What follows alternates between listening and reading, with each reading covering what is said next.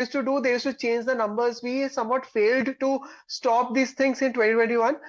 Now we have learned, so better late than never, and we have won. TMC is finished in Bengal. TMC will not be there.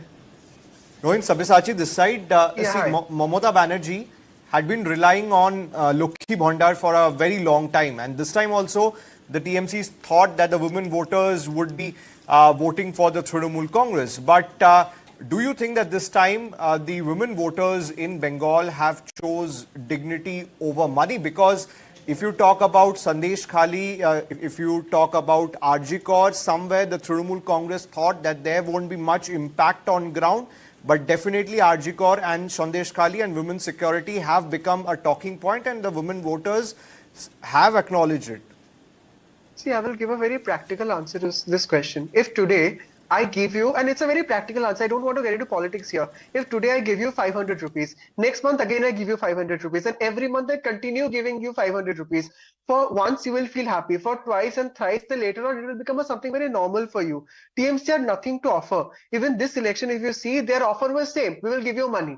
Now last election also you said that you will give money. This election also you are saying you will give money. So there is a fatigue amongst voters. Now for BJP, firstly TMC is giving 18,000 per year compared to BJP promising 36,000 per year. For the youth, we are promising jobs. Now, if TMC is not promising jobs, TMC is saying that we will give you 18,000 rupees per year. Now you go and settle in some other state, but during election you come back to the state. I will tell you something. This youth scheme that happened here, firstly, it was very insulting for the people because they wanted jobs. They did not want to stand in the lines. Secondly, the people who stood in the lines did not fill the forms online. They were not given the money. And thirdly, when Mamata Banerjee realized that it is backfiring her, she passed a very insensitive remark that why are you going to other states? Here, I am giving you free rice. You can get salt for free. I am giving you 100 days work. And then despite that, you are going to other states. What more do you need? So if this is the mentality of the chief minister, obviously the Gen Z people we often talk about, I'm also a Gen Z, we were frustrated. We can't bear all these things. And as far as the women are concerned, when the Diamond Harbour by-election took place, repolls took place, a very strange thing happened. Now Diamond Harbour, currently BJP is leading. Diamond Harbour demography is against us, but still BJP is leading in that area. What happened that day was some women came out and they started saying that we have been voting for TMC over the years, despite that the TMC Pradhan is coming and telling us that if TMC doesn't win in this area, we will chop off your heads.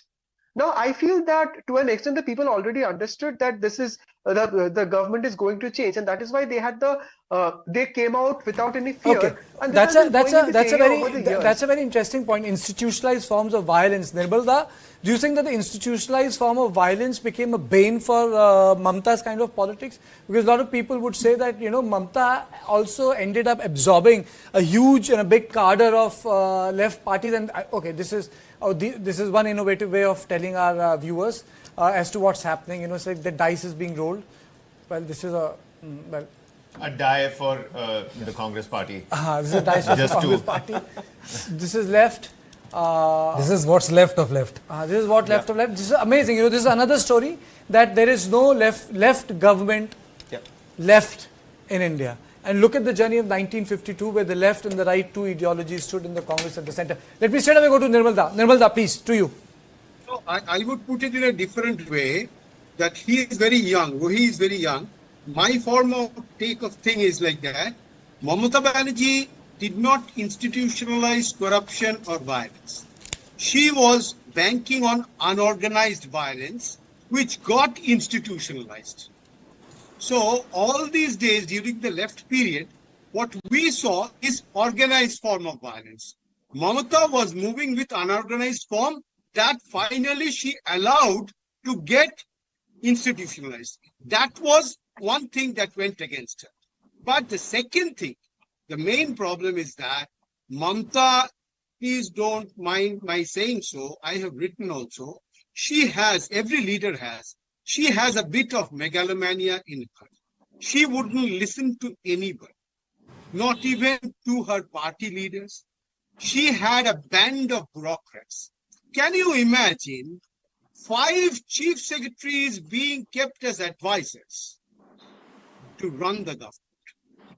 This is just an example throughout the country. But one thing I would always like this time is that Mamata did not enter the assembly like Mr. Modi did not enter the parliament as sitting in the opposition. Mamta similarly did not enter the assembly ever as a MLA in the opposition. She entered as chief minister, as Mr. Modi went in as prime minister. What I feel as a journalist, having seen all leaders, there should be an element of baptism as soon as you sit in the opposition. Rahul Gandhi in that way is baptized to the full and other people are not. Mamta, that is one bad thing what I found. Mamta became arrogant. She felt that entire power is with me. What I say is the last word, which absolutely took her away from her party members. तोड़ फोड़ खबर, यही वो जगह है जहां पर परिवार के परिवार हुए गायब। सब जगह देखने इतने ऑप्शंस कहीं नहीं मिले। अरे ऐसी रील्स आजकल कहाँ ही मिलेंगी? मेरी मानो तुम भी यहीं रुक जाओ। मिलेगा क्या? मत पूछ। मिस्टर DIY है सब कुछ।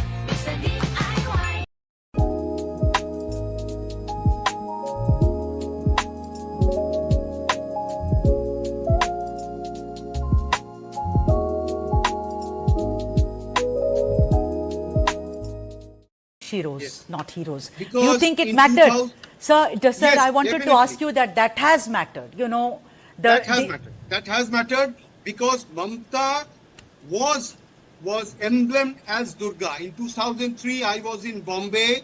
Balbir Panj was my colleague in Indian Express, and he, while inaugurating a book for Panchajanna on a Panchajanna program, he said Mamta is fighting the leftists like Durga.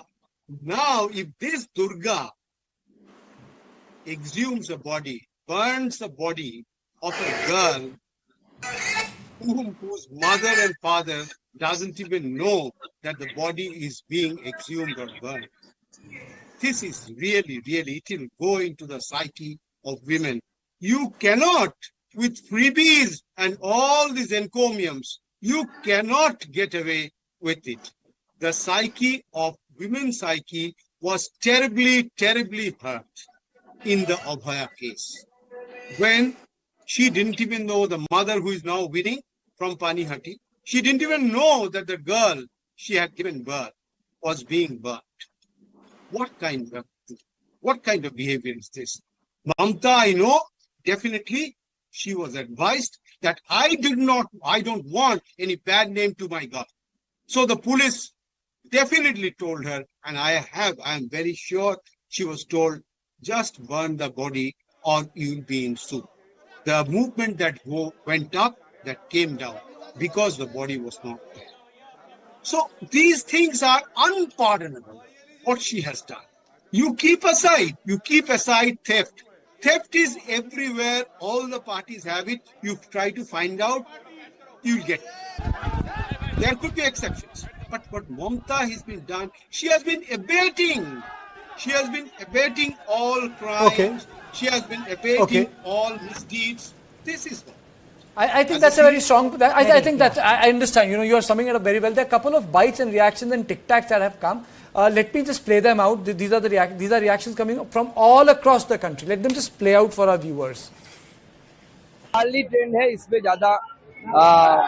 ज्यादा बोलना सही नहीं है, लेकिन मैं इतना ही बोलूंगा, रुझान जो दिखा रहा है उस रुझान के हिसाब से भारतीय जनता पार्टी की सरकार होने जा रही है पश्चिम बंगाल में रामराज आ गया। क्या बोलूंगी, जो हुआ अच्छा हुआ, ये होना ही था।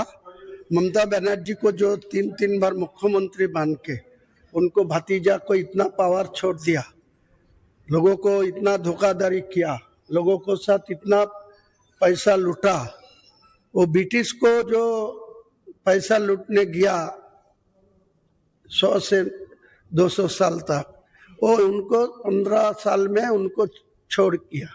तो आज का दिन में बंगाल का मनुष्य को बधाई दूंगा, जो टीएमसी को लूटने वाला को अच्छा जवाब दे दी।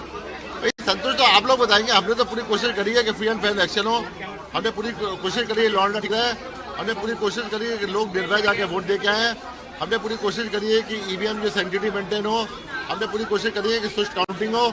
हमने अपील किया है सबको कि आप जो है लॉ एंड ऑर्डर हाथ में मत लीजिएगा, इलेक्शन आते हैं जाते हैं, ये एक पर्व की तरह है, फेस्टिवल की तरह है, जैसे दुर्गा पूजा होती है। आइए आप आगे प्रिपरेशन कीजिए, जब कैंपेनिंग पीरियड होता है, वोट के समय आप जैसे पेंडल जाते वैसे जाइए, अब जब विसर्जन के समय आ गए तो विसर्जन कीजिए, उस टाइप का है। This initial trends show that the mindset of the people of Tamil Nadu wanted a change, and the change is happening now. And as our leader used to say, that this election is not going to be a regular election. This election is going to be a phenomenal election that happens once in 50 years. And that is what happening. And change is happening now. And Tamil Nadu people wanted a change. And the change was TVK and our leader. And we are happy, and the entire Tamil Nadu people also happy, and we will form the government on our own without any alliance. And we were not able to take any other political party support to form the alliance, and we will be forming the government. Thank you. Yeah, 20% is not a winning percentage. We will get 40 plus. We will get absolute majority. DMK alone will get around 130 to 140 seats. We will form the government. We must check with them. They are all busy listening to what is going on in the counting centers. Let them come and see. Oh, he's going to secularly harm everybody. That's my understanding. Because you see, he's obviously when he's coming in as a third player, he's going to get this natural, I'm not satisfied with politics voter, the young voter. Particularly, he's got a fan base which is young. And there is a certain socio-economic background for his fans. Those fans who are not aligned to any political party, who have a distaste for politics as usual, who are slightly younger than the average member of other political parties, will vote for him. And he will secularly hurt both the formations. All right, then, a breaking development that we have for all our viewers, even as we're trying to now call the election. It's almost about 12:40 right now. Chief Minister Mamata Banerjee's first reaction amidst the counting process, and this is what Mamata Banerjee has to say, asks everyone to stay in the counting center. So, a little bit more turmoil. Right outside the Cooch Behar counting center also, security has been beefed up. Mamata asking everybody and alleges that the Election Commission is suppressing the results. Brijesh, what do we make of this? I mean, this is the first reaction amidst the counting process. We've been talking about how the BJP has, literally wrest control from Mamata Banerjee when it comes to West Bengal. Beg your pardon, we've got a reaction. Mamata Banerjee first. সবাইকে নমস্কার জানিয়ে বলছি, please দয়া করে কেউ counting এজেন্টরা এবং প্রার্থী ক্যান্ডিডেটরা তারা ভোটিং এলাকা ছেড়ে আসবেন না। স্ট্রং রুমে যেখানে কাউন্টিং হচ্ছে, মানে সেন্টারে, সেখান ছেড়ে কেউ আসবেন না। এটা বিজেপির প্ল্যান। প্রথম 2-3 রাউন্ডে আমি কালকে থেকেই বলছি যে ওদেরগুলো আগে দেখাবে, আমাদেরগুলো পরে দেখাবে। এবং অনেক জায়গায় she's alleging that it is a plan by the BJP to show the seats of the Bharatiya Janata Party where they are leading. যেখানে কোনো মিল নেই। এটা টোটাল ফোর্স, পুলিশ সেন্ট্রাল ফোর্সকে দিয়ে চারিদিকে তৃণমূল কংগ্রেসের উপর অত্যাচার করছে। There are continuous atrocities against the Trinamool Congress party workers. নামে আপনারা দেখেছেন ভোট লুট করেছে যাতে যে সিটগুলো জিততে পারে। কিন্তু এখনো এমন 70টা সিট আছে, 100টা সিট আছে যেগুলো আমরা এগিয়ে আছি, সেগুলো there are nearly 100 seats where we are leading, but it is not being shown by the ECI. খবরগুলো দিত, কিন্তু তাকে কালকে চেঞ্জ করা হয়েছে। টোটালটা ইলেকশন কমিশন নিজের ইচ্ছেমতো খেলছে এবং সাথে কেন্দ্রীয় বাহিনী is doing as per their own আমাদের wish. পুলিশরা টোটাল মাথা নত করে কেন্দ্রীয় বাহিনীর আন্ডারে কাজ করছে। সুতরাং আমি সব আমাদের কাউন্টিং এজেন্টদের, আমাদের সমস্ত পার্টির কর্মীদের বলবো, অত মন খারাপ করার কারণ নেই। I request the counting agent and a party leaders not to be sad. Round count হলো, এটা 14 রাউন্ড থেকে 18 রাউন্ড কাউন্ট হয়। There are more rounds left. Watch, আমরা সবাই আপনাদের সাথে আছি, আপনারা কেউ ভয় পাবেন না। Nobody should be afraid. বাঘের বাচ্চার মতো লড়াই করে যাবে। Seems to be a message from Mamata Banerjee to the cadres and the party workers. Let's decode this message. Savya, you translated. What is she saying? Well, Chief Minister Mamata Banerjee says that the polling agent and the party workers should not be sad looking at the numbers, and she is alleging that the ECI is working with the Bharatiya Janata Party.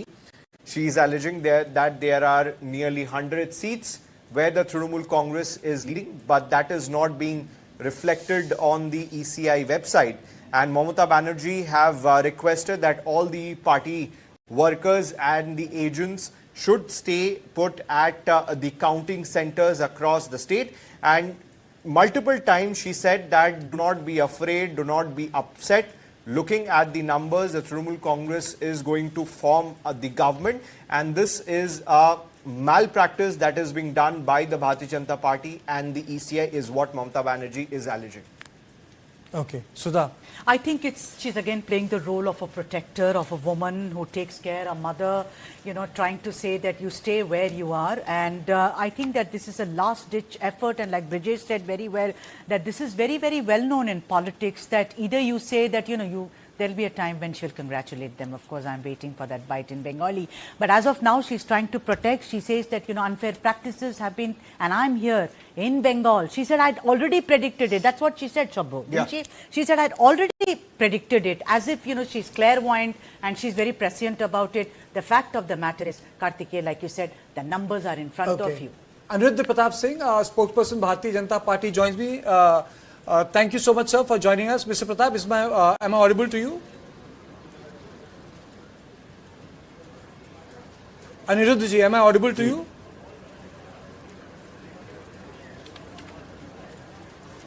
हाँ बोलिए, मैं सुन रहा हूँ जी। मैं आपसे पूछना चाह रहा था कि बंगाल में तो खीर पक गई,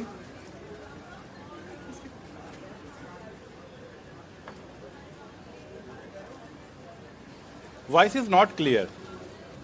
My voice is okay. We'll try to rectify that. Brijesh, going back to Mamata Banerjee, I think she still thinks that there is a fight in West Bengal. I think, what she's trying to do is that basically she's trying to assuage the apprehension and the fear in her cadre right now. No politician worth his salt, his or her salt, accepts defeat until unless it's almost, staring at its his or her face. And this is exactly what Mamata Banerjee is trying to do. The anti-election commission mode, which she has been, adopted ever since the start of the campaign, is something which continues till now. Okay. Aniruddha ji, आवाज आ रही है मेरी?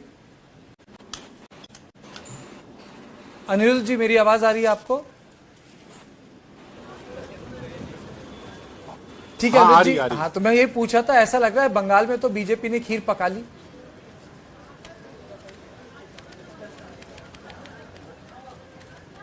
देखिए, जो जीत है ये बंगाल की जीत है, बंगाल के लोगों की जीत है। इसके पीछे बहुत ही लॉजिकल रीजन है। एक रीजन ये है कि 15 साल से कांग्रेस की सरकार, 35 साल कांग्रेस की सरकार, 32 साल सरकार थी वामपंथ की, 15 साल से टीएमसी की सरकार थी।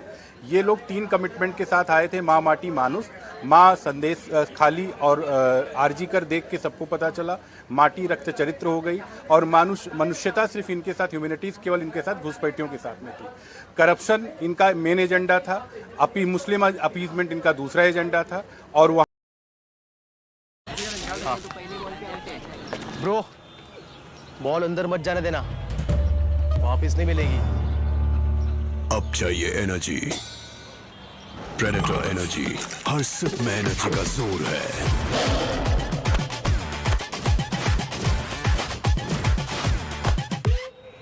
खापन खा, तभी तो गली गली में हो है।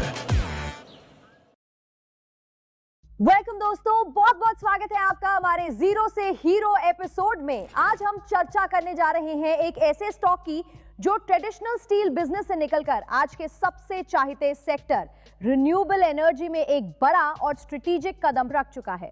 सिर्फ 3 रुपए का ये बीएसई लिस्टेड स्टॉक अशनीशा इंडस्ट्रीज अब इन्वेस्टर्स के रडार पर तेजी से आ रहा है। कंपनी का ट्रांसफॉर्मेशन, बिजनेस शिफ्ट और फ्यूचर ग्रोथ स्टोरी इससे एक इंटरेस्टिंग टर्न अराउंड कैंडिडेट बना रही है। इस स्टॉक का कंप्लीट एनालिसिस, फ्यूचर प्लान्स और ग्रोथ ट्रिगर्स जानने के लिए हमारे चैनल पर जरूर विजिट करें।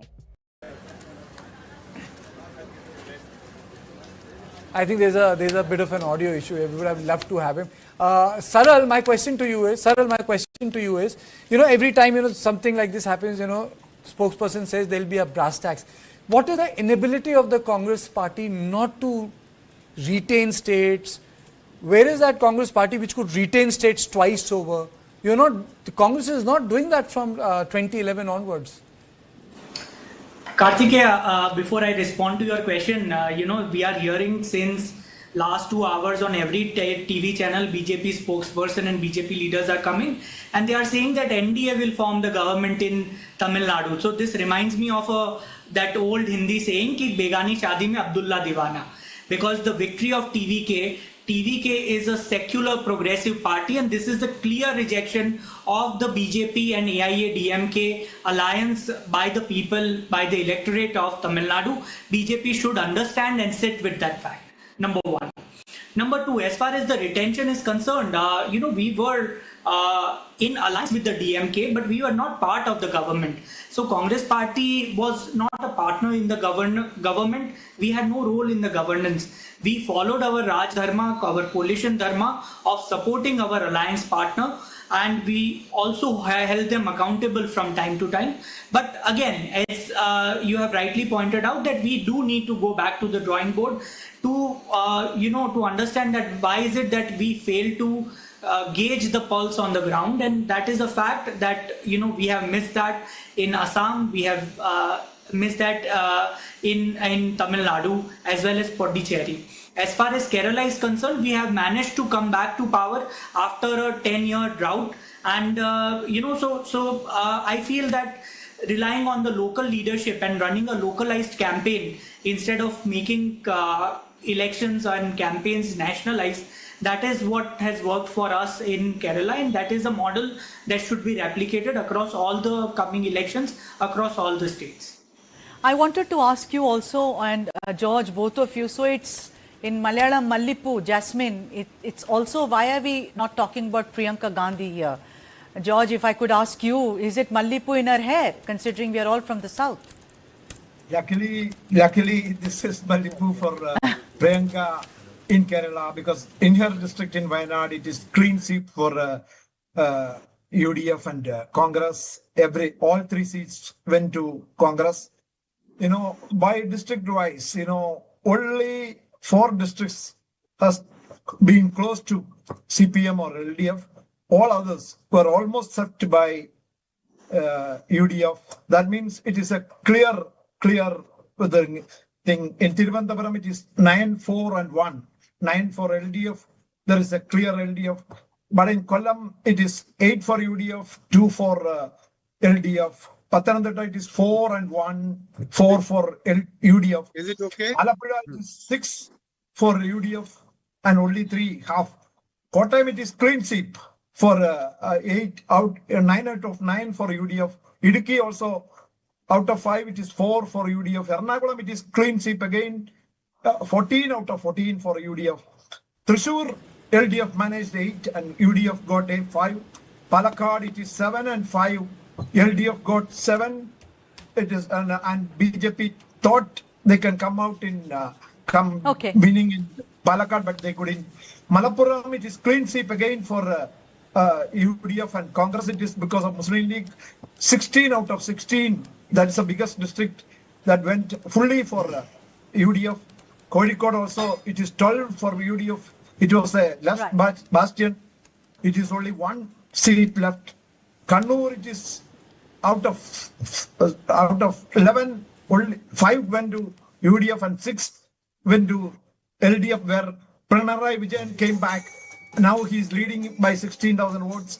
Kasaragod, it is 4 for UDF and 1 for Kasaragod also was a LDF bastion, but now when district wise, everywhere, one can be very clear that all communities voted for UDF.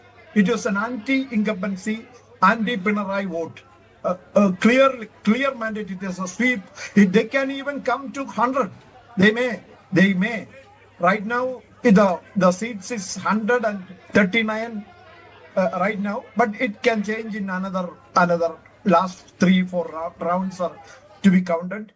It is 39 and 35 right now and 102 right now in UDF, but it can change again and again. I think BJP has got 2 leads, but only Niyamam has got a clear lead. The other one just nominal, just below 100 or that kind of lead. All right. That won't be enough. All right. Okay. Sudha, tell me one thing. TVK has not got full majority. Okay. if TVK doesn't get full majority, where are they getting the numbers from? I think they will get it from the Congress. I'm sticking my But neck that out. depends on Congress getting some numbers. Some numbers, yeah, we'll have to wait for that. I mean, if Congress can come, because Congress was before even they signed up with the DMK had gone. You remember Praveen Chakravarti going and meeting. You remember Manikam Tagore writing about governance. We want governance. There was a lot of hullabaloo about it. Selva Perundagai, who's the head of the Congress, said, what is this going on? But it was a fact. Then when they got their 28 seats instead of the 25, even recently, like I said, I've opened this conversation today in this particular segment saying that 2 weeks ago, I think rather a week and a half ago, Girish Chodankar said very clearly that the time has come for us to have governance, to have a larger share of the dosa, as it were. I'm not using the word pie. So we need to have that. So I'm waiting that if that happens, nothing like it. And who knows, maybe others from other party, Dravida Munnetra Kazhagam or AIDMK, they may also say goodbye and go. Congress is only leading in 2 seats. Okay, so 2 seats. BJP is leading on 3 seats. Right, so we'll have to see what he does. And others are on 8 seats. Others. So BJP others Congress combined in Tamil Nadu is not much. It's just 5, and others are at 9. 9. So these others are the thing. They will go to Nilangare, which is that is his office. Joseph Vijay sit there and look at how it boomeranged. Kartikeya, in the morning I saw our own channel where he said that he's been temple hopping. Well, temple hopping. Apart from that, the same day when he went to St. Anthony's Church, he kneeled down. What did DMK and Wilson say of the DMK? And I was thinking of, if someone would say it, that, oh, you are born again Christian. Now you are reminded of it. I think it's a very, very strong indictment, this election. It shows that the silent man that he was, he just did what is called due diligence. What changed in Tamil Nadu, Sudha? You have followed Tamil Nadu so intensely. What changed in Tamil Nadu? This is truly a tectonic shift in Indian politics. Yes, it is not even subaltern. For the longest time we thought subaltern, like you were saying the other day. It's tectonic shift. It is, we are fed up. 5 minutes back. Okay.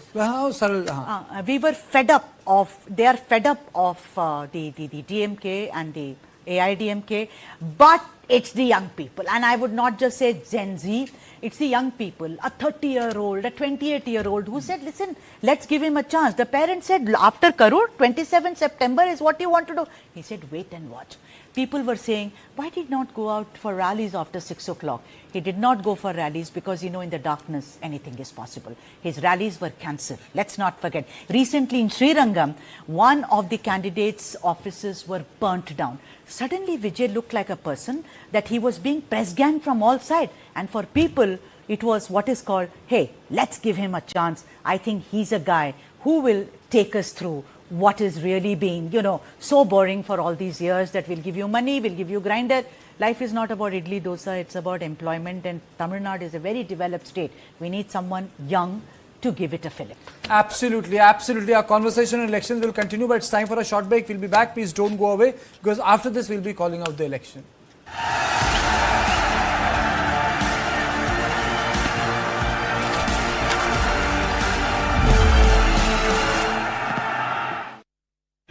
उस एक बीमारी ने हमारी जिंदगी बदल दी।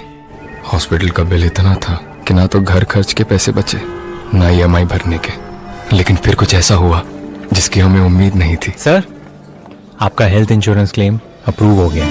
Policy बाजार app पर 1 करोड़ का हेल्थ इंश्योरेंस सिर्फ 550 रुपए महीने से शुरू। बेबो का एक ही रूल, रोज खाओ अंडे विदाउट भूल। समर में एनर्जी हो जाती है कम, खाओ अंडे एनर्जेटिक रहो हरदम। स्ट्रेंथ और पावर मिले हर रोज विद प्रोटीन्स एंड मिनरल्स का daily dose. Extra cool cool cool, yes extra cool cool cool, yes extra cool cool cool. Sunday हो या मंडे, रोज खाओ अंडे। After a blockbuster first season, where corporate giants and industry leaders ruled the court, TV9 Network presents the ultimate corporate badminton championship season 2. A battle of skill, speed and supremacy, with a massive 5 lakh rupee prize pool across categories. At Pulela Gopichand Badminton Academy, Gachibowli, Hyderabad, from the 15th to the 17th May 2026. The court is set. Let the battles begin. Catch the action only on TV9 Network. To register, log on to www.tv9x.com. Associate sponsor KL deemed to be university. Special partners Campa Sure, Shukar Hai, Sure Hai. JK Max Paints. ChatGPT helps you get answers and find inspiration. Venue partner Pulela Gopishan Badminton Academy. Why has Iran stopped the traffic in the Strait of Hormuz? They want to. Google map है इसमें ताकि तुम्हारे भैया रास्ता ना भटके। दीदी की चॉइस इतनी ज्यादा स्टोरेज रिवर्स मोड दीदी के आराम के लिए भैया दी चॉइस इंजीनियर है हमारी दीदी इतनी स्मार्ट चॉइस तो उन्हीं की हो सकती है। हेलो स्मार्ट तो है तुम्हारी दीदी तभी तो हमारे भैया को चूज किया है। नए रिश्ते की शुरुआत नए रिश्ता के साथ एथर रिश्ता। There isn't been just an altruistic purpose.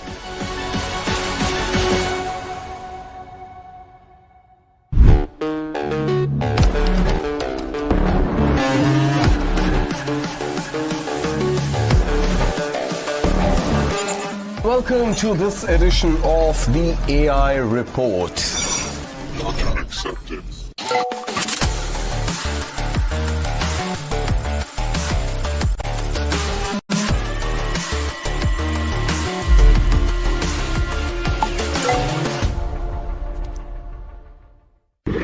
Amid a fragile ceasefire, stakeholders take on the tough questions. Was Israel surprised by the asymmetric warfare which Iran started conducting? Yes, I think it was a kind of surprise, the level of savagery. Why has Iran stopped the traffic in the Strait of Hormuz? So we have to defend ourselves. Like never before, on point with Kartikeya Sharma, decoding Hormuz, Kharg and the ceasefire. What is the future of peace in West Asia? I hope that they got their lesson. That are supposed to give a chance. We stay ready in case it doesn't work. Every war has a political objective.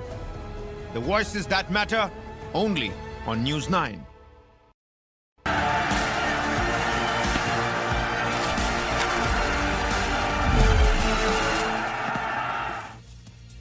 Welcome back and welcome to our rolling and a roaring coverage on the election verdict. This has been, I would say, the most fascinating election of the last 2 years.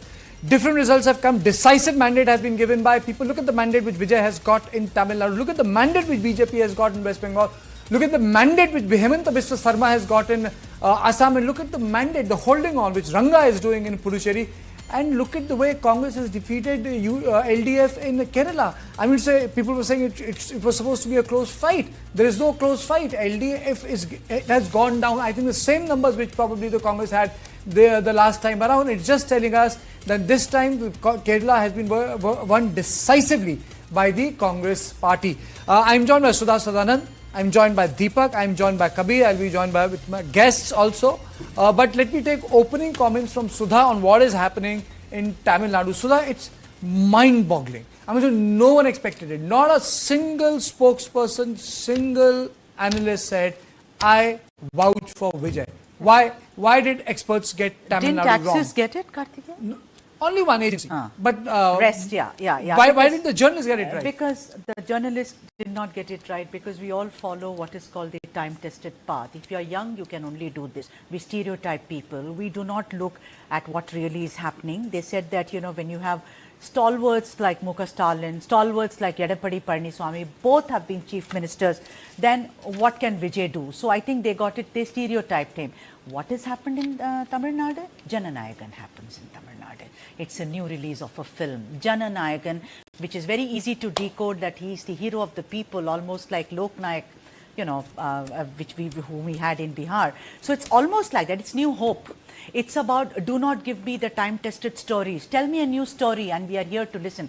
Let's not forget, Tamil Nadu has always given people chances. Right from C.N. Annadurai, who wrote for films, right from Kalingar Karunanidhi, who wrote for films, right from these people. 1967 is the one when Dravidian parties came to the core. When the Congress started faltering, Dravidian politics pushed them back. So this is a new era. If I could ask you something, I remember the previous Tamil Nadu election when, M.K. Stalin came to power. I remember Rajnikant coming to the balcony with his folded hands. I remember your voice sound bite from that promo as well. Is that the future chief Minister of Tamil Nadu that's greeting the audience. What is it that Vijay has been able to do that, let's say, Kamal Hassan wasn't able to do, or Rajnikant wasn't really able to do? We'll go to Sudha. We are also joined by Asma Taslim, spokesperson, Congress Party. Asma, am I audible? I want a little increase in the volume. I can't hear it properly. Am I audible now, Asma? Yeah, fine now. Asma, except Kerala, Congress has done very poorly in all other states. Kerala, they have won. They have swept. But what went wrong in Tamil Nadu, West Bengal, and Assam, Puducherry? I'd like to start with South Indian state. So we are heading towards... You can take your pick.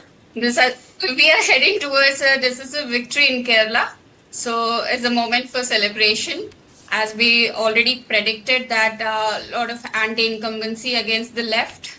So we expected this victory, and the ground sentiment that has reflected the people's verdict of Kerala. So this we see as a victory of people of Kerala. So coming to Tamil Nadu, I think the factor which hasn't worked in the favor of DMK is the anti-incumbency. And as one important pertinent point which I'd like to mention is youth was able to connect with TVK. One of the major factor is that youth was able to, for many reasons, might be unemployment or might be other factors. And that one reason that TVK emerged as a single largest party, as a winner, heading towards a victory. And as he's heading towards a progressive secular alliance, which is quite in reputation against the unholy BJP. So we welcome his victory. I mean, we are happy for TVK. I don't know what is holy and unholy, but Asma, you have to give it to them. They have defeated Mamata Banerjee. Hemanta, BJP will retain Assam for the third time. I want to mention there are many factors that BJP is heading towards victory in West Bengal. I cannot just say that, we just cannot say that, it's a clear mandate that is received due to many factors. One is maybe Mamata's misrule, the corruption. And second important factor has been disenfranchisement of a lot of voters through SIR deletions. So this is the major factor that... Asma, if I could come in. Asma, hi, Kabir this side. Good afternoon. The idea that we're trying to understand is that Mamata Banerjee, has put up such a great fight, even with all the anti-incumbency. But what's wrong with the Congress party? Why such sort of a decimation? Of course, I mean, credit where it's due. Handsome victory in, Kerala. It seems like this is a return for the Congress's houseboat in Kerala. But what about Assam? And we know that there are clear-cut problems. We were earlier speaking to several other Congress spokespersons. They said Gaurav Gogoi was given the baton a little too late in this particular race. But how will the Congress party now reinvent itself? Mamata Banerjee putting up such a great fight even after 4 terms. What's wrong with the Congress party essentially? See, Kabir, I wouldn't deny that there are a lot of introspection needed in the West Bengal Congress, that we need an organization building there. So not denying the fact that, yes, we need to work on the ground of West Bengal, the Congress. And coming to Assam, one thing is clear that, Hemanta, there are many ways by which Hemanta got it done. One is that, by coercing many of opposition leaders into his party by usage of the central agencies, ED. So there are few Congress leaders who went and joined the BJP, and his bribe of 9,000 into the female voters just before the election. Asma, can I just look at those visuals? Oh, they are beautiful visuals. Those beautiful visuals. We are also joined by Himanshu Shukla, spokesperson Bharatiya Janata Party. Himanshu, thank you so much for joining me. Himanshu, is this only about this victory only about SIR, or what as Congress spokesperson was saying? Mr. Shukla, am I audible? Bharat Mata ki Jai, Joy Bangla. Yes, am I audible? Oh, yes, you are. Yes, you are. Hello? Absolutely, sir. Am I? Okay. Jai Sri Ram, Bharat Mata ki Jai, Joy Bangla. And this is the repetitive thing which we are, hearing. It has been 8 elections. Congress has only one opinion. It's SIR, EVM. Because today there are 5 elections, that is why EVM has worked in Kerala, so they are not able to say these things. But my advice to the Congress spokesperson is going for vacation in Cambodia and Vietnam will not bring you votes. If you have worked on any of these states, you might have gained 1 to 3% more votes. But they will not tell Rahul Gandhi to work on the states. How many rallies have Rahul Gandhi done in West Bengal? Just 4 and 5. How many rallies have Rahul Gandhi done? They will not ask their senior leadership. They just have they have been taught one line, that only blame on SIR, blame on EVM, but today one EVM is working in Kerala, so they are not able to say that sentence. So we have Dr. Shukla, we're looking at these visuals. Dr. Shukla, we're looking at these visuals of women celebrating the BJP's victory in West Bengal, and we've time and again said that the women as a constituency have been disproportionately loyal to Mamata Banerjee. What's that turning point in West Bengal this time around? And this kind of, wresting of power from Mamata Banerjee, what really worked out for the Bharatiya Janata Party? How did you, turn the women as a constituency in favor of the Saffron Party?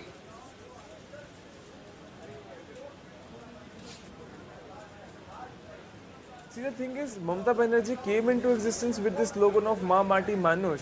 But what has she done for the women of West Bengal? Nothing. We have been seeing the Sandesh Khali, the atrocities among the women in the bordering states. They have been, treated unwell, oppressed by the outsiders. We have been seeing that the elite class of women were also facing atrocities. The doctors also were not safe in the heart of Bengal. That shows what is the stance of TMC against the women. And now also, when the women supporting bill have come, the TMC were the first person to oppose against the women bill. So that shows their hypocrisy against the women. Giving 1500 rupees will not cause the welfare of women. You have to give jobs to them. You have to give security to them. You have to give respect to them.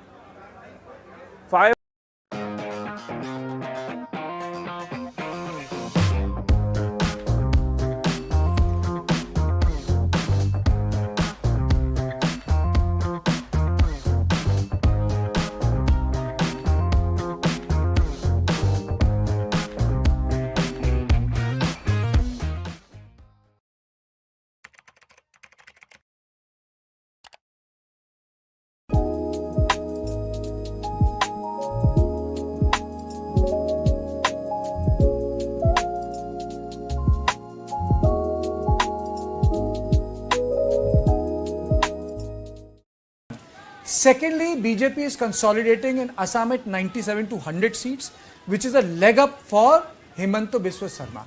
Yeah. The only place where there seems to be some sort of a simple majority thing, but not much fluctuation has taken place, is Puducherry.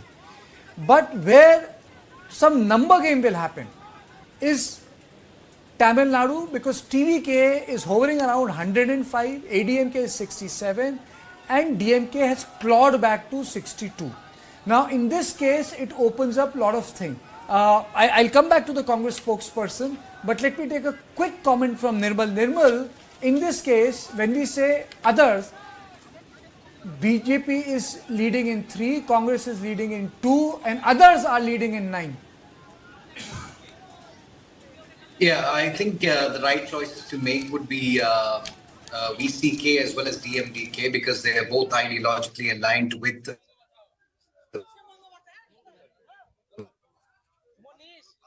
an audio connect. There's a bit of an audio issue with Nirmal, There's a bit of an audio issue with Nirmal. Sudha, you tell me, what's your take on this? Other aayega kahan se? BJP se aayega, Congress se aayega? This is a very, mind you, the Election Commission numbers, just quickly adding here, the Election Commission numbers are saying 110 for the TVK right now. That's what the Election Commission leads suggest. Back to you, Sudha. Okay.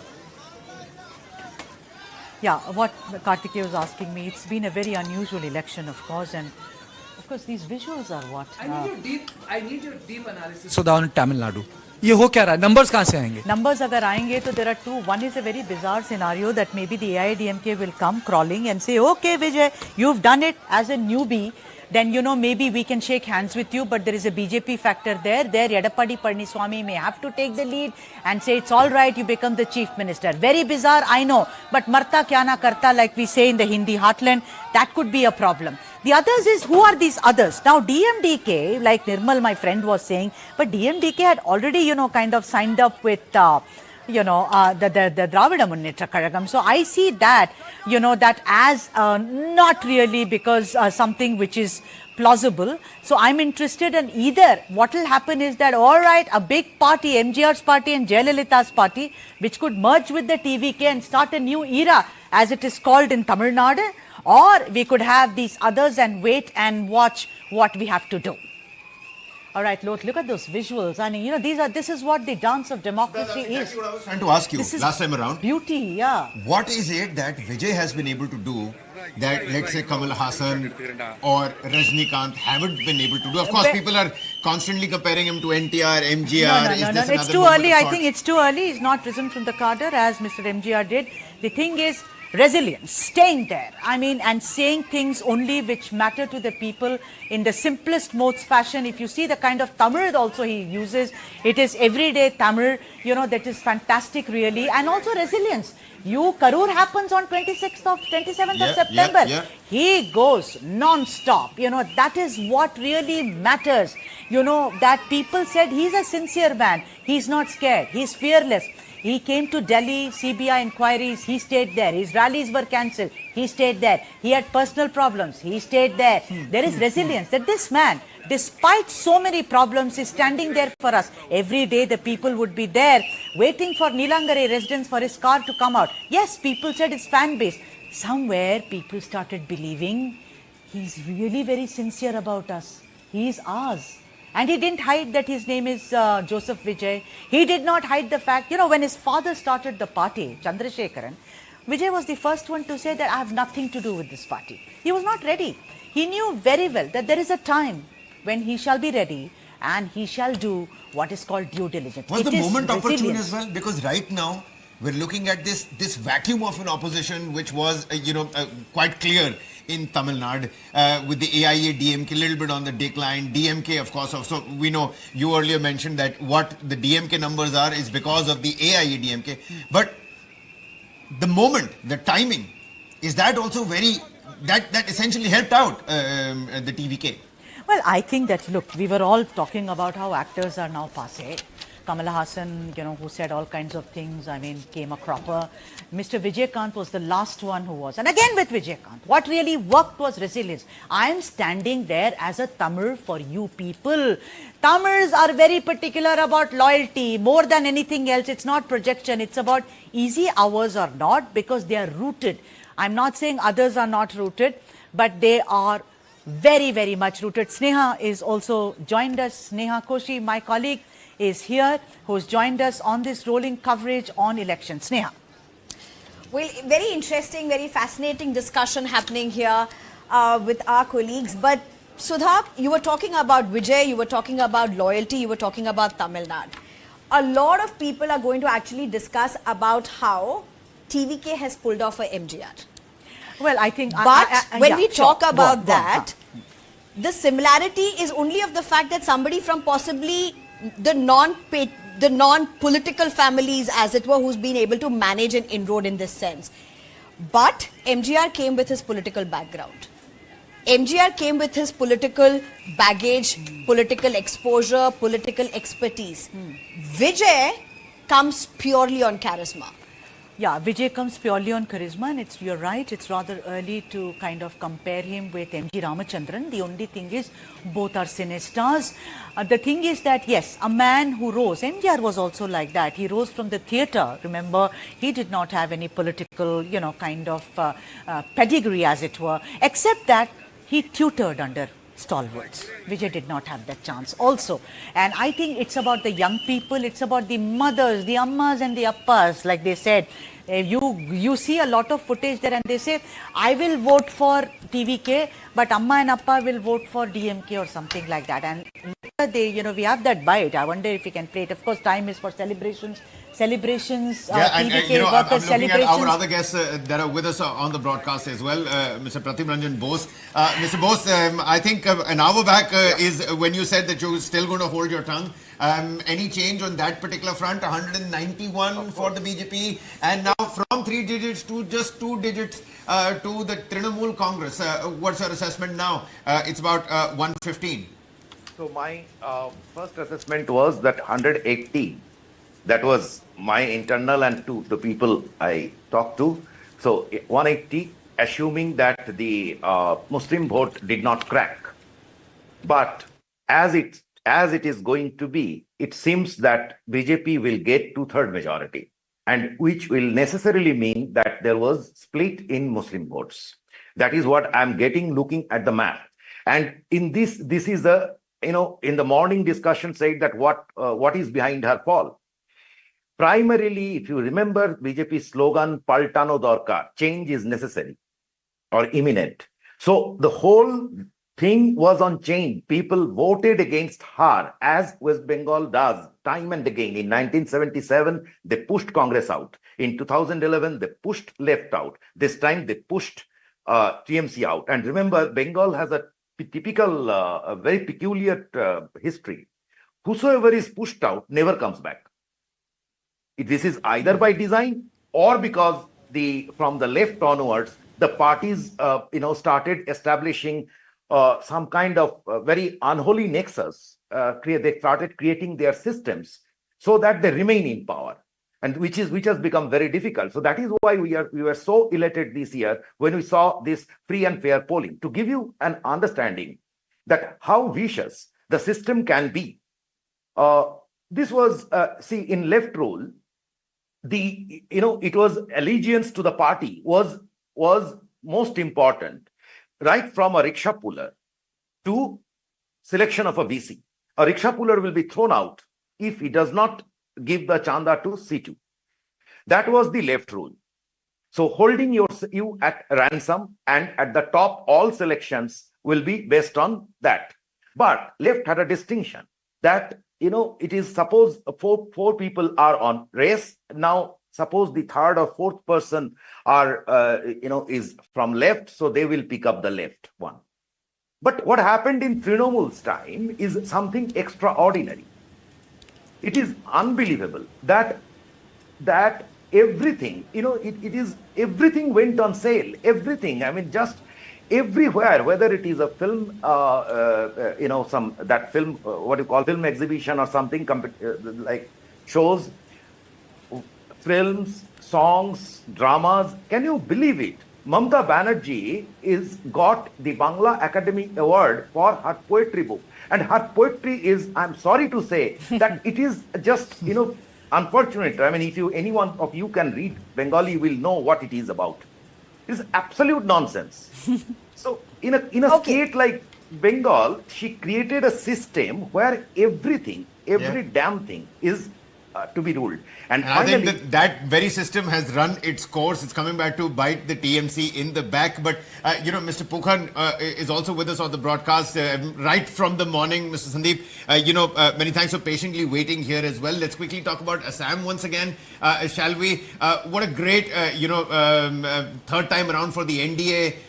Second time for Himanta Biswa Sarma, now in the triple digit, just like Karthike pointed out a couple of minutes back. If the Congress were to envisage a way back into Assam somehow, what needs to be done here? We've spoken about the tea garden communities that have been a traditional vote bank for the Congress. Now with the BJP, the schemes have worked out really well for Himanta Biswa Sarma. The polarization is one aspect, but delimitation is something that we've spoken about. What next? How can the Congress party now come back? What are some of those bigger voids that need to be filled in first?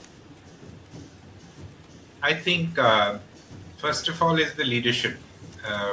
They decided to change Gaurav Gogoi way too last minute.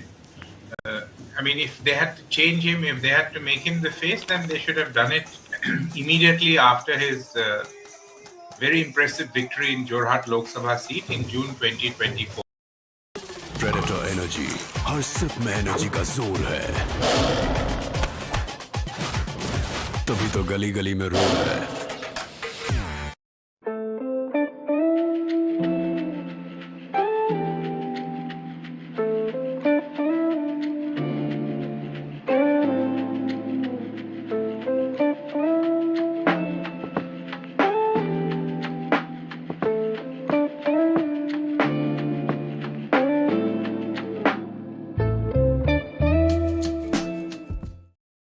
difference between the Congress and the BJP. BJP is almost heading towards 3-digit. I think 97, 98. They would perhaps touch even 100. And Congress, which was 29 in 2021, and the opposition was 49 in 2021 assembly polls, they have been sort of, reduced to below 30. Couple of things have happened. One is that their last-minute alliances didn't work.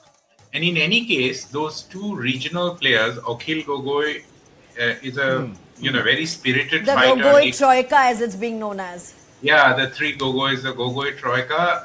Akhil Gogoi himself had a lot of anti-incumbency. He was a single-member MLA party. His party really didn't have much of a ground in Upper Assam. Lurinjyoti Gogoi, he was a bright student leader of All Assam Students' Union. But his foray into politics has been quite disastrous. He's contested assembly elections earlier, lost. Lok Sabha election, lost. He's lost. I mean, he's trailing, I'm told. Last I heard, he was trailing. Again, it's going to be very critical for Lurinjyoti Gogoi. Gaurav himself was trailing. And I've said this before on another network, that his opponent, Mr. Hitendranath Goswami, has been around since 1985. He's been a student leader. He's been with the AGP, Assam Gana Parishad. Then he shifted to the BJP. He's been a former speaker of the Assam Assembly. So, it's going to be the immediate challenge for the Congress would be to keep the party intact. Sandeep, while you're talking about that, by the way, good to share space with you. Good to see you like this.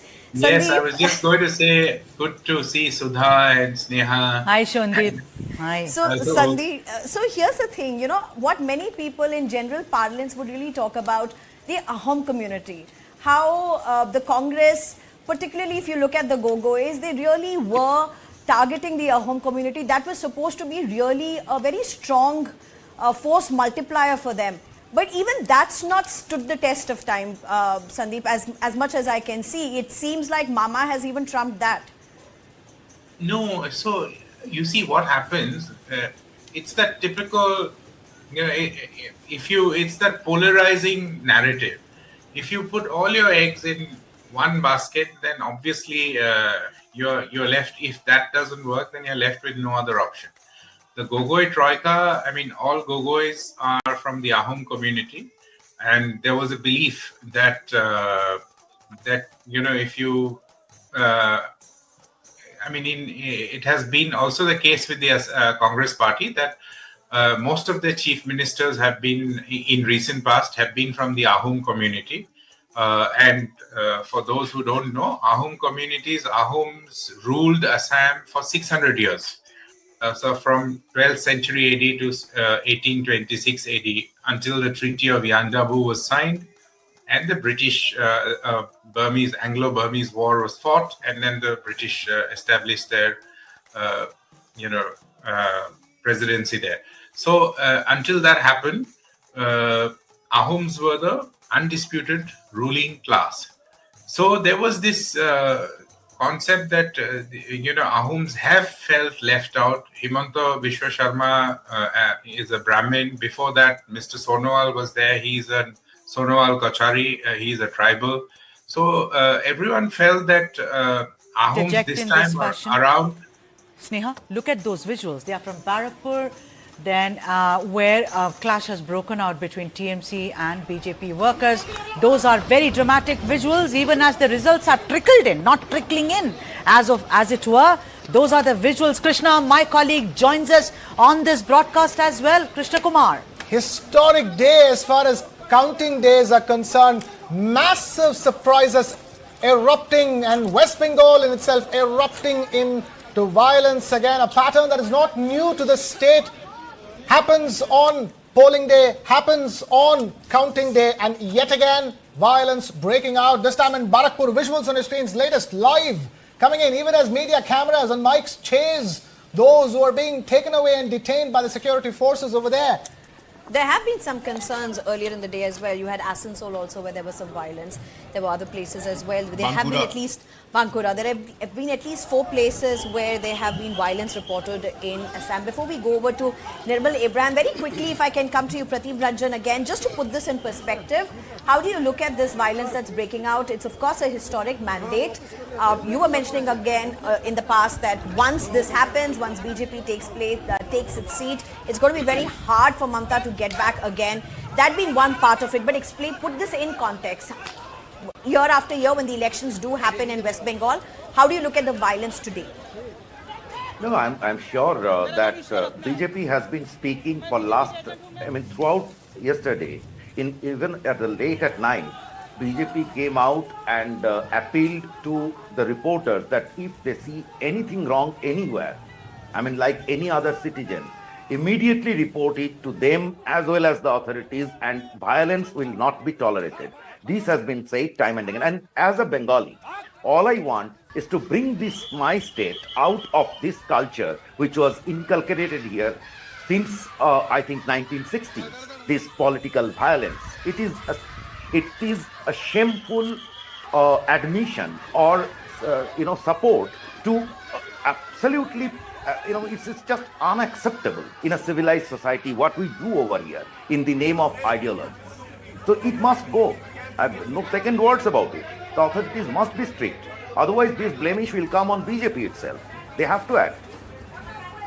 Asma is with us. Asma, just want to ask you a question about, what happened in Tamil Nadu. Asma? Yeah. Hi, Asma. Hi. I wanted to ask you that, right from the beginning, the DMK alliance with the Congress in Tamil Nadu, everything went wrong with it. They wanted more seats, they said less seats. Ultimately, it became 28 seats and 1 Rajya Sabha seat. But the murmurs did not stop there. Manikyam Tagore spoke about how they want more governance, they want more share. Girish Chodankar, of course, spoke about it. Praveen Chakravarti, meanwhile, goes and meets TVK. Manikyam also meets him. He's told to just sit down for some time. Then, Girish Chodankar, just a week and a half ago, says the time has come for the Congress to kind of, have more boots on the ground, as it were, and more share in governance. I think the marriage was not even of convenience. The marriage was over. The divorce papers had just to be inked, and I think one will see it now. Asma.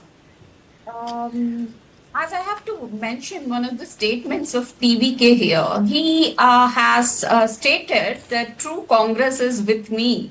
So his statement which I would like to mention, and what reflects his, Just a minute.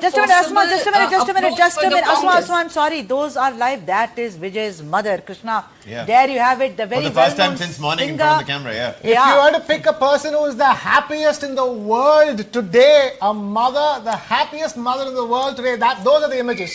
And that mother is surrounded by her wonderful family. TVK chief, actor turned politicians, Vijay's mother.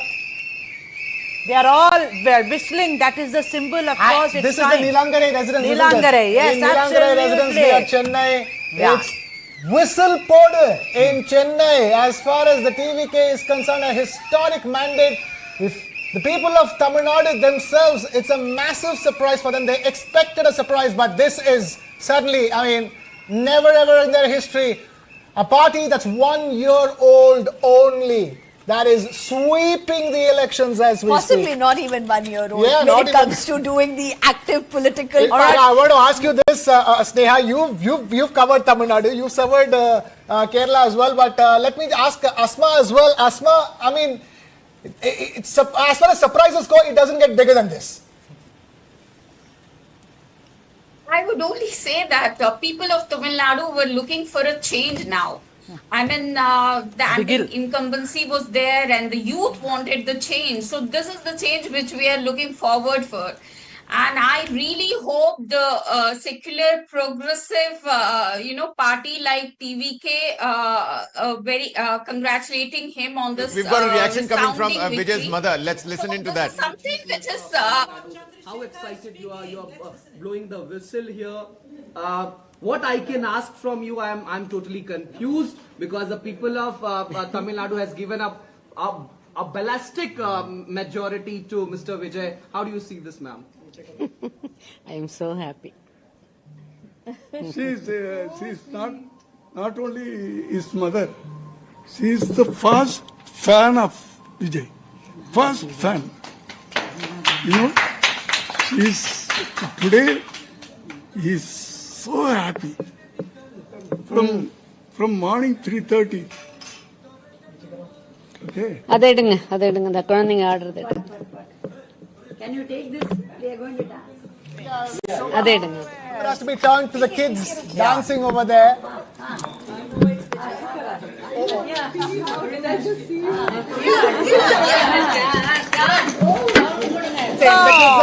Yeah, that's the moment. Whistle. Oh, come on. That's the visual of the day. That's the storyline. Nirmal is also with us on the broadcast. Nirmal, what do we make of these visuals? We've been talking about it since, about 7 a.m. in the morning. And those numbers just kept on rising. 110, that's what the figures are consolidating at right now. Of course, a couple of rounds of counting still left, but it seems to be TVK all the way. Yeah, and as I said before, it's a surprise. Sneha mentioned MGR and Jayalalitha, and that's true, because why this becomes a great achievement is because when you look at the history, and I think that's why a lot of people got it wrong. When you look at the history of MGR or Jayalalitha, MGR was in politics for 25 years before he was able to become or pull something like this off.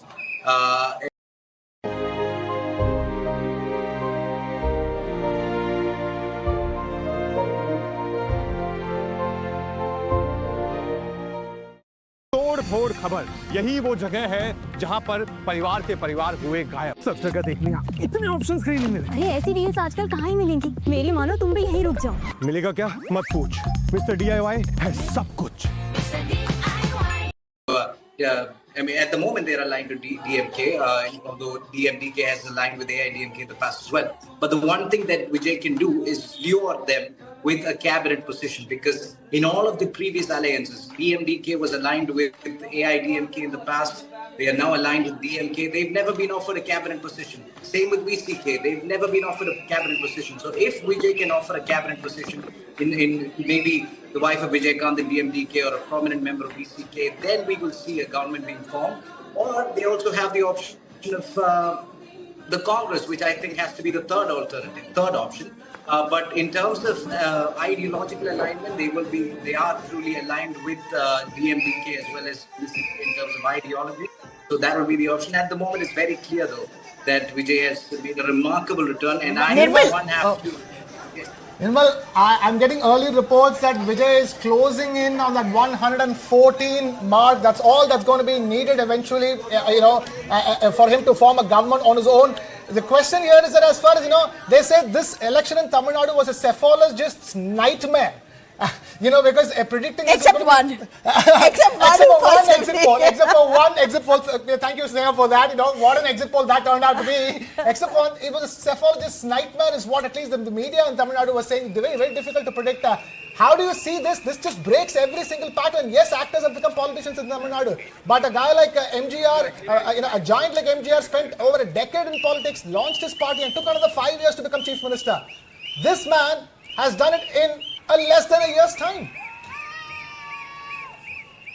Is the question to be? Yes. Yeah, okay. I don't think it's only the cephalogist nightmare. It was also a nightmare for analysts, because just the other day I made a remark. I was alluding to that actually. Yeah, so at least one cephalogist got it right. No analyst also got it right. But that's very less. No, one in a sea. And yeah, so my wife, for one, is a very huge Vijay fan, and I was on another network saying Vijay could never make it. Historically, it has never happened. He could barely touch maybe 30%, and she's been sending me text messages since morning. You see what's happening. So today night I'm going to have another nightmare. So probably from my wife. So anyway, so this is a great to see those pictures, those visuals from Vijay's family. Get to Kerala, Nirmal. Let's just shift gear to Kerala, and I want to ask this to you and Asma both. And maybe if others as well want to talk about this, if Sandeep also wants to talk about this. Congress-led UDF has actually managed a big face saver in Kerala. But how do you really look this? Is this about Congress managing a face saver, or is it voters giving it to Congress, saying LDF has had 2 successes, we don't have any other option, therefore Congress-led UDF, please take it? Is that what it is with no Vijay factor in Kerala? I'm asking a simple question. Because look at all other places, Congress has literally not been able to save its face in most places. Kerala has always had a revolving door policy. Last time that bucked the trend, left got a historic second. This time it's a rout for the left. Left is nowhere in the picture. But there was no other option for the people. It was Congress-led UDF. Is that why really Congress is managing? Why I'm asking you this? This cake cutting and this laddus and all has not lasted even for a few hours. You already have bickering of who will be the CM. Nirmal, first to you. Yes. No, I think the anti-incumbency wave was already there in 2019. You saw that in the Lok Sabha election results. But what saved the LDF government that time was COVID. Because during COVID, Pinarayi Vijayan, I've said this before, has come on television every single day, giving us suggestions, acting like a guardian and a protector to the people of Kerala. So all of a sudden, people decided to forgive and forget all the scandals and controversies. And that shifted things in their favor. But that is instantly from 2021, if you look at all the by-elections, UDF dominated. Local body elections, UDF dominated. Lok Sabha elections, UDF dominated. So it was only a continuation of that. Last time, just to put it plainly, LDF got lucky. Number two, the founding principles at LDF, which includes inclusivity, simplicity, transparency, magnanimity, all of those things have changed now. None of those principles really represent LDF at the moment because simplicity has been replaced by extravagant spending. You saw how much money they spend on upgrading cars, on upgrading their office buildings, on doing foreign trips, while Kerala was struggling with a strained budget. Also, simplicity and as well as magnanimity. You told the people that you were the party for the downtrodden and the poor, but you ignored the Asha workers, you ignored Anganwadi workers, you ignored the farmers of Wayanad when they were losing their lives and livelihoods due to wild animal attacks. And now, as a result, you will get 38 to 39 seats at best. So I think that's the reason. Last time they got lucky. This time people have been very sensible. There was no COVID, nothing to save them. So we just saw the results coming back in UDF's favor. Asma, if you're there, I would like to ask you a question on West Bengal because the left is nowhere to be seen. And this is not the left, that was once like, Jyoti Basu or even Mr. Karat. So where do you see the future of left going? Because this is election on election, left is being wiped out even further.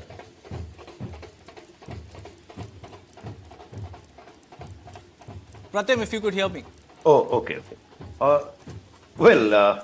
In Bengal, see, as I see left, the unfortunate side of left, as we saw, all of us grew up at during the 34 years of left rule.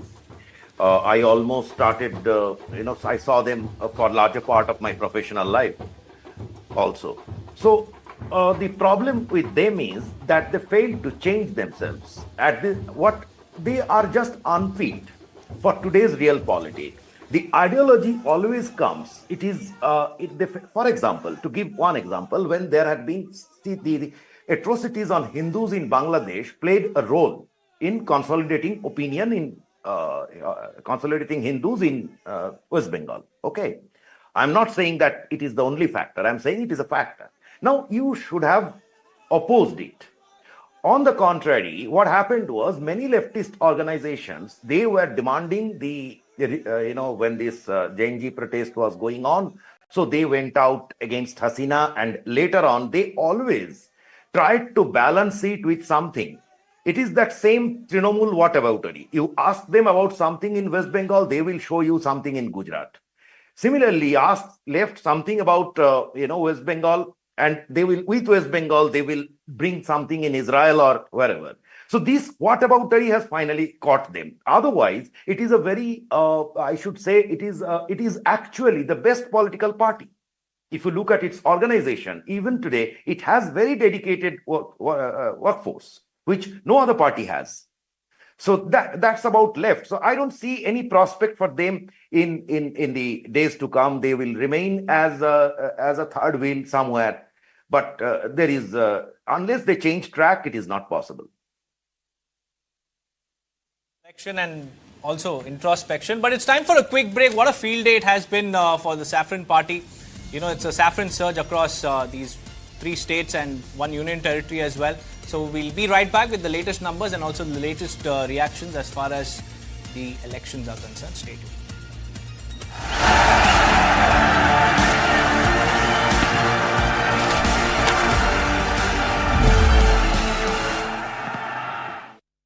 अरे नहीं चाहिए term life insurance यार।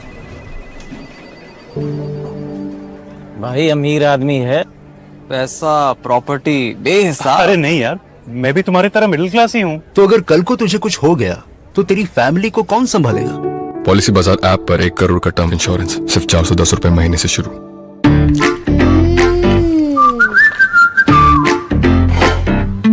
Mummy से non in summer. क्यों? तू summer में खेलता नहीं क्या?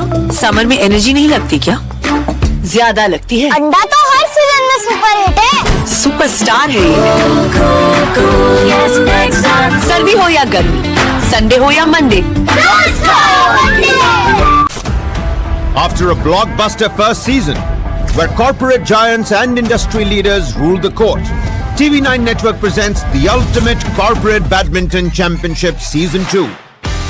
A battle of skill, speed and supremacy, with a massive 5 lakh rupee prize pool across categories at Pulela Gopichand Badminton Academy, Gachibowli, Hyderabad, from the 15th to the 17th May 2026. The court is set. Let the battles begin. Catch the action only on TV9 Network. To register, log on to www.tv9x.com. Associate sponsor KL deemed to be university. Special partners Campus Sure, Shukar hai, Sure hai. JK Max Pens, ChatGPT helps you get answers and find inspiration. Venue partner Pulela Gopichand Badminton Academy. New Birla Opus exterior paint gives warranty up to 16 years. Who believes that? I believe. I do. I do. I do. I do. I do. I believe it too. New Birla Opus paints gives up to 16 years warranty on walls. That's why it's the new paint for a new era.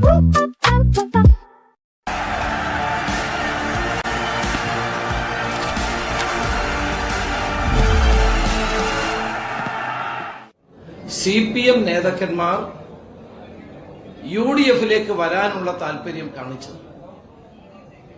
Leaders are now interested in joining the UDF. Aisha പോറ്റിയെ പോലെ സമ്മതയായ ഒരു രാഷ്ട്രീയ നേതാവ് അവര് CPM-ന് രാജിവെച്ച് UDF-ൽ കോൺഗ്രസിൽ ചേരുകയുണ്ടായി. Ramesh Chenitala is naming leaders from the CPM who are now interested in joining the UDF. Communist പ്രസ്ഥാനത്തെ വളർത്തിയെടുത്ത ത്യാഗധനനായ അഴിമതി രഹിതനായ G Sudhakaran സ്വതന്ത്രനായി മത്സരിക്കാൻ തീരുമാനിച്ചു. ഞങ്ങൾ അദ്ദേഹത്തെ പിന്തുണച്ചു. പയ്യന്നൂരിൽ ഉണ്ടായ സംഭവം രക്തസാക്ഷി ഫണ്ട് വെട്ടിച്ച പാർട്ടി നേതൃത്വത്തിനും അവിടുത്തെ MLA-ക്കുമെതിരെ സംസാരിച്ച കുഞ്ഞികൃഷ്ണനെ ഒരു നോട്ടീസ് പോലും കൊടുക്കാതെ പാർട്ടിയിൽ പുറത്താക്കി. ഇന്നിപ്പോ വിജയത്തിന്റെ പാതയിലാണ്. തളിപ്പറമ്പിൽ Ramesh Chenitala is talking about the different corruption allegations that have been against the party about muzzling funds. അദ്ദേഹം ഒഴിയുന്ന സീറ്റിൽ ടിക്കറ്റ് കൊടുത്ത് മത്സരിപ്പിച്ചത്. മലമ്പുഴയിൽ VS അച്യുതാനന്ദന്റെ സന്തത സഹചാരിയായിരുന്ന സുരേഷ് പുറത്തു വന്ന് കൈപ്പത്തിയിൽ മത്സരിക്കാൻ തീരുമാനിച്ചു. മലമ്പുഴയിലെ ഭൂരിപക്ഷം നിങ്ങൾക്കൊന്ന് വിലയിരുത്താം. He's talking about how a close aide of CPM veteran VS Achyutanand actually contested for the Congress. പാർട്ടിയിൽ നിന്ന് പുറത്താക്കും. അതുപോലെയാണ് നിരവധിയായ പാർട്ടി നേതാക്കന്മാരും പ്രവർത്തകന്മാരും ശക്തമായ പ്രതിഷേധം രേഖപ്പെടുത്തി മുന്നോട്ട് വന്നത്. വാസ്തവത്തിൽ VS അച്യുതാനന്ദൻ ഉണ്ടായിരുന്നെങ്കിൽ എന്ന് ഞാൻ പലപ്പോഴും ആലോചിച്ചു. I have many times thought, what if VS Achyutanandan was alive in today's time? രാത്രിയിൽ ഇത് പകലാണെന്ന് പറഞ്ഞാൽ പകലാണെന്ന് പറയുന്ന പാർട്ടി നേതൃത്വമാണ് CPM-നെ ഈ നിലയിൽ എത്തിച്ചത്. ഞങ്ങൾ കൂടുതൽ വിശകലനം പിന്നെ നടത്താം. What has happened to the left today is the straight responsibility of CPM's top leadership. Communist Marxist പാർട്ടിയുടെ ജീർണതയ്ക്കെതിരായി ശബ്ദമുയർത്താൻ ആരും ഉണ്ടായില്ല.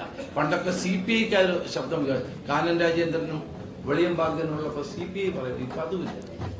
When there was nobody to challenge the CPM, it was the CPI leaders who did that. മുന്നണിക്കു കാലാകാലങ്ങളായി vote ചെയ്തിരുന്ന നല്ലൊരു ജനവിഭാഗം ഇത്തവണ UDF vote ചെയ്തു. അവരോടും ഞാൻ നന്ദി പറയുന്നു. I want to, Ramesh Chetila is saying, I want to thank those people who have voted for the UDF, particularly those who have been traditionally supporting the LDF but have voted for the UDF. ശക്തമായി ഞങ്ങൾക്ക് നേതൃത്വം കൊടുത്തത് Shri Rahul ഗാന്ധിയാണ്. Rahul Gandhi is the man who has led us from the front. നേതാക്കന്മാരെ മുഴുവൻ ഡൽഹിയിൽ വിളിച്ചു വരുത്തി ജയിക്കേണ്ടതിന്റെ ആവശ്യകത ചർച്ച ചെയ്ത് Rahul Gandhi called us to Delhi, spoke to us about contesting as a team, to stand together and united and to contest this election, speaking about the importance of winning this election. Shrimati Priyanka ഗാന്ധിയുടെ സാന്നിധ്യവും ഉണ്ടായിരുന്നു. ശ്രീമതി സോണിയ ഗാന്ധിയുടെ Priyanka Gandhi's Vadra, Sonia Gandhi, all were by the side of Rahul Gandhi while he was addressing us. വലിയ തോതിലുള്ള സ്വാധീനം ചെലുത്തിയിട്ടുണ്ട്. ഈ 5 ഗ്യാരണ്ടികളും സമയബന്ധിതമായി ഞങ്ങൾ പൂർത്തീകരിക്കും. We will fulfill the 5 guarantees that we have promised the people of Kerala. നടത്തിയ പ്രചരണ സമിതിയുടെ ചെയർമാൻ എന്ന നിലയിൽ ഞാൻ പറയുന്നു, വലിയ പ്രയോജനമുണ്ടായി. AICCയുടെ ജനറൽ സെക്രട്ടറി ദീപാദാസ് മുൻഷി, AICCയുടെ general secretary Shri KC Venugopal, ഞങ്ങളുടെ ഒബ്സർവർമാരായി പ്രവർത്തിച്ച സച്ചിൻ പൈലറ്റ് അടക്കം, KJ ജോർജ് അടക്കം, കനയ്യകുമാർ അടക്കമുള്ള ആളുകളും വലിയ തോതിൽ സഹായകരമായി പ്രവർത്തിച്ചു. ഒരു പോസിറ്റീവ് അജണ്ട മുന്നോട്ട് വെച്ചുകൊണ്ടാണ് ഞങ്ങൾ ഈ തെരഞ്ഞെടുപ്പിനെ നേരിട്ടത്. ആ പോസിറ്റീവ് അജണ്ടയെയും ഗ്യാരണ്ടിയെയും കേരളത്തിലെ ജനങ്ങൾ അംഗീകരിച്ചു എന്നുള്ളതാണ്. അല്ലാണ്ട് കേവലം പിണറായി വിജയൻ സർക്കാരിന്റെ ദുഷ്ചെയ്തികൾക്കെതിരായിട്ടുള്ള വിധിയെഴുത്ത് മാത്രമല്ല, ഞങ്ങൾ മുന്നോട്ട് വെച്ച പോസിറ്റീവ് അജണ്ടയുടെ അംഗീകാരം കൂടിയാണ്. ഞാൻ ദീർഘമായ ഒരു പത്രസമ്മേളനം ആഗ്രഹിക്കുന്നില്ല, കണ്ടിപ്പോ ഇത് സമയമല്ല. കൂടുതൽ ചുമതലാബോധത്തോടെയും ഉത്തരവാദിത്ത ബോധത്തോടെയും UDF ഒരുമിച്ച് മുന്നോട്ട് പോകും. ജനാഭിലാഷങ്ങൾ, ജനങ്ങളുടെ പ്രതീക്ഷകൾക്കൊത്ത് ഉയർന്ന് എല്ലാ നേതാക്കളും പ്രവർത്തകന്മാരും പ്രവർത്തിക്കും. ഈ വിജയത്തിൽ അഹങ്കരിക്കുകയല്ല. We are not going to be proud of this win. We are not. ജനങ്ങൾക്ക് വേണ്ടിയിട്ടുള്ള പ്രവർത്തനങ്ങളുമായി ഞങ്ങൾ മുന്നോട്ട് പോകും എന്നാണ് എനിക്ക് പറയാനുള്ളത്. We're not going to be. This is. ചേർന്ന് വിജയത്തിന്റെ മറ്റു വിശദാംശങ്ങളിലേക്ക് നമുക്ക് കടക്കാം. We're not going to take this as a matter of pride. ഞങ്ങളെ സഹായിച്ച സമിതിയുടെ ചെയർമാൻ എന്ന ഞങ്ങളെ സഹായിച്ച കേരളത്തിലെ പത്രമാധ്യമങ്ങൾ, this as a matter of arrogance. We are going to work for the people who have given us this victory. ഉൾപ്പെടെയുള്ള എല്ലാവരോടും പ്രചരണ സമിതിയുടെ ചെയർമാൻ എന്ന നിലയിൽ ഞാൻ നന്ദി കൂടി രേഖപ്പെടുത്താൻ ഈ അവസരം വിനിയോഗിക്കുകയാണ്. I want to thank the people of Kerala for this mandate. ഞാനും ഈ തെരഞ്ഞെടുപ്പിൽ മത്സരിച്ചയാളാണ്. I have also contested in this election. 6ാം തവണയാണ് ഞാൻ ജനവിധി തേടിയത്. എന്റെ മണ്ഡലം പരമ്പരാഗതമായ ഒരു CPM മണ്ഡലമായിരുന്നു. ഞാനാണ് ആദ്യത്തെ Congress MLA. My constituency has traditionally been a left constituency. It's the first time when I started contesting from this constituency that Congress started winning from it.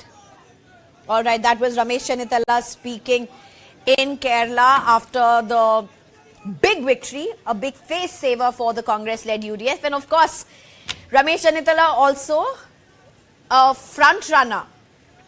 And in fact, these are the visuals on your screen.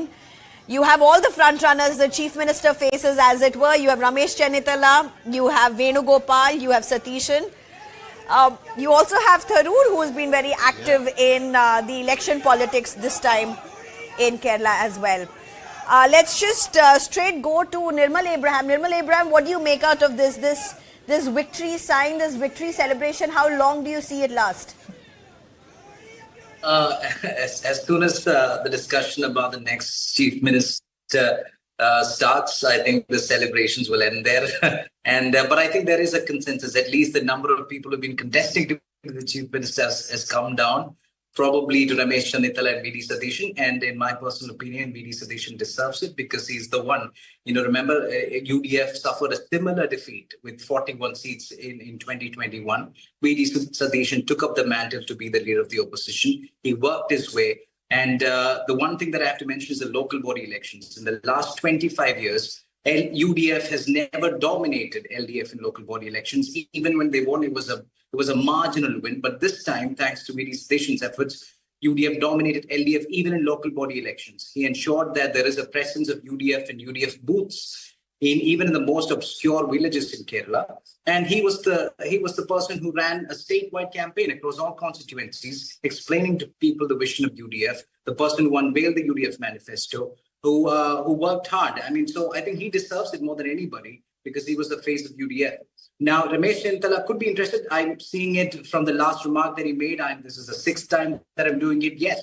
In terms of narrative growth. That last comment that he made there, just saying how big his victory was. I mean, he was winning it for the 6th time. He didn't have to say it all over again that's been a left bastion, for the times that he was not contesting from there. But he's making that very clear that his victory is very, very important. Yeah, he deserves it. I mean, on paper, you could argue, he's a paper tiger because he is, no doubt, he was the youngest minister of Kerala till date. He became a minister at the age of 28, 6-time MLA.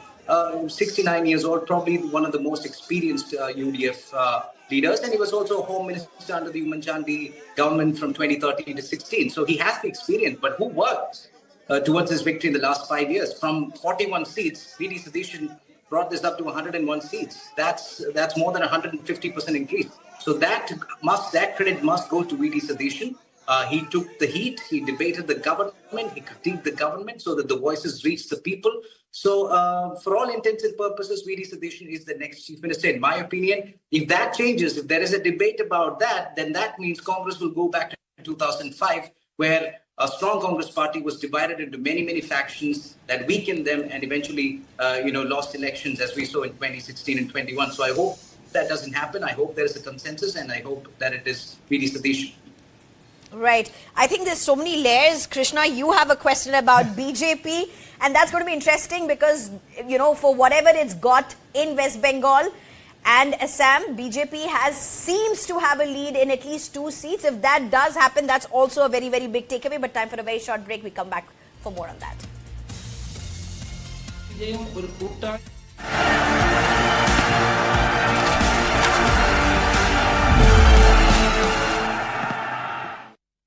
अगर आप नहीं रहे तो ना ये salary रहेगी और ना ही आपके फैमिली का भविष्य।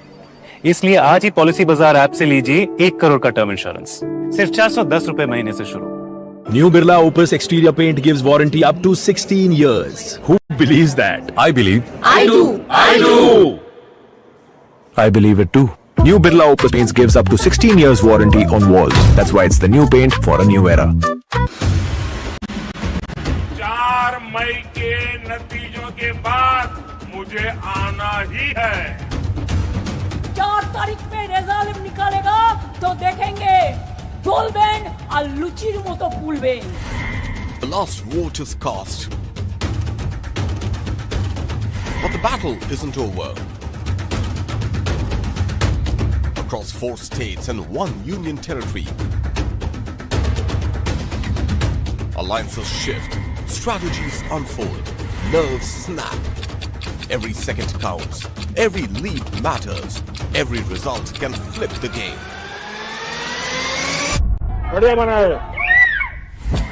The countdown is on for the fastest, sharpest, most decisive results coverage. There's only one destination. News9, in your interest. Ahead of 2026 West Bengal Assembly election, polarization in West Bengal sharpens.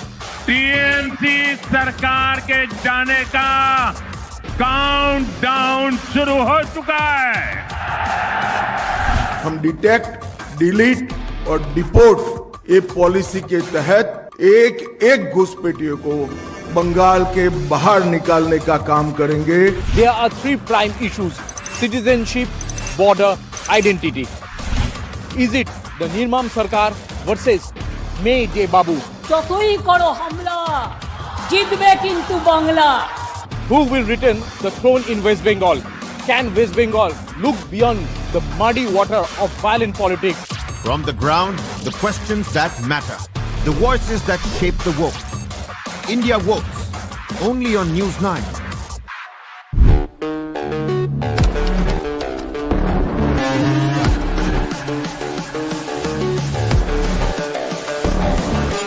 Welcome to this edition of the AI Report. Accepted.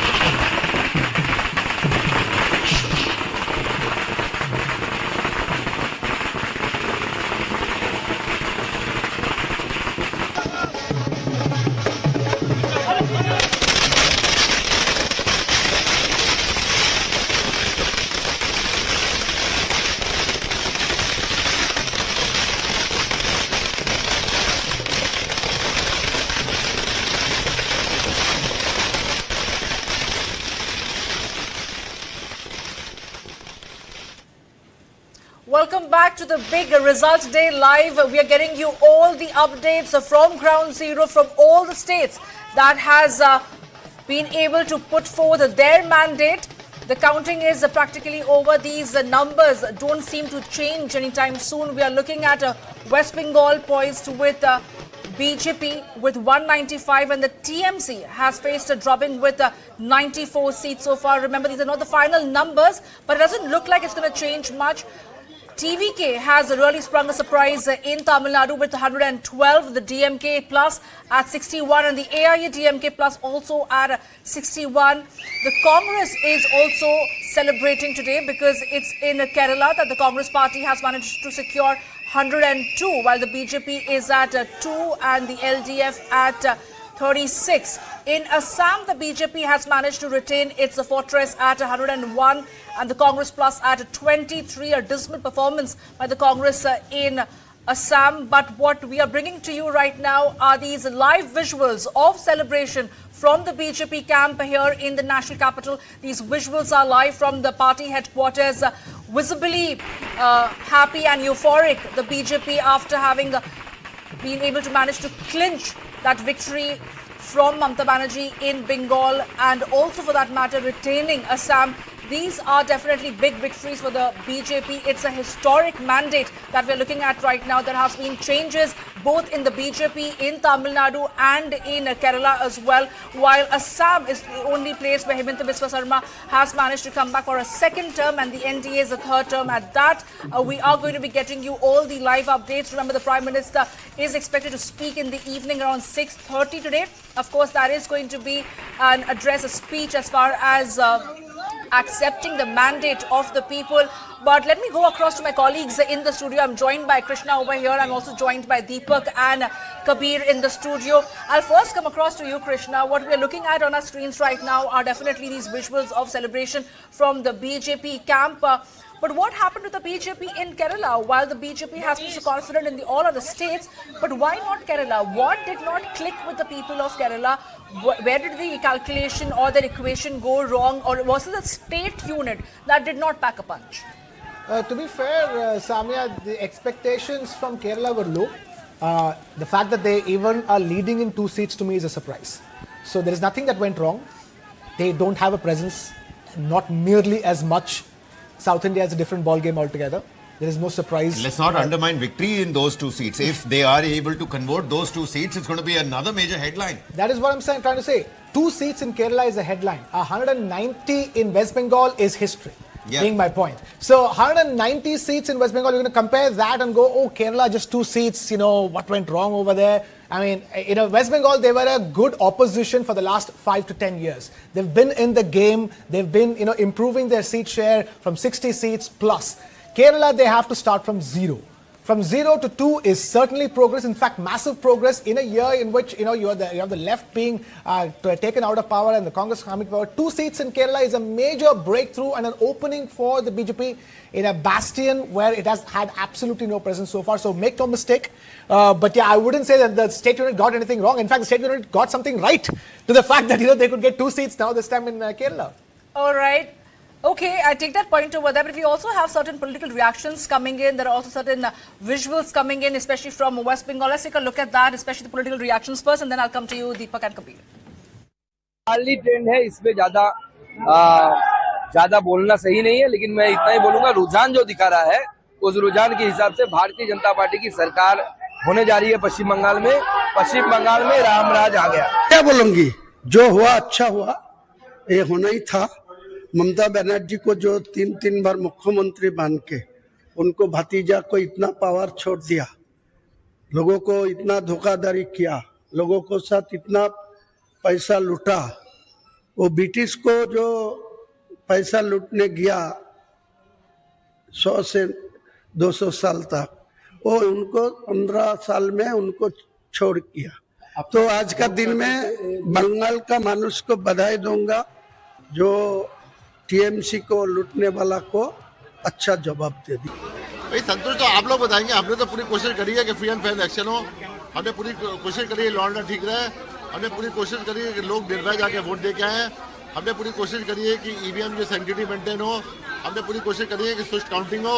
हमने appeal किया है सबको कि आप जो है law and order हाथ में मत लीजिएगा, इलेक्शन आते हैं जाते हैं, ये एक पर्व की तरह है, फेस्टिवल की तरह है, जैसे दुर्गा पूजा होती है। आइए आप आगे प्रिपरेशन कीजिए, जब कैंपेनिंग पीरियड होता है, वोट के समय आप जैसे पेंडल जाते बैठ जाइए, आप जब विसर्जन के समय आगे तो विसर्जन कीजिए, उस टाइप का है। My wishes to my son,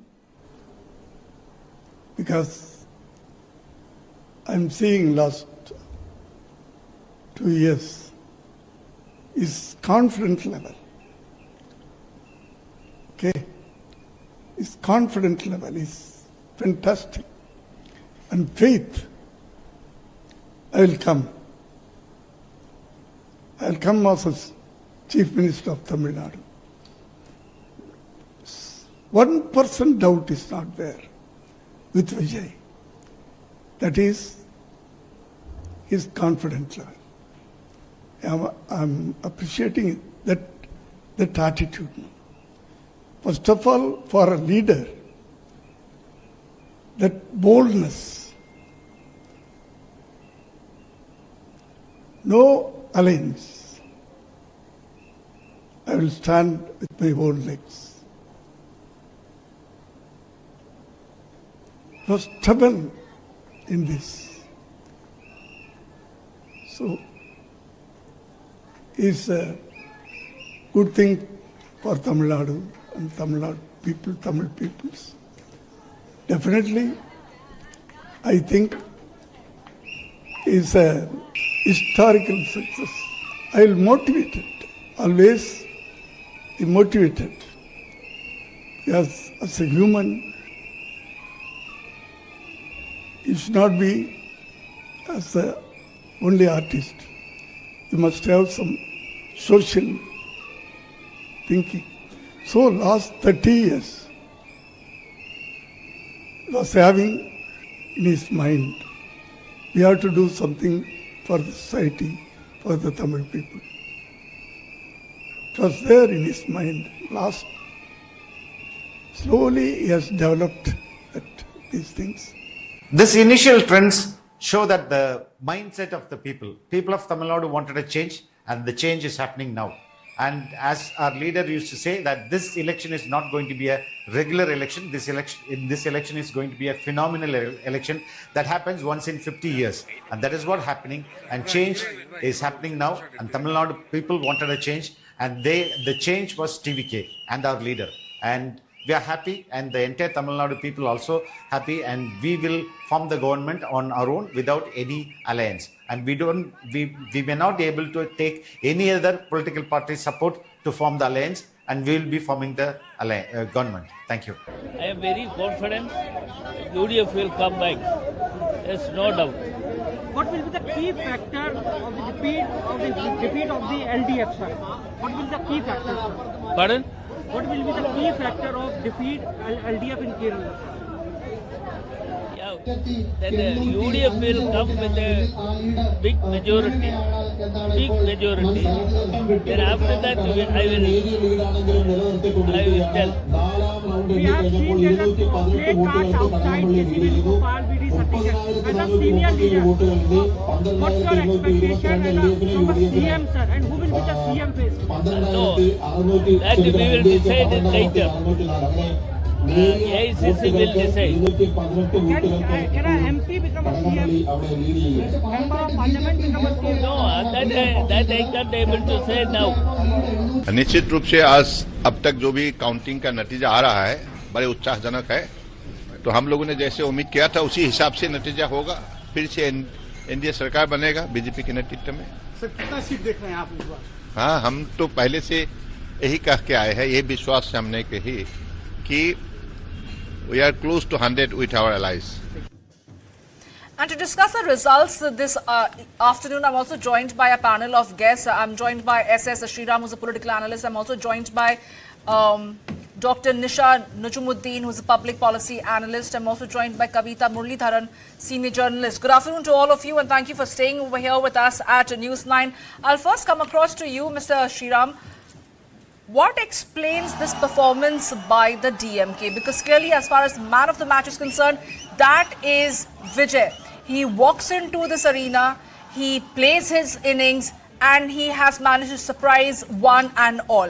But DMK's performance, were you expecting DMK to perform and stand at this number that we're looking at right now? Certainly, yes. I mean, I would recall Kavita ma'am, who's sitting here, who said DMK is going to come back to power. I challenged her. I did tell her, let's meet again on the 4th. And I was so sure that DMK will be washed out of Tamil Nadu. And that's exactly what has happened.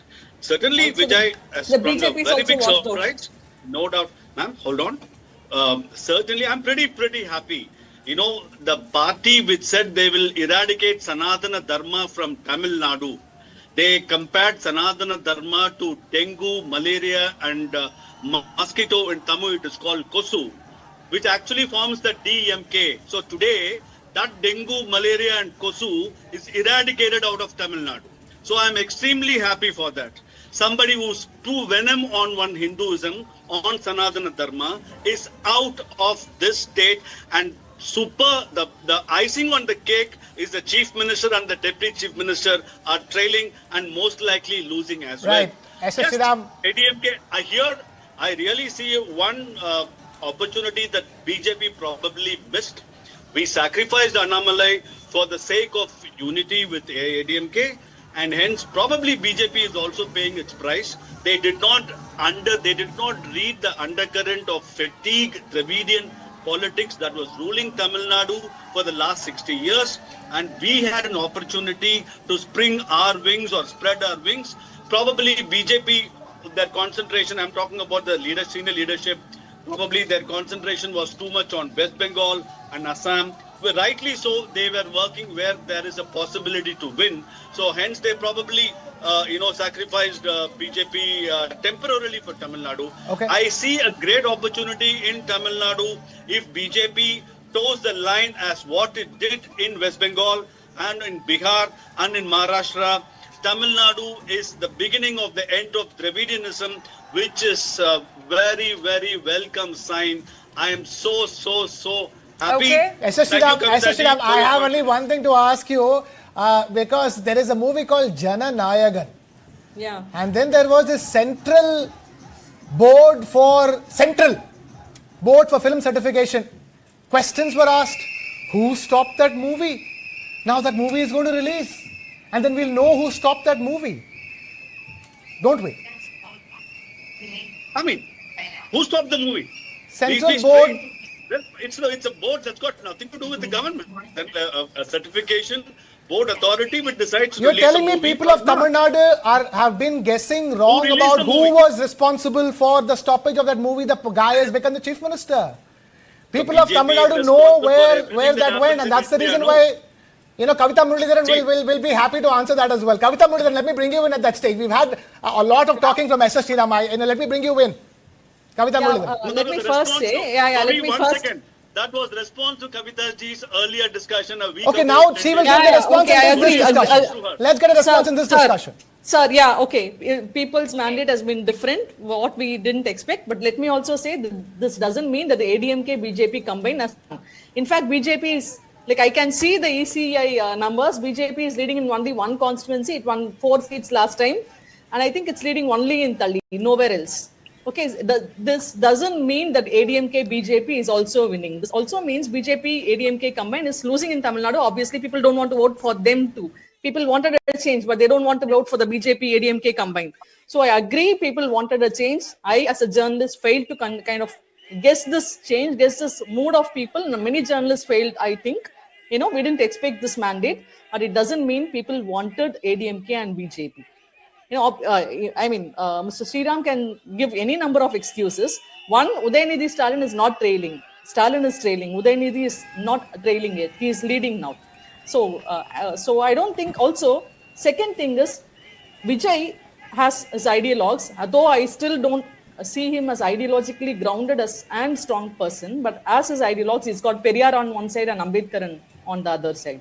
He is not out of Dravidian politics. If Mr. Sriram wants to say Dravidian politics is out of Tamil Nadu, Vijay is in another form. This is the end of Dravidian politics. I don't think any one of us in the studio would be willing to stick their neck out and say that this is the end of Dravidian politics. Because they have 120 seats between the two of the Dravidian parties. We'll have to shift our focus here just for a quick second here. There are 120 seats for Dravidian parties in this election. Just remember, 120 seats. Our colleague from the input editor of TV9 Bangla is with us on the broadcast here. These are historic numbers, Gargiji. 196 very well could be crossing that 200 mark. What really happened in West Bengal this time around? See, we have all seen, actually we have all gone, we have seen how the saffron wave, it was very much visible. And yes, there are reasons, there are issues, there is the issue of corruption, there have been issue of Arjikar hospital, the death of the doctor, and on top of that, people were, especially the urban people, including Bengali, non-Bengali, all the sectors. They were very unhappy with Trinamool Congress because of the, no job kind of situation, the corruption and all. So as we have seen, this is, I would say, one of the rarest times when the exit poll, they have come true in case of Bengal. Yes. But Ms. Guha, I also wanted to ask you that as far as West Bengal is concerned, these numbers that we are looking at looks like a tsunami for the BJP. What is going to be the foremost change that you are expecting in West Bengal under the BJP government now? We are not talking about who is going to be the chief minister, but by and large, as far as the Bengal's fabric is concerned, there has been long-standing apprehension. We've seen how BJP leaders were, photographed having fish because there were apprehensions that that fish is going to be taken away from the plates. But the BJP really stood their ground. They tried to put out point-by-point rebuttal to everything, all the narratives that the TMC was trying to churn against them. See, the first thing is that what, the opposition of BJP, they were trying to, build that narrative, what you had said, that they were trying to, I would say, fan the Bengali sentiment, like in case of food, in case of culture. But I would say BJP has been able to, this time, to combat that opposition, to combat that narrative. That can be, Anurag Thakur having fish and, people, the senior leadership talking about that, no, Bengal will remain the same because BJP actually respects the culture of Bengal. So that has been done successfully by BJP this time. And I don't think this, the cultural fabric that would be, kind of disturbed by BJP by any means. This, I think, the urban people also, the educated class also, they have been assured that this wouldn't happen in Bengal, because the Bengal has got a different kind of DNA as far as this kind of cultural equity is concerned.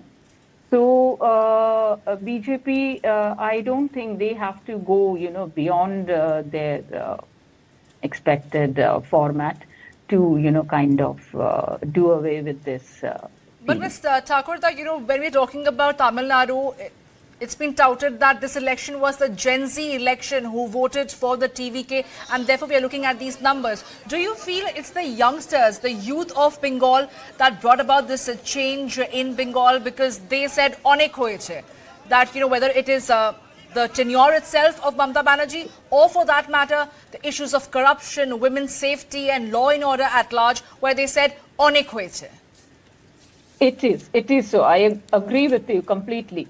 Because when we talk to people, not only the new voters, I mean, I'm not talking of the new voters like 18 plus or 19 or so, but when you are talking to people, to the Gen Z of, in their 20s, in their, even in their early 30s, they want the job security. They, most of them, they have to leave their state.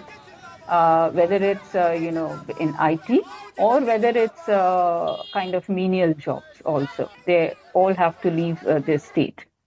This has become a problem with most of the young people.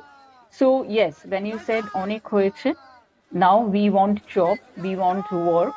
Because if you remember, the teacher recruitment scam, which cost 26,000 jobs, that is very much fresh in their minds. Other people, they may have been, the aged ones, they may have been, kind of moved by SIR and all. But the young people, all they want is a good life, their jobs and all, while working within the state. Yes, it has happened. And Ms. Thakurda, I also have to ask you that the fact that we are looking at these numbers, at BJP standing at 196 and the TMC at 93, the whole concept of that women must have voted for Mamata Banerjee or the Muslim community may have voted for Mamata Banerjee and the TMC, that doesn't hold true. All right, we're getting you some big breaking news at this point in time. By a margin of 23,000 votes. A massive setback for a Congress party in Assam. The Congress's biggest faced in Assam, Gaurav Gogoi, is right now trailing. He's lost rather, right? Defeated by over 20,000 votes. This is a massive setback, and this is exactly one of the questions I was asking the Congress party spokesperson earlier, that if Gaurav Gogoi has failed to perform, why was the central leadership of the Congress party putting their weight behind Gaurav Gogoi then? Of course, the state leadership gets depleted. The leaders are being defecting to the BJP. The Congress party has failed to plug defection, and yet they have not been able to get an alternative of a leadership to Gaurav Gogoi. Kabir? We also have the we have the Congress party spokesperson with us on the broadcast. Mr. Kumbham, would you like to take that question? And needless to say, would you disagree? This is a massive setback for the Congress party. Yeah, it is definitely a setback for the Congress party, because in Assam, we have understood that there were differences, and these differences could not be, plugged in time. And this is the reason which we are seeing this debacle now. So definitely the Congress party will take whatever is the people's mandate right now, and we are definitely going to introspect and do a review seat by seat. What was the reason for the, because this has same thing in Kerala, it was there, but Kerala we could keep the party united, and we have seen a wonderful victory in Kerala. But here there definitely have been some issues which the party is taking seriously, and the national leadership will definitely look into this subject now.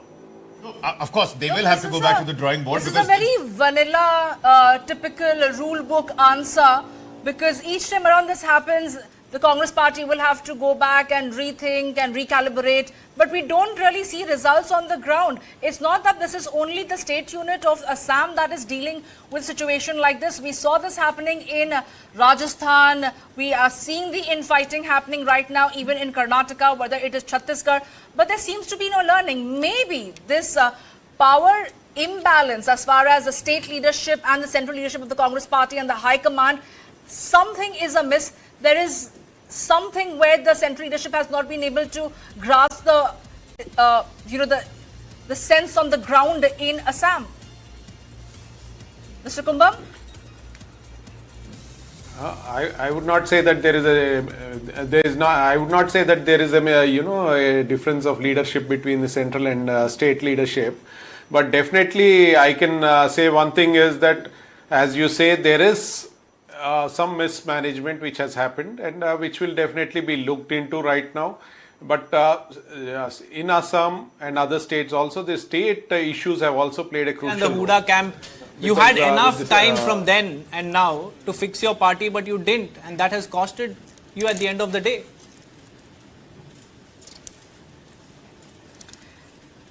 Yes, that I agree right now. Because it has definitely costed us. Because had it been united, definitely there would have been issues. It would have been a lot better. But not only is the party, the issues in the party which are a problem here, but definitely state issues have also been, taken up, which have also making Gaurav Gogoi the face of Congress party in Assam also has costed the Congress, because Himanta Biswa Sarma has launched a mega campaign against Gaurav Gogoi and his links in Islamabad. Do you think the Congress party could have probably changed their face before the Assam elections?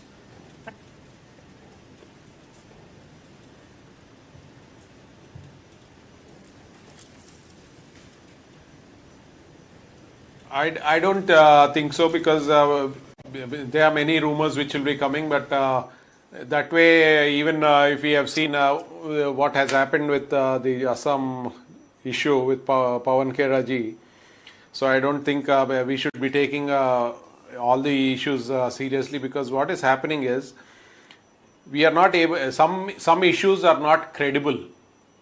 Whether it is on credible information or not on credible information is also, it has become a very major subject right now. And without any credible information, we can definitely not. We do need to understand what would be those first 2-3 things that you'd like to fix when it comes particularly to Assam. But before that, let's go back to our colleague from TV9 Bangla.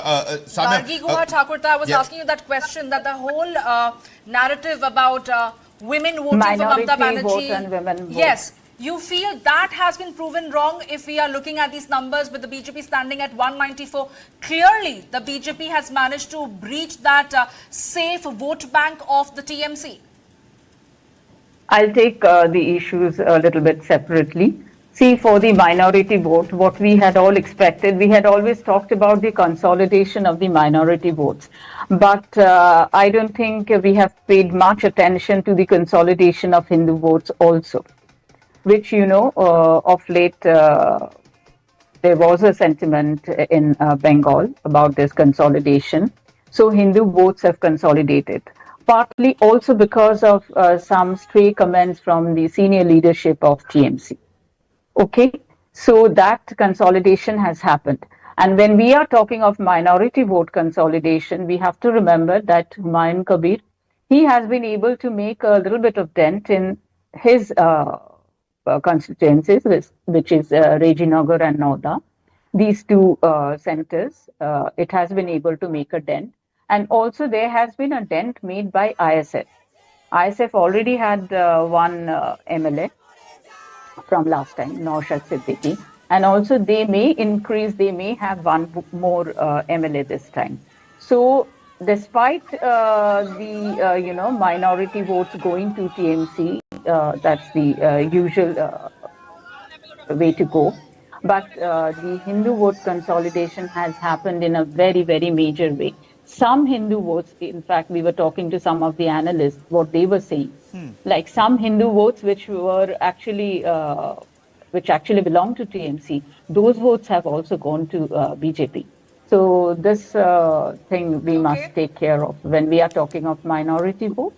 And when we are talking of women vote, of course, we have seen going out to the field like women in Bengal, they have been swayed by Prime Minister Modi ji's promise and Prime Minister Modi ji's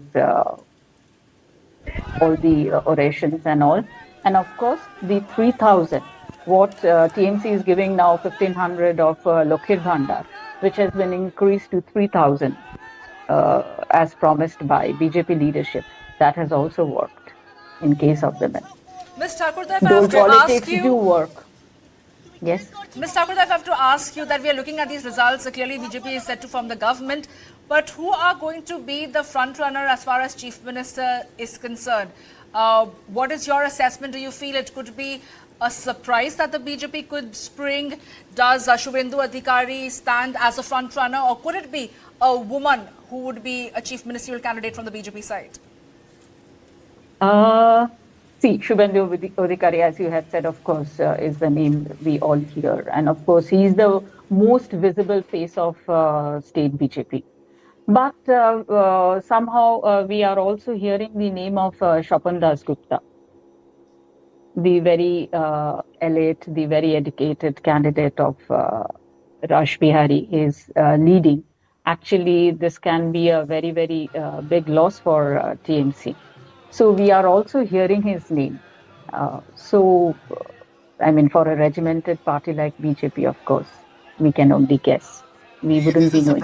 We will know when we know. Yeah. We will know when the even with Rekha Gupta in the national capital, nobody knew. It was certainly a surprise for everybody. President's name, vice president's name, you know, your guess is as good as mine. But for now, we need to shift the focus to Kerala. Let's bring in Nishad Nujmuddin into the conversation. Nishad Nujmuddin, thank you for patiently waiting by a result. I mean, Kerala is doing a Tamil Nadu this time, so to speak, and Tamil Nadu has done something completely different. So it's LDF versus UDF in Kerala. It has been LDF for the last two back-to-back terms, and now you have the UDF coming into power. But if you ask every Malayali, they'll say the same thing. Yes, great, congratulations. Now the fight within the UDF begins for who will be the next chief minister. See, as far as Kerala is concerned, Kerala's political context, Kerala has a very unique bipolar rotation system. 1 year, another one whole term LDF, then UDF. Only the last time we have seen the community over there, right? And now today, if you see the results, it is so surprising. It's not that surprising, but I would still say that Kerala usually votes for change, but they voted for community in the last election. But this time they again felt that a change is very mandatory, right? And if you see the historical pattern also, Kerala's shift is always focused on welfare plus governance credibility, and that's why they keep on re-electing. If LDF is ruling, then again they go to UDF. And this time again, I would say that Kerala has been very strong in their decision where they wanted another change, and they felt that the perspective in which LDF was lacking has to be brought in by the UDF. But again, as you said, among the UDF itself, there are multiple disagreements, and they do have a lot of commotions. But I'm very sure that the upcoming party, the upcoming that they formed, they will overcome all that issues, and they literally make a point that they will carry forward the governance in a much, much better way. Because Kerala always is known for the HDI, the Human Development Index, and Kerala has been always focused on the people's development and the economy's development, no matter whatever it is. So youth unemployment remains very high if you see in Kerala over the past few years, and that is also one of the major reasons why there has been a shift as well. And again, we need to understand, compared to many of the other states, as far as Kerala is concerned, always the people of Kerala, they vote with its mind and not just the emotion. And we all know that, as I said, human development in Kerala is very high. That is the strength of Kerala. But economic growth is also at this test. So this time, I think the UDF will be able to make sure that Kerala can still shine more stronger. And we have to wait and see how far the government is going to take us to next level. To all the people who say Kerala is a model, I will say that Kerala is a model, but not a complete model. We still need to do a lot of things. So maybe this change of the government will also enable the people to, see the new horizons in which the people of Kerala can also excel and contribute much to the country's, GDP as a whole. Let's listen in to Shashi Tharoor, the MP from Kerala as well. Let's see what he had to say after this results. हमारे साथ हैं केरल के वरिष्ठ कांग्रेस नेता शशि थरूर साहब 5 राज्यों में से 4 राज्यों में कांग्रेस हार गई। केरल ने क्या इजरायली कांग्रेस, लेकिन कितने बड़ी इतना बड़ा विजय आप सोचिए कि हमें जितने भी हमारे अपेक्षा थे कि शायद हम जीतेंगे, उससे बहुत बड़े अतीत हमारे ये मेजॉरिटी है। तो मुझे लग रहा है कि केरल में से जो मोमेंटम हमारे सरकार को मिले, हमारे केरल के सरकार को और हमारे पार्टी को मिलेंगे, ये तो प्रतिपक्ष के लिए पूरे देश में इस पे एक असर पड़ेगा। सर, लेफ्ट की सरकार अब पूरे देश में किसी राज्य में नहीं है। करेक्ट। क्या वजह मानते हैं और क्या सलाह देंगे उनको? देखिए, एक ऐतिहासिक बात है, क्योंकि 2011 में जब यहाँ हमारे पार्टी जीत गई थी तो उस वक्त लेफ्ट को त्रिपुरा कम से कम थे, और उसके बाद केरल में वो लोग वापस आए 5 साल बाद। अब देखिए, ना त्रिपुरा है, ना बंगाल है, ना केरला है। अभी सीपीएम और कम्युनिस्ट जो सोच है उसके लिए भारत में जगह नहीं है, ये तो स्पष्ट हो गया है। अब मेरे ख्याल में अब तो 21वीं शताब्दी के बारे में सोचने का वक्त आ गया है। नए तरीके से हमारे देश की भलाई के लिए काम करना पड़ेगा। आखिरी सवाल, वीडी सतीशन हैं, केसी वेणुगोपाल हैं, रमेश चेन्नीथल्ला हैं, शशि थरूर हैं, बहुत सारे सीएम कैंडिडेट हैं, कौन बनेगा मुख्यमंत्री? बहुत लोग हैं, लेकिन ये तय करना हम नहीं है। मेरे ख्याल में जैसे हमारी प्रैक्टिस होता है कि दिल्ली से कांग्रेस अध्यक्ष किसी को भेजेगा, यहाँ सारे जीते हुए एमएलए से बात करके, विधानसभा के अंग से बात करके, उनकी राय भी समझने के बाद हाईकमान तय करेंगे। तो उनके ये डिसीजन दिल्ली में ही होने वाला है। तमन्ना आपके भी है? नहीं, बिल्कुल नहीं। मैं तो दिल्ली में एक एमपी के रूप में काम कर रहा हूँ। यही है मेरी ड्यूटी, मेरा फर्ज ये। राहुल गांधी जी के नेतृत्व में हमने ये सिलेक्शन सिस्टमैटिक तरीके से किया है, इसलिए हम लोग जीत गया है। देश में कहीं भी किसी राज्य में लेफ्ट की सरकार नहीं बची है, क्या कहेंगे? या लेफ्ट को इसके सबक सीखना चाहिए। आने वाले दिनों में उनको सोचना पड़ेगा उनको क्या गलती है। सर, वीडी सतीशन है, केसी वेणुगोपाल है, रमेश चेन्नीथल्ला आप हैं, मुख्यमंत्री कौन बनेगा? मुख्यमंत्री हाईकमान डिसाइड करेंगे। You know what, Mr. Kumbham, you heard Shashi Tharoor, you heard Mr. Chennitala as well. I think this is what the problem is. And if we are to go by what Member of Parliament from Rajya Sabha, Congress leader Imran Pratapgarhi said, today is a day to celebrate Kerala. Baki sab cheezon pe charcha hoti rahegi. If we are to go by that and what Mr. Chennitala said, Rahul Gandhi ke netritva mein ये victory प्राप्त हुई है, हासिल हुई है, then that means this is a recipe for disaster. The mismanagement is going to continue. Mr. Kumbham, High Command decide करेगा. We've heard in Karnataka for the last so many years that we are really scared of that statement. High Command decide करेगा. Okay, KC Venugopal is doing a press conference. Let's take a look at that, then we'll come back. Exit poll ഫലങ്ങൾ ഒടുവിൽ വന്നപ്പോഴും ഞങ്ങൾ പറഞ്ഞു, exit poll ഫലങ്ങളെയെല്ലാം അപ്രസക്തമാക്കുന്ന result ആയിരിക്കും ഉണ്ടാകാൻ വേണ്ടി പോകുന്നത്. ആദ്യം മുതലേ തന്നെ 100-ലധികം സീറ്റുകളുമായി UDF അധികാരത്തിൽ വരുമെന്ന് ഓരോ പ്രസംഗത്തിലും ഓരോ പത്രസമ്മേളനങ്ങളിലും ആവർത്തിക്കുന്നുണ്ട്. എന്തുകൊണ്ടാണ് എന്ന് പലരും എന്നോട് ചോദിക്കാറുണ്ട്, ഞങ്ങളോടെല്ലാം ചോദിക്കാറുണ്ട് ഇത്രയും ആത്മവിശ്വാസം.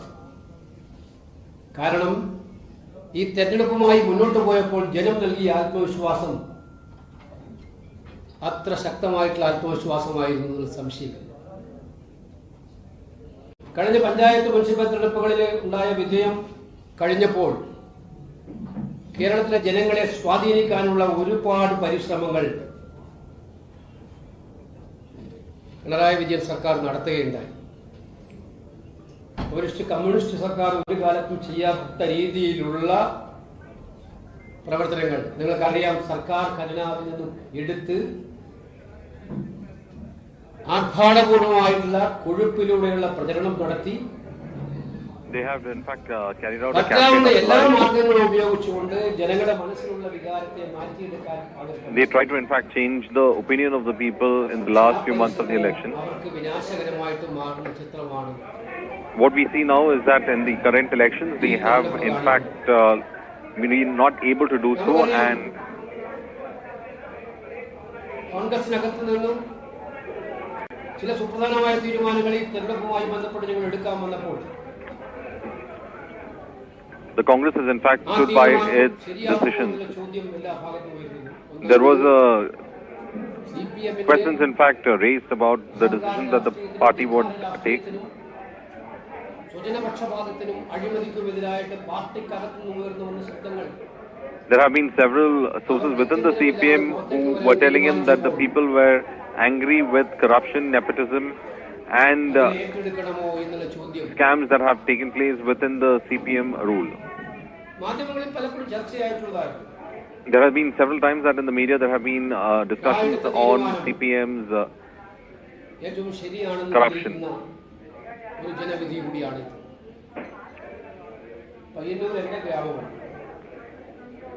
Payanur is my village.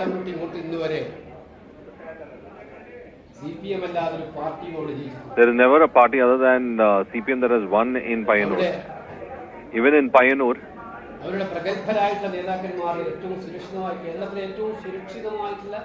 even CPM stalwarts,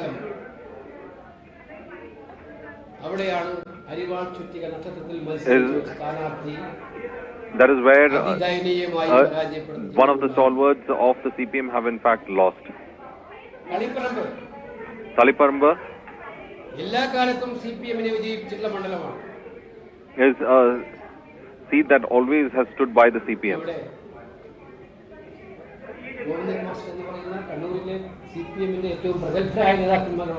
One of their most well-known leaders was the candidate in that seat.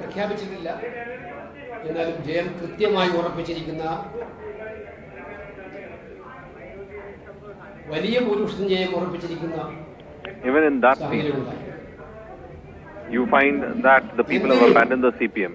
The question that needs to be asked is why this has happened.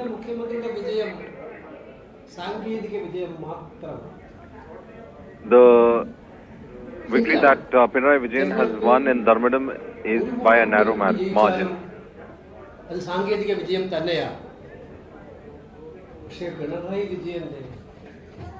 സ്വന്തം തട്ടകത്തിൽ ആദ്യ 6 റൗണ്ടുകളിൽ അദ്ദേഹത്തിന് പിന്നോട്ട് പോകേണ്ടി വന്നു.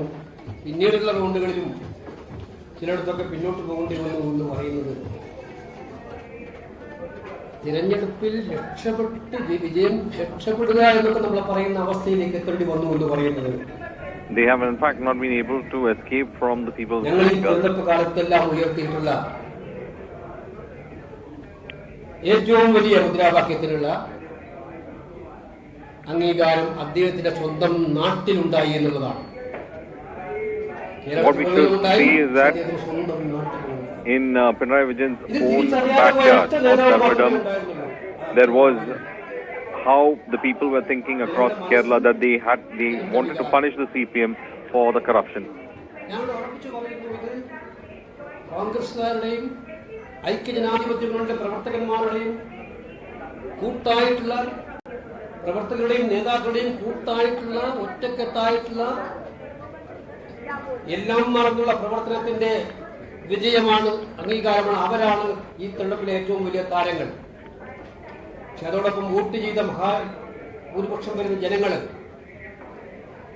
അവർ നൽകിയിരിക്കുന്ന സന്ദേശം കേരള രാഷ്ട്രീയത്തിലെ ഒരു വളരെ വ്യക്തമായിട്ടുള്ള സന്ദേശം ഈ തെരഞ്ഞെടുപ്പിൽ നൽകിയിരിക്കുന്നു. All right, now we get you some big breaking news at this point in time. TVK leads by 8,455 votes and Stalin is trailing by more than 8,000 votes. This is Chief Minister Stalin's constituency Kolathur seat, where Stalin is trailing even after 13 rounds of counting. Well, that is the big breaking news. A big day for TVK, but a clear drubbing for the DMK, especially the sitting Chief Minister. How do you look at this, Krishna? Absolutely. This is a very clear mandate if Chief Minister himself is losing his seat. And it's a very clear, loud, clarion call from the people of Tamil Nadu that, they want Stalin out. And, last time around, AIDMK had campaigned with the slogan, bye-bye Stalin. Except that it wasn't the AIDMK or the NDA combined saying bye-bye Stalin. This is the TVK that has said bye-bye Stalin. I'm still recovering. I'm from Chennai. I'm still recovering from the surprise. Do you think the DMK underestimated the popularity or the political strategy of TVK? I agree completely with you, Samya. And that they got complacent. And it's not just the DMK. Even the NDA combined. They kept saying Vijay is a good dancer. And they kept using the term Joseph Vijay.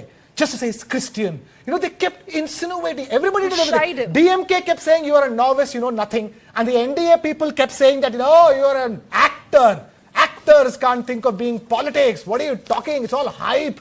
Media hype. I really want to grab everybody in Chennai who spoke all this, because the day I spoke to people in Chennai the day after polling. Every third person from Chennai told me they voted for the TVK. And they are done with this. They're Mr. done with Muralidharan, what do you make of this? MK Stalin trailing by 8,500 votes from Kolasur? Yeah, I mean, it's, I mean, all of us are like, I completely agree. All of us are like completely baffled by the result. We were expecting TVK to come second. You know, like I was thinking, okay, the fight is for the second place between the TVK and the ADMK, but this is completely unexpected. Obviously, there has been a huge anti-incumbency on the ground that we all failed to make sense of. We have not made sense of it. People wanted change by all means. They wanted to see someone new in the fray. They like overwhelmingly voted for Vijay. So, I mean, I'm still coming to terms with what's happening in Tamil Nadu, no? Huh? Fair enough. Somebody from neighboring state, Kerala, wants to come in on this. Nisha Nujmuddin, go ahead. No, why I wanted to come into this is because I'm from Kerala. My voting ID is again Kerala.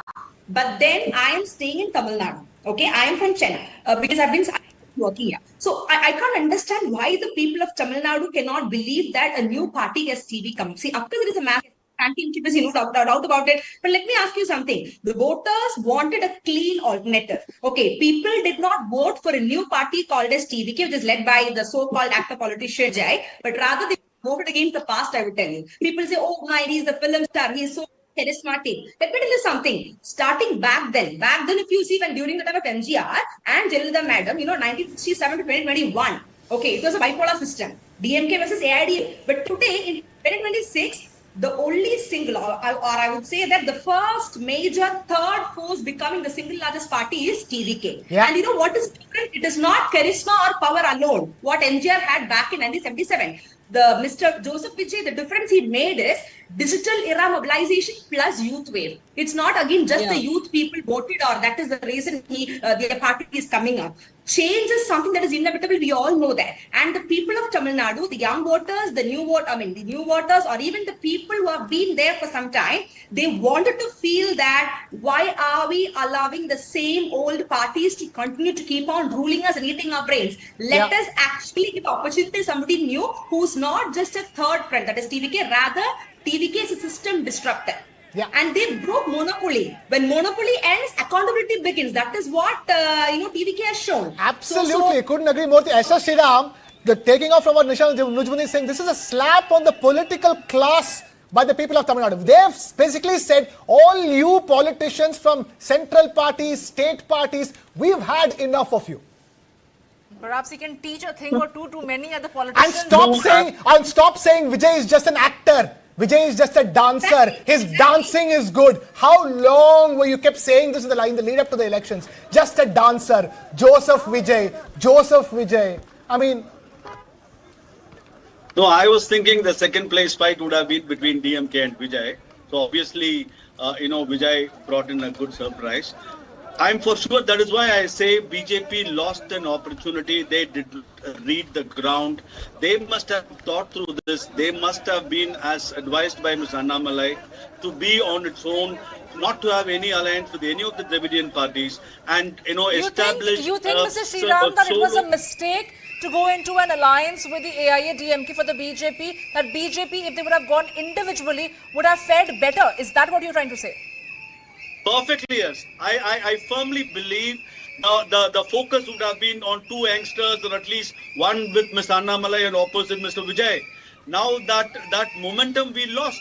We went behind the fatigued Dravidian party to be as an alliance partner. Now what narrative can we set? Here ADMK was the leader. ADMK was a bada bhai. So we had to obviously listen to or stay with their narratives. But people expected totally different, which we failed to understand. That is exactly what Mr. Annamalai was trying to say. For whatever reasons, BJP decided to go with AIADMK. At least now, they will surely think, yes, we can, probably build our own path, go to the people of Tamil Nadu with an youngster like Annamalai, who will decide what the future of their life is. There is a clear case of fatigue with both the Dravidian parties. I never said the ideology will go. I only said the Dravidian parties who are doing a bipolar politics in Tamil Nadu, who always took things for granted, who thought it will be either ADMK or DMK. That is a slap on both of them. I don't deny that. This is exactly where BJP lost its plot. BJP should have been on its own as I hope the coming elections, or BJP will think through and decide and play a decisive, constructive, responsible party that it can play. Okay. I think Nishan Ritwudin wants to come in as well on that. Other states, we can also do that in Tamil Nadu. I really appreciate my other panelists who spoke that BJP should have come alone. Okay, you need to understand this is South India. This is Tamil Nadu and Kerala. I was just about to say that. Allow religion-based politics, sir. And if BJP would have stood alone, I'm sorry to say this, I have huge respect for Annamalai, I have huge respect for all the people of BJP, but in South India, especially the state of Kerala and Tamil Nadu, to sweep away the Swedes for BJP as a single party is not possible. Taking into consideration the current scenario. Let me complete. Let me complete did one not thing. have alliance. Sir, please stop calling Vijay Joseph Vijay after this, to start with. Sorry? Stop saying Joseph Vijay. No, I never called Joseph Vijay. I only called him Vijay. You have to talk to people who said that. I am talking from my perspective. I only would say one thing. I'm not saying BJP would have come to power in Tamil Nadu. I am saying BJP should start building its base in Tamil Nadu the way it built in West Bengal. In West Bengal, if BJP could come to power, taking Mamata in 15 years' time, so can we in Tamil Nadu. I'm not saying we will do a wonder. See, Vijay, let me 1 minute. Vijay definitely has that charisma of a film industry. Annamalai doesn't have that. Annamalai has only his qualification as a hero. But exactly. So BJP should have probably stuck to Annamalai and should have gone by what he said. Probably that's where I said the leadership missed out.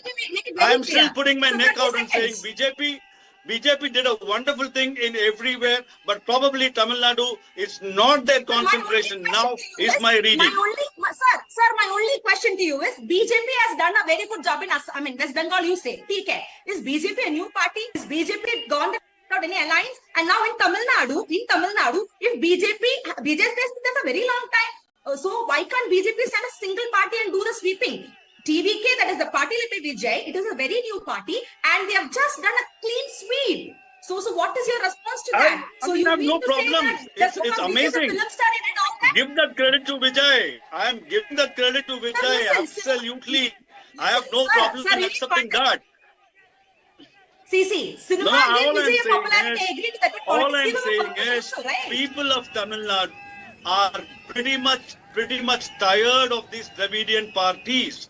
That is the vacuum, that is the spot which probably BJP should have. Do you agree that the Dravidian parties? 126 seats for Dravidian parties in this election that they have lost. I don't know what this tiredness. This is where I think BJP gets it wrong. It keeps thinking that all you do is oppose Dravidian ideology and you'll win in Tamil Nadu. One seat is also not possible. I don't know how to explain this to people. And contrary to what Mr. Shriram said, BJP has not even won one seat and it's claiming that there's a fatigue of Dravidian politics. I mean, even you see the numbers. I just don't understand this. And contrary to what Mr. Shriram is saying, that BJP made a mistake by going into an alliance with the AIADMK. They would have fared better if they would have contested individually. That is another big problematic answer. AIADMK would also be feeling the same thing. AIADMK would have felt the same thing. We would have, instead of 60 seats, we would have gotten 20 more seats. No problem.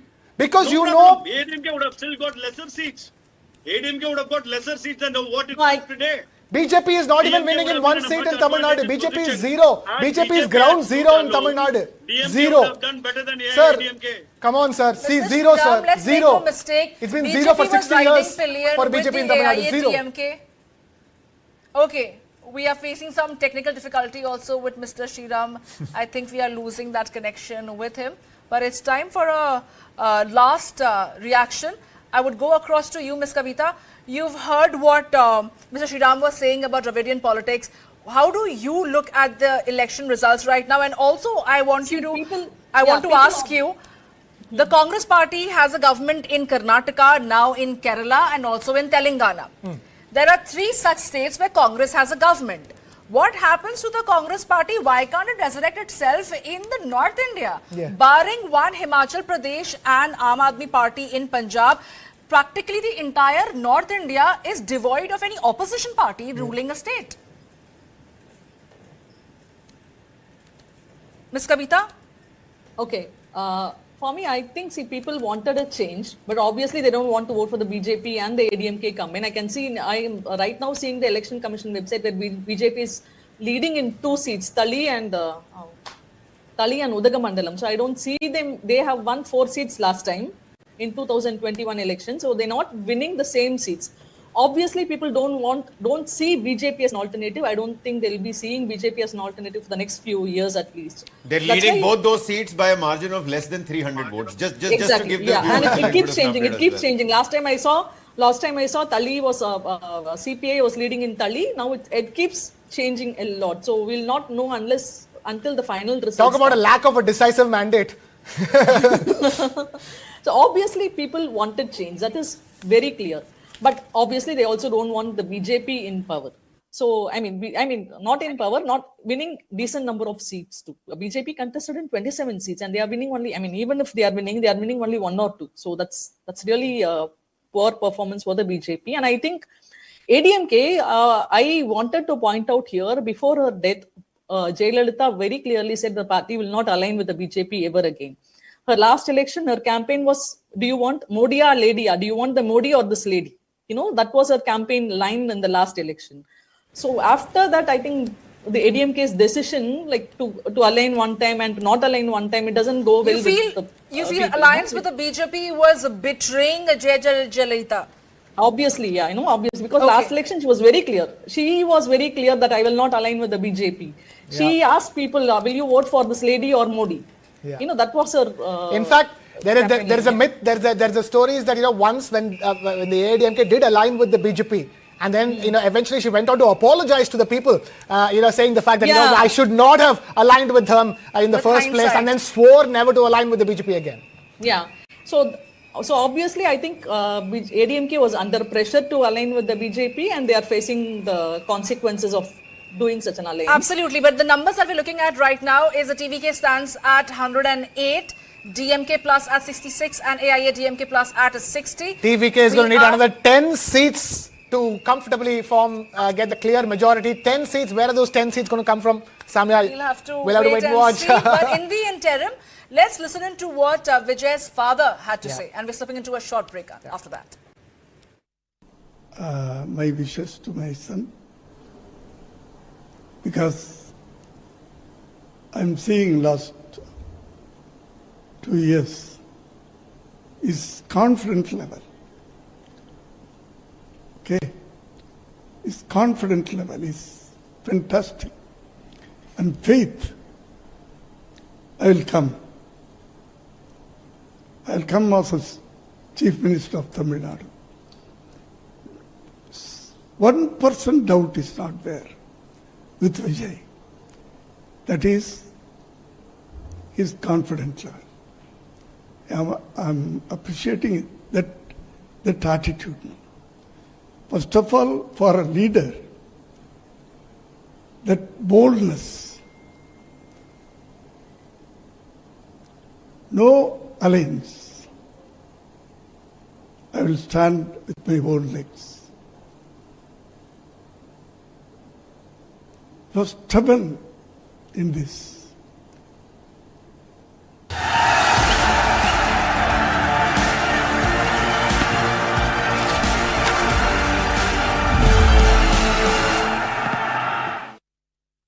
बीमारी उम्र देखकर नहीं आती, इसलिए health insurance बहुत जरूरी है। Policy बाजार ऐप पर 1 करोड़ का हेल्थ इंश्योरेंस सिर्फ 550 रुपए महीने से शुरू।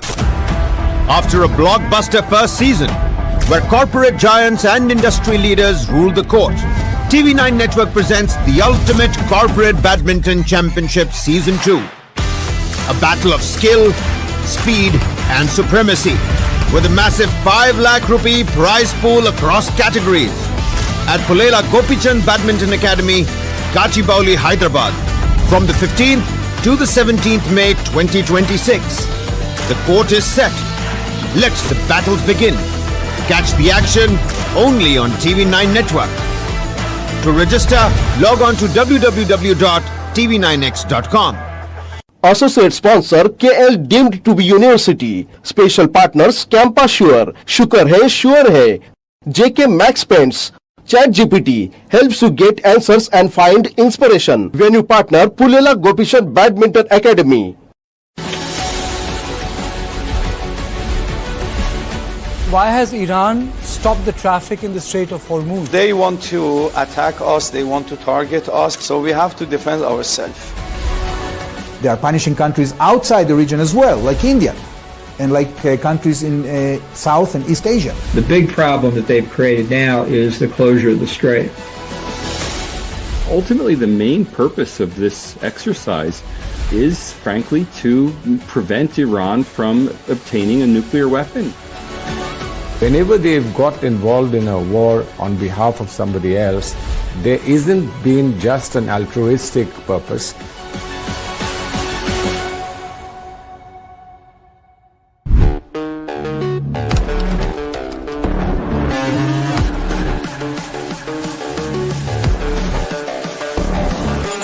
Welcome to this edition of the AI Report.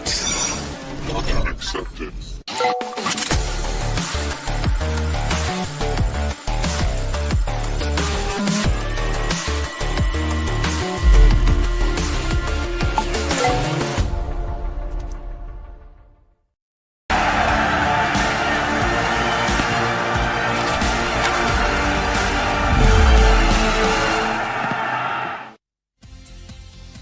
Hello and welcome. My name is Sudha Sadanan. With me in the studio is my colleague Krishna Kumar, and we have been bringing you a rolling coverage of all the elections and the results which have happened today. And what a day it has been. Tamil Nadu, particularly with Vijay surging forward, Dalapati has arrived indeed, and of course Bengal, where BJP has wiped out Mamata Banerjee's Trinamool Congress. In Assam, of course, it's BJP. All around, it's saffron, which is, which you can see all around. So today we will try and understand what really happened in all these states and try to make some sense of it. We are now almost, in the middle of the day, actually approaching evening as it were. Before we took a break, my colleague Krishna Kumar had asked a question of the guests, if the guests are still with us, about TVK is very close to forming a government on its own. But where will the residual seats come from? That is the big kelvi kuri, like we say in Tamil. Question mark. It's a big question. 108, it's a 234 seat assembly that you're talking about. So 118 is what you would need to prove a simple majority in the House. And for 118, as things stand, TVK is going to need 10 more seats. Where are those 10 more seats going to come from? Will it be a coalition government? Will TVK ally with the AIADMK? At all, with the NDA, with which party? Because, there's no others, so that's my question. You see, the others column is zero. No. So there is no independence, there is no, other individual seats going to come from. Everybody is part of a coalition. But Krishna, do you think that, now that AIADMK is really, touch level ground, and this was the longest time that they served Tamil Nadu. We had iconic chief ministers in MGR, Ramachandran and Jayalalitha, Jairam. Now they don't have any charismatic party, a charismatic leader. Also, it's all splinter groups now. Shashikala Natarajan's gone her own way. OPS has gone his own way. Sengatan also we saw joining the TVK. I was thinking initially when there were talks, Krishna, it was very clear. Yedapadi said, except me, no one will be the chief minister. Right? But Vijay also held his ground and said, except me, no one will be the chief minister. And also Vijay had a big problem about them having gotten married to the BJP. What happens now? BJP has come a cropper. Now do you see a chance of, I'm using this with very careful consideration, people who follow Tamil Nadu politics will know this, and Krishna knows all of it. Of course, will Yedapadi go crawling back, as it were, on his... Well, that is the question. I mean, those are the possibilities. Will the AIADMK do, a rethinking and eventually want to step back? We have some guests set to join us, but from Tamil Nadu, the other big surprise definitely is West Bengal. 190 plus for the BJP, a historic victory. Bear in mind, it's a day of the NDA because you have West Bengal, Puducherry and Assam are going to the BJP, the NDA. It's incredible, so far what's been happening. So let's take this across to Mr. Nirmalya Mukherjee, senior journalist from West Bengal, now joining us on the broadcast. Mr. Nirmalya Mukherjee, thank you so much for being with us. 192 for the BJP. Exit polls did talk about this, but it's a decisive mandate for the BJP. Well, you see, I have been talking on this matter for the last 5 or 6 days. I was on your channel. Every time I said that BJP is going to sweep the elections. So I had a feeling on the ground level. So it is not, I wouldn't say it's unexpected for me. As a senior journalist, I have seen these periods in 2011 when Mamta came to power. CPM was 235, they went down to 40. So Mamta rose from 30 to 180. I couldn't find any logic that why BJP can't go up from 77 to 200 or 200 odd. And this was being interfered by different thoughts, by different people. But on the ground level, 4 or 5 factors were working. One is the Hindu consolidation, which the Sangh had done it. Second was the anti-incumbency. Third was Mamta herself was not very sure with her sitting candidates. So she dropped 74 of them. She dropped 5-6 ministers. So this was going on. So there was some problem within the TMC, and that BJP as a granular structure party, as an opposition party, BJP was not an opposition party when it came in 2021.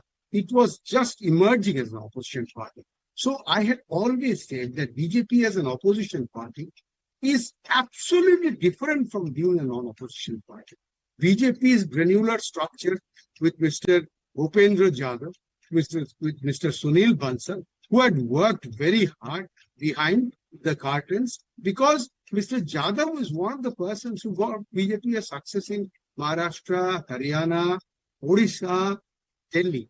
So this was his big challenge, along with Sunil Bansal. So BJP organizationally was moving, and TMC couldn't measure it. TMC was sitting very calm and quiet. They knew that no, BJP doesn't have people. There are about 80,000 booths. They cannot even give half of the booths, they can't be manned. But they made a mistake. During the SIR, I have definite information, 70,000 BLAs were put up, BLA 2s were put up by BJP, which showed that BJP was organizationally advancing. Yes, sir. TMC did not take note of it. Yes, sir. Mr. Mukherjee, this is what I wanted you to please elaborate a bit, and what we were hearing from our own reporters and several analysts is the kind of groundwork that the BJP does.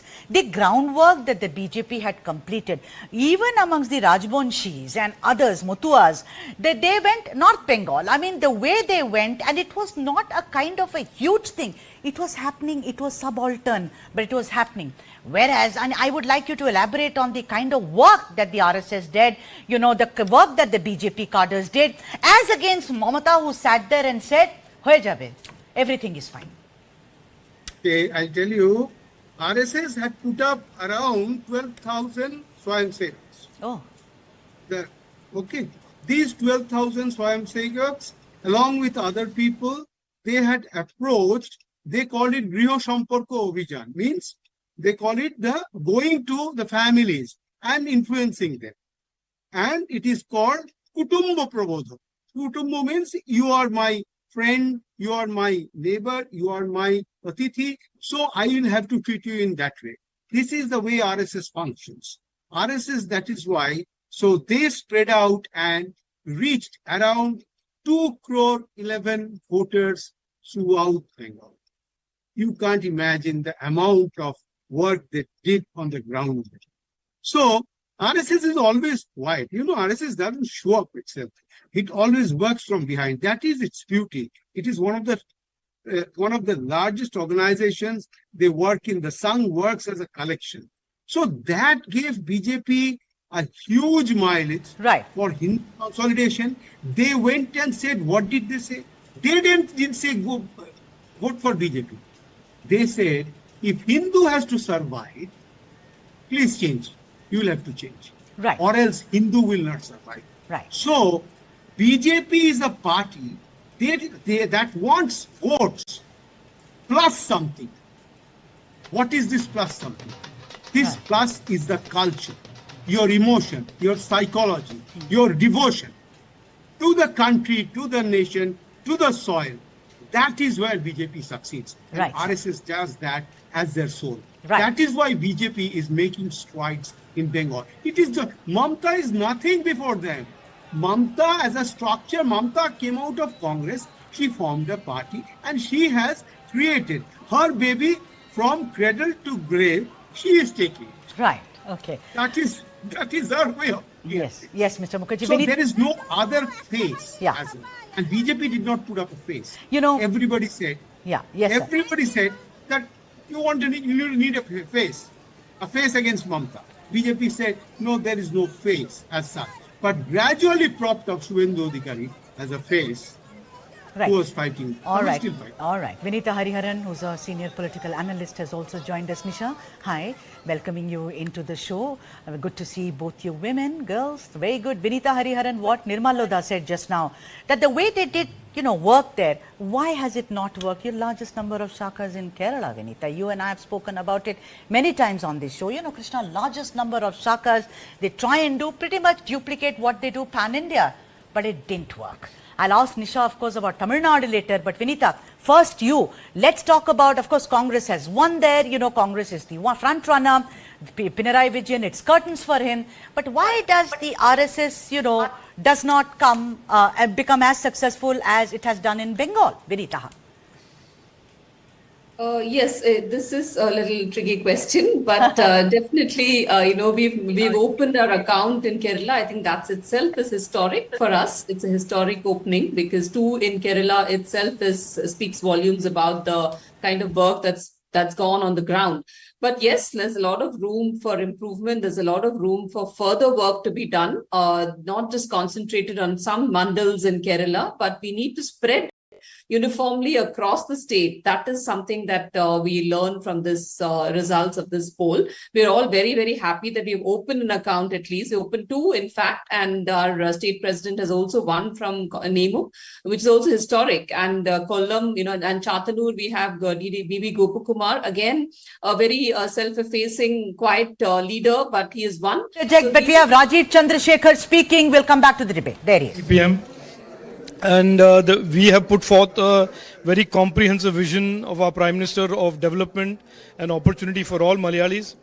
And we are happy that today there are two MLAs in the Assembly for the first time in the history of Kerala that will be representing the NDA and representing the people of Kerala. So there was a time in the parliament around 8 seats. This has been a very strong showing for we contested as BJP 98 seats, as NDA in 140 seats. When the numbers come out tonight or tomorrow, you will see that the BJP has gained significantly in terms of vote share. And more importantly, we will play the role of a constructive opposition that the state had not had for the last 10 years. We will be fighting for the people of Kerala.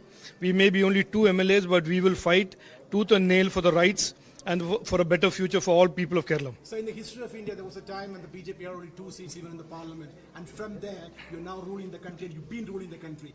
Is that the way that Kerala is going to go? No, look, this is not for us to decide. We are not arrogant. We are not an arrogant party. The Congress party and the CPM, throughout these elections, both parties kept saying that they will lock Kerala and will not allow the entry of BJP and the NDA into the Kerala Assembly. Both the Congress said it and the CPM said it. The people of Kerala, Malayalis have decided no, that the people who will decide who will represent them in the Assembly are the people who vote, the citizens, and they have chosen to send two NDA, a minimum of 2 NDA MLAs to the Assembly, and we believe this will be the start of a new beginning for Kerala's development. Okay, let's bring in Dr. Nisha Najmuddin into the conversation. Dr. Nisha Najmuddin, I'm going to bring this back from Kerala to Tamil Nadu, because, okay, before you go to Tamil Nadu, we still have visuals of celebrations in the Congress camp in Kerala, from a little while earlier. We've discussed everything about Kerala, but the fact of the matter is, Dr. Nisha Najmuddin, 2 seats for the BJP. 2 MLAs will go to the Kerala State Assembly. It's history for Kerala. See, Kerala and Tamil Nadu, these 2 states, they never said no to BJP with regard to how they perform, but they're not ready to be ruled by them for the fact that there's a huge ideological differences. And even the 2 seats is a big victory, I would say. Because, the people of Kerala, normally it's not like they rather would go along with UDF, LDF together, but they would never allow the third front, which is BJP, to enter into the state, because they're very much particular in preserving the ideology. And the people of Kerala always believes in the growth model, and that too in the way the southern state has to be. So that is one reason why you can say this. But again, from the BJP perspective, they may feel that these 2 seats that they got is a huge victory, and for long-term perspective, this can help them. Good. I appreciate the confidence that they have. But again, back to what I was saying quite some time before also, like half an hour before in the same discussion, BJP's penetration, especially in the southern state like Kerala and Tamil Nadu, cannot make a massive change like how they have done in the other states, because it is the exclusive South people, where we do not allow no-nonsense policy to be appreciated. This is one thing the people are always saying. But again, with all due respect to all the people who have participated in BJP, I would also like to say that if there is some sort of shift in the way of ideology that they have, maybe there are chances for them to have a better acceptance among the public, I would say. And that is not going to happen also. So as far as Kerala, especially Kerala is concerned, these 2 seats itself is a big change for them, but not something that they can conquer it in the coming year. Those who are seeing it as a fact that they can conquer in the coming years, that is again a big question mark. Dr. Nishant Anand, I'll come back to you, Dr. Nisha, but Dr. Nishant Anand, spokesperson for the Congress, he's also joined us. Thank you so much, sir, for making the time. Dr. Anand, I want to, of course, we are today talking about all the elections, but a special focus, of course, done very well in Kerala, Dr. Anand, many congratulations. But I want to also talk about what happened in Tamil Nadu. Alliance with the DMK itself has gone down.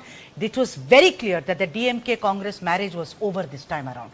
We saw the negotiations, they were trying to stitch an alliance. The alliance was stitched, but it was a marriage of convenience. Dr. Anand, your first comments on this segment, sir. See, first of all, Congress, we congratulate TVK and Vijay for winning 100 plus seats. See, with DMK and Congress, we tried our best. We made sure that we tell about the vision that we have for the next 5 years. And we also, in Tamil Nadu, we made sure we are able to tell the work which DMK government Dr. has Anand, done. do you think it right was now, purely as anti-incumbency? TVK has won, we want to congratulate them. See, it can be. There is a reason Vijay has got votes and their party has won. However, we will learn from the mistakes, and I think Tamil Nadu and Vijay presence, we can see the result, and we can. And for Kerala, we can say that Indian National Congress collectively exposed the 10-year anti-incumbency of LDF government, and the workers and the members of Indian National Congress has worked really hard in all the states, Tamil Nadu, Puducherry, Assam, Kerala. And we will learn from the states we have not got sufficient votes, and we will work harder next time. Krishna. Okay, the other question is, you have visuals now that we're talking, as we speak of the celebrations in Kerala. One heartening news for the day surely is the result in Kerala. Overwhelming sweeping mandate for the Congress and the UDF, over 100 seats.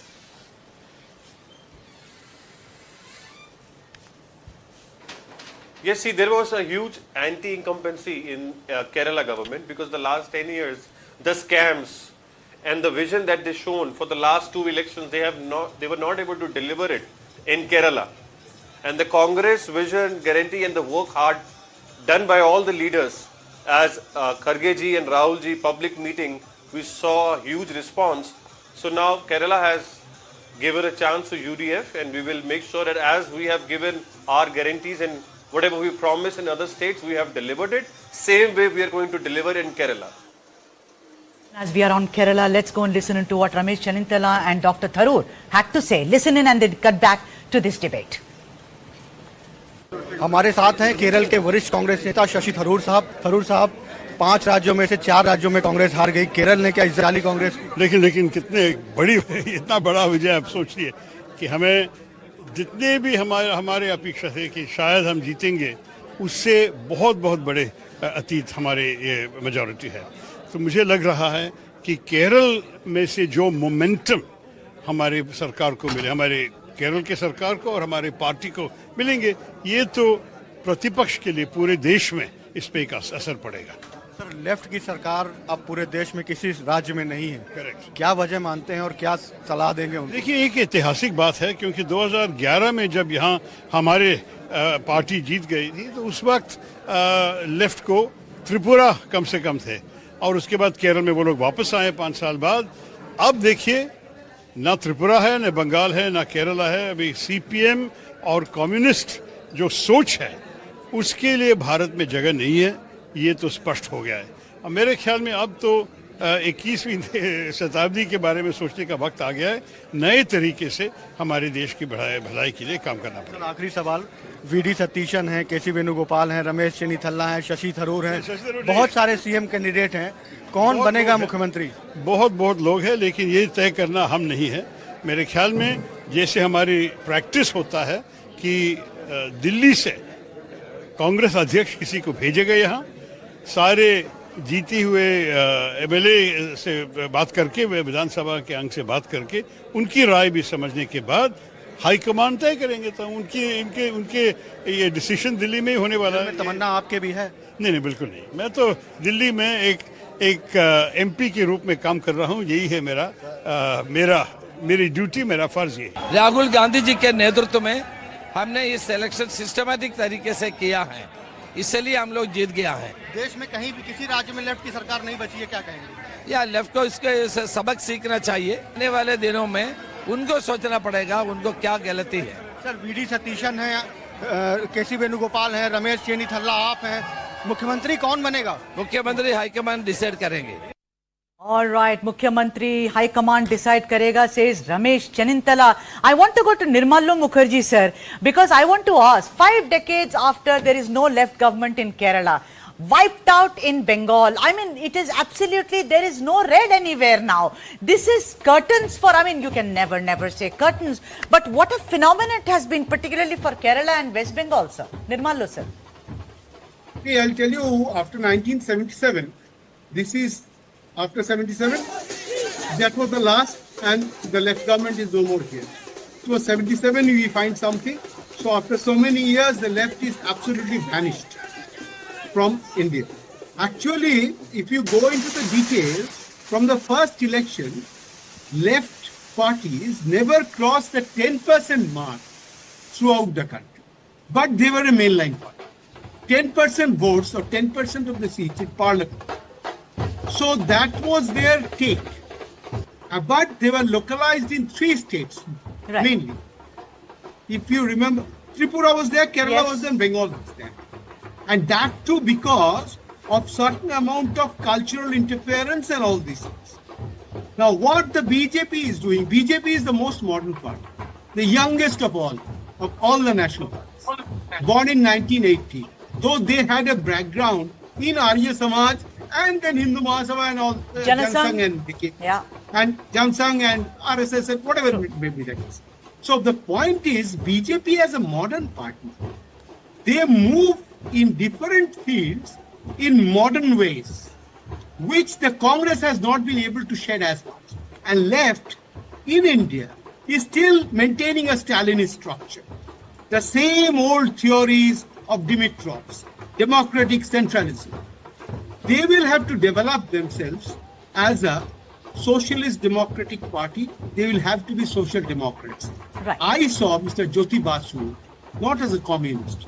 He behaved like a social democrat. So he ruled for 4 terms, and after all that he had to leave. That was some other reason. The obliteration of the left is one of the main headaches of BJP RSS. Right. They want to get rid of that. That is because RSS and BJP, they don't find any vote struggle. Vote is the collateral. The main struggle is the ideological stuff. BJP was built on those ideological struggles. Deen Dayal Upadhyay and RSS people. So the way the BJP works, BJP, that is why I always say BJP is a party in waiting. To BJP, Congress is a bigger threat than Mamata. Mamata is an immediate threat. But Congress and left are bigger and longer threats. That is their long-term fight. And Mamata is a short-term fight. Also, Mr. Mukherjee, if I were to ask you, do you think that this is a mandate that is not exactly a 5-year mandate? Do you see the BJP, for a longer period of time than just this election? You see, Bengal has always given long mandates to people. But Bengal has given long mandates to parties. In the first phase, Congress has an ideological base. They fought the British. It was an anti-colonial struggle that Congress did. When the left came, they were carrying a proletarian, a class struggle. And when the BJP is now emerging, BJP will be on a cultural struggle. I don't know what form it would take. So it was an anti-colonial struggle. Then it came down to it's an ideological struggle, and now it is a cultural struggle. So this cultural struggle, how long it will stay in Bengal, I still have doubts, unless the Congress or the left, they can organize themselves. Because as far as I understand, Trinamool as an offshoot party will be decimated. Trinamool, you don't find regional parties coming up. You saw with Mayawati, we saw with Jayalalitha and all these people, that they were completely washed off. So also with Mamata going, Mamata to me is the last generation of the classical archaic leaders. And Shubhendu is the new generation that is coming up. So you will have to accept that. Well, talking about yes, she is the last of the Mohicans. The last classical structure of Congress leadership. All right, even as you're, Mr. Mukherjee, I'm so sorry, apologize for interjecting, but we've got some some bites, and we'll come back to the same conversation after listening. Thank you, sir. সবাইকে নমস্কার জানিয়ে বলছি, please দয়া করে কেউ counting এজেন্টরা এবং প্রার্থী ক্যান্ডিডেটরা তারা ভোটিং এলাকা ছেড়ে আসবেন না। স্ট্রং রুমে যেখানে কাউন্টিং হচ্ছে, মানে সেন্টারে, সেখান ছেড়ে কেউ আসবেন না। এটা বিজেপির প্ল্যান। প্রথম 2-3 রাউন্ডে আমি কালকে থেকেই বলছি যে ওদেরগুলো আগে দেখাবে, আমাদেরগুলো পরে দেখাবে। এবং অনেক জায়গায় 2-3 রাউন্ড কাউন্টিং করার পরে প্রায় 100টা জায়গায় কাউন্টিং বন্ধ করে রেখে দিয়েছে। এবং কল্যাণীতে ধরা পড়েছে 7টা মেশিন, যেখানে কোনো মিল নেই। এটা টোটাল ফোর্স, পুলিশ সেন্ট্রাল ফোর্সকে দিয়ে চারিদিকে তৃণমূল কংগ্রেসের উপর অত্যাচার করছে। ऑफिशियली ट्रेंड है, इसमें ज्यादा बोलना सही नहीं है, लेकिन मैं इतना ही बोलूंगा, रुझान जो दिखा रहा है उस रुझान के हिसाब से भारतीय जनता पार्टी की सरकार होने जा रही है पश्चिम बंगाल में। पश्चिम बंगाल में रामराज आ गया। बहुत बहुत धन्यवाद। हम उनकी चरण वंदना करते हैं जो उन्होंने लंबे समय के बाद ये फैसला लिया, सोच समझकर फैसला लिया, और इस फैसले से बंगाल के अंदर भारतीय जनता पार्टी को सेवा करने का मौका मिल रहा है। टीएमसी ने बहुत वहां की अर्थव्यवस्था खराब कर दी थी, क्रिमिनलाइजेशन कर दिया था, स्टेट का रेप कैपिटल बनाकर रख दिया था। इन सभी चीजों से निजात पाने के लिए बंगाल के सूझवान लोगों ने ये फैसला लिया, और बंगाल के सूझवान लोगों ने भारतीय जनता, मेरा मानना है कि भारत तभी विकसित होगा जब बंगाल और पंजाब विकसित होगा। आपने बंगाल के चुनाव में देखा होगा, जब प्रधानमंत्री नरेंद्र मोदी जी ने 10 रुपए की झालमुड़ी खाई थी तो बहुत से लोगों को मिर्ची लग गई थी। कुछ लोगों ने तो यह तक कह दिया था, जो झालमुड़ी बेचने वाला जो गरीब है उस व्यक्ति को एसपीजी का कार्यकर्ता बना दिया था। तो मुझे लगता है कि आज जब नतीजे आ रहे होंगे, उन लोगों को बहुत झाल तो लग चुकी होगी, लेकिन कुछ झालमुड़ी बांट के हम उनको झाल लगाना चाहते हैं। और मुझे लगता है सिर्फ ये झाल आज बंगाल में दीदी को नहीं लग रही होगी, ये झाल उस नेता को भी लग रही होगी जो 99 चुनाव हारने के बाद आज विदेश भाग गए हैं। उन्होंने चुनाव के नतीजों का इंतजार तक नहीं किया। जिस प्रकार से भारतीय जनता पार्टी ने असम में काम किया है, तो वहाँ पे तीसरी बार हमारी हैट्रिक लगने वाली है, सरकार तीसरी बार बनने वाली है। केरलम हो, तमिलनाडु हो, पुदुचेरी हो, वहाँ पर भी आप देखेंगे कि एनडीए की सरकार भारी बहुमत से बनने वाली है। और सबसे महत्वपूर्ण जो आज सबकी नज़र जिस पे टिकी हुई है पश्चिम बंगाल में, वहाँ पर जैसे मैं कह सकता हूँ कि यहाँ पे भी बादल छटेगा, सूरज निकलेगा और कमल खिलेगा। जिस प्रकार से ममता बनर्जी ने कुशासन वाली 15 साल की सरकार चलाई है, पश्चिम बंगाल के लोगों ने मन में ठान ली थी कि इस सरकार को हटाना है। हमने वोटिंग में देखा है किस प्रकार से बाहर निकलकर बढ़ चढ़कर बंगाल के लोगों ने वोट किया और टीएमसी ने हर हथकंडे को अपनाया, हिंसा को अपनाया। अभी जो रीपोलिंग हुई उसमें भी हिंसा की, फाल्टा में जिस प्रकार से रीपोलिंग होने वाली है, हमने देखा है कि किस प्रकार से अब बहानेबाजी और इलेक्शन कमीशन को दोष, आर्म फोर्सेस को दोष, सेंट्रल फोर्सेस को दोष, ये भी एक कार्यक्रम शुरू हो चुका है। तो इसी से पता चलता है कि पश्चिम बंगाल में भारी बहुमत के साथ भारतीय जनता पार्टी की सरकार बनने वाली है। ये कॉन्फिडेंस वाले उनके वक्तव्य नहीं है। जिस प्रकार से कल रात को भी उनके संदेश आए, जिस प्रकार से वो कह रही है कि 300 सीट जीत जाएंगे, स्ट्रांग रूम के बाहर जाकर ड्रामा करना, या अभिषेक बैनर्जी का बयान कि मैं यूनियन ऑफ इंडिया के खिलाफ लड़ूंगा डायमंड हार्बर मॉडल को बचाने के लिए, और जिस प्रकार से टीएमसी के गुंडों ने फाल्टा में पोल को रिग करने की हर संभव कोशिश की, तो मुझे लगता है ये साइंस ऑफ नर्वसनेस, पैनिक और बहानेबाजी है। आसाम में सर क्या लग रहा है, कांग्रेस के बड़े नेता पहुंचे? आसाम में हमारी सरकार हैट्रिक करने जा रही है। हाँ, मैं भूल गया बताना कि इस बार 95 इलेक्शन हार चुके राहुल गांधी, और इन 5 राज्यों के बाद 100 डिफीट्स होने वाली है राहुल गांधी की। फैक्टर एक ही है, माननीय प्रधानमंत्री श्रीमान नरेंद्र मोदी।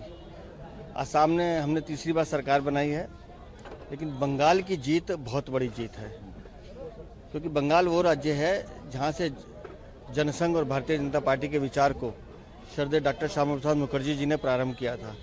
आज उस विचार को पूरा करने का काम माननीय प्रधानमंत्री नरेंद्र मोदी जी ने किया है। इसलिए भावनात्मक रूप से ये बंगाल की जीत हर कार्यकर्ताओं के दिल को छूती है, और इसके लिए माननीय प्रधानमंत्री जी का हम हृदय से अभिनंदन करते हैं। प्राइम मिनिस्टर भी आने वाले हैं, तैयारियां भी हो रही है। आज उनका अभिनंदन होगा, और हर दिल्ली के कार्यकर्ता उनको सुनना भी चाहते हैं, और जब जब माननीय प्रधानमंत्री जी आते हैं तो नई ऊर्जा हम सबको देके जाते हैं। ममता बनर्जी कह रही है कि इलेक्शन कमीशन काउंटिंग लेट कर रहा है, शुरुआत में बीजेपी को आगे दिखाया, फिर काउंटिंग बंद कर दिया, वो आरोप लगा रही है। अब ममता दीदी तो पिछले 1 साल से आरोप ही लगा रही है, तो उनको आरोप लगाने दीजिए। बंगाल की जनता ने ममता दीदी को भी स्पष्ट संदेश दे दिया है कि कट मनी नहीं चलेगी, महिला सुरक्षा पर समझौता नहीं होगा, अवैध घुसपैठिए नहीं चाहिए, बंगाल को रोजगार चाहिए, बंगाल को शांति चाहिए, बंगाल को प्यार चाहिए, बंगाल को विकास चाहिए, जो माननीय प्रधानमंत्री नरेंद्र मोदी जी देते हैं। Dr. Nisha, I wanted to ask you, because we listened to Mr. Mukherjee, and also we listened to all these bites. This time the elections, I mean, I'm not including Puducherry in this, but the other elections, it seems that this is about trust. It's about enough is enough. Even if you're giving me freebies, what I want is that beyond this, what will you give me? Someone said very well that giving freebies is also to make somebody very lazy. I'm asking you, has there been a big shift? And the shift is towards, yes, we need welfare politics. We need those, what people here call revdi, but in the South I will refuse to call it revdi. It's about welfare. But the point of the matter is, it's about trust. That after this, what is it that you will deliver for me which is away from welfare politics? Dr. Nisha, we're getting some. All right, we're getting some breaking. Krishna, take it away. Just a minute, Dr. Nisha will come back to you. We're getting some breaking. Krishna. Ladies, breaking news is that TVK is leading in 107. The magic figure, of course, is 118. TVK edging closer to that. It's leading in 107. But the bigger breaking news, if you ask me, is this. It is placed second in 55 constituencies as we speak, which means that even if 1/5 of it gets converted, he has enough to form the government on his own. That's where things stand as of 3:32 p.m. What a day it is for Talapati Vijay. The whistle has really echoed at least all through Tamil Nadu. Let's go back to Dr. Nisha. That's the breaking news. Of course, we'll still stay on this. We'll come back to Dr. Nisha. The thing is that the magical figure, like Krishna says, the thing was that either they try and do some permutation, combination and get those numbers. But like Krishna said, wait and watch. It is only, we're not even at 4 o'clock. And who knows, the next chief minister could as well be somebody whose last film is called Jananayagan. And Nisha, I want to say, if you talk about the biggest blockbuster that Talapati Vijay has delivered, seems to be the real life blockbuster. Yes. And it is set for a grand climax. It's like watching a movie and we're waiting for the last climax, last 20-30 minutes, so the last 2-3 hours are going to be crucial. Right. Dr. Nisha, please. Socket देख लियो नहीं Yeah. तो लगा So with regard to TVK's victory, people were talking about anti-incumbency, right? But this is not just anti-incumbency. I would say that this is anti-establishment sentiment. Youth-driven political reset and aspiration-based voting pattern. Everybody talks about, oh, this is a wave. But this is not just a wave. It is a tectonic shift, we can say. Today, the state of young voters of Tamil Nadu voters have not just changed parties like DMK, IDMK, rather they have changed the political expectation. So from Dravidian dominance to aspirational governance, that is a real story. So this election is, they end the predictability in Tamil Nadu politics. From predictability in Tamil Nadu politics to congruent politics is what they have shown. So TVK has literally been a game changer, and Tamil Nadu as a state has entered a new political phase. One is the disruption phase. 2026, what we saw, because TVK breaks the system.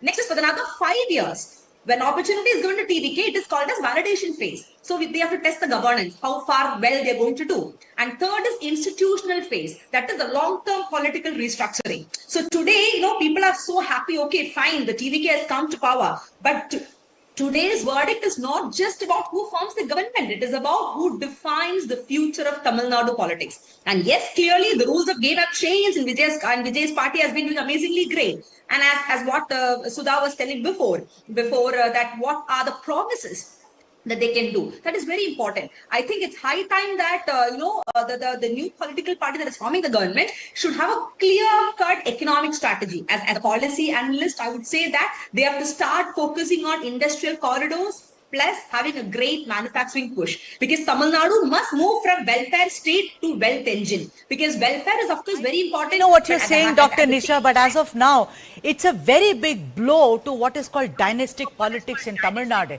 If there is a perception that everything is limited to only the not Kalaignar, but Stalin's family, his son-in-law, his, his daughter, son, and also daughter-in-law, and that Vijay wants to break. Vijay stands there as a monolithic character who says that, look, I will do it for you. And I think that's the most important message. Vinita Hariharan, I want to come to you, considering that you are from Kerala. I want to ask you this, that even with Pinarayi Vijayan, Sabarimala, okay. But I think somewhere, the way he ignored his alleged daughter's involvement in corruption charges, it was as if this comrade of ours, whom we've seen for 5 decades, is just not giving it any importance. And that riled up the people of Kerala also. That how come when it comes to you, you shall ignore it, but when it comes to others, you're the first to point a finger at everybody else. If I may add, to the point where a grand interview with Mohanlal, also didn't end up working. No, absolutely. I think the autocratic style in which he began to function towards the end of the second regime is what went against the people of Kerala, because people of Kerala are very individualistic and everyone is an educated voter. So they definitely wouldn't like this kind of opaqueness and this kind of resistance against any kind of allegation. And so I think that is something, and more importantly, as Nirmal Mukherjee ji just mentioned about the old order in which the left is functioning, I think that no longer works with this country, because we've moved to a different era totally, which the BJP has got it right in many places across the country. We know how to move with the times and align with the economy of the times. So I think that is something that the left has missed in catching up with, and that is what cost them this election. And of course, 2 terms, and it was a terrible anti-incumbency against them. So, and in Kerala with the alternate UDF and LDF, the second victory, the second victory was really against the trend that Kerala always has, and therefore I think a third term would have been a miracle for the LDF. So therefore, yes, of course, there was anti-incumbency, then also the fact that the LDF was not working with the economy of the times, and the jobs that were not given to youth, and the increasing amount of migration that we were seeing, and all the youth falling prey to the drug menace was also a big issue in Kerala, which was highlighted on and off, and also the crimes against women were also rising in Kerala. So I think that is all of these factors have worked against the LDF government. Dr. Anand, I want to come to you and ask you that any regrets? I mean, politics is about moving forward. It is not at all about, looking back. At least politicians will make it out to be like that. But Dr. Anand, it was very clear. The Congress in Tamil Nadu had an inkling because Praveen Chakravarti went and met TVK. It's a fact. It's out in the open. Even Manikam Tagore, he went and met. Of course, there was a lot of hue and cry because Selva Perundagai said nothing like that had happened, whereas it had happened. Girish Chodankar, a few days ago, also said, enough. We just don't want a marriage of convenience. We want our share. Today the situation has changed, but the Congress was prescient enough to know that this is not just a whistle which will just blow away after 5 minutes. This is here to stay. Dr. Anand. Yes, you are right. Girish Chodankar and other senior leaders, few were inclined towards the joining TVK and fighting the election. However, the Congress president agreed to stay with DMK, and Congress, all our committee members, PCC president, along with everybody, we tried our best that we fight and we win. However, the DMK work, I think anti-incumbency was strong in Tamil Nadu. That's why DMK has lost. And we think youth, and as we all say, Gen Z has wanted Vijay to come and make changes in Tamil Nadu, and we congratulate him. And I hope Congress party decides something and there is an alliance with TVK. I'm not sure, but we tried our best. We got the vision. Our guarantees were there by the Congress party, which we wanted to do in Tamil Nadu. And before the ticket, as we know that we tried for very long with DMK so that they can announce the tickets before time. DMK took 90 days for meeting to give us the seat sharing and announce the ticket. So it was a difficult movement. Now let's see how Congress party deals with it now. Do we have Mr. Mukherjee with us? Yes, Mr. Mukherjee, sir, I want to ask you, it has been done. It's done and dusted now, right? I mean, a new chapter begins for West Bengal. What are the three things, sir, which you think that the BJP should hit the ground, running with these three things at the top of their list? I mean, I'd heard even urban Bengal saying, we are fed up of this. Rural, they said, no, they don't. Rural, I think we underestimate our people. And those analysts who sat there and said, rural Bengal is very happy. No, it's very, very obvious the way they voted. So, sir, Nirmala, sir, three things that the BJP should really start doing and kind of, clean it out, as it were. See, BJP is a long ball player. Mamta was a short ball. Mamta came to power, and BJP surged. When Mamta came to power, BJP was virtually nowhere. In 6 years, BJP went up to, in 2019, BJP got 18 seats in the Lok Sabha, which comes to around 126 seats in the Vidhan Sabha, means Assembly. Then they came down to 77. Again, this time they have gone up to 190. BJP, that is why I say BJP is a long ball player, means BJP does not work fast. BJP here, Bengal has seen three types of emotion. The first was the anti-colonial emotion, which went on with Congress. The second was the class emotion, which went with the left. And now, what is coming up is a cultural emotion. Mamta as a separate emotion, I don't see. Mamta is only an emotion from the Congress. It was that anti-colonial, the motherly attitude, the Pallu, and all these things. Indira Gandhi, all that happened. But BJP, this is the first time, BJP, in my opinion, the three things you are looking at. I know BJP has a contingency plan. BJP doesn't have a consolidated plan, like all other parties. I have followed BJP very keenly. BJP consolidates on short thing, and in contingent areas, they go into the long balls. That is, this time they are going to fight first, establish a cultural value. Then they will go into the economics of it. And finally, they'll keep a long vision of staying back in Bengal as long as possible. And the people of Bengal will accept BJP culturally. That is what they want. And with this cultural development, they will be looking at an industrial development. Because the people in Bengal have always been, since Mamata came to power, even the left did some fundamental work. Mamata had made the entire voting population totally a dependent crowd. This dependent crowd has to be going away. And they want to shift this dependent crowd into a cultural crowd. That is a very big task which BJP will perform. Just keep following BJP. They have already started playing Rabindra Sangeet in all their party offices. After the first thing they did. So they know where the Bengal nerve touches. They know Bengal was emotionally exploited by Mamata, that Banglar make chai. And Mamata lost to Shubhendu. They understood Banglar make chai na. But they were actually hitting on that raw nerve of emotion. Culture is a raw nerve of emotion. The four things that you see here, they are not interested. They are not very keen on that. They know how to go about vote mechanism.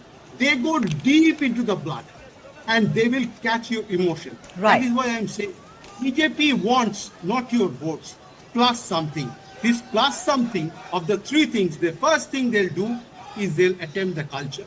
The second thing they'll do, an overall economic development.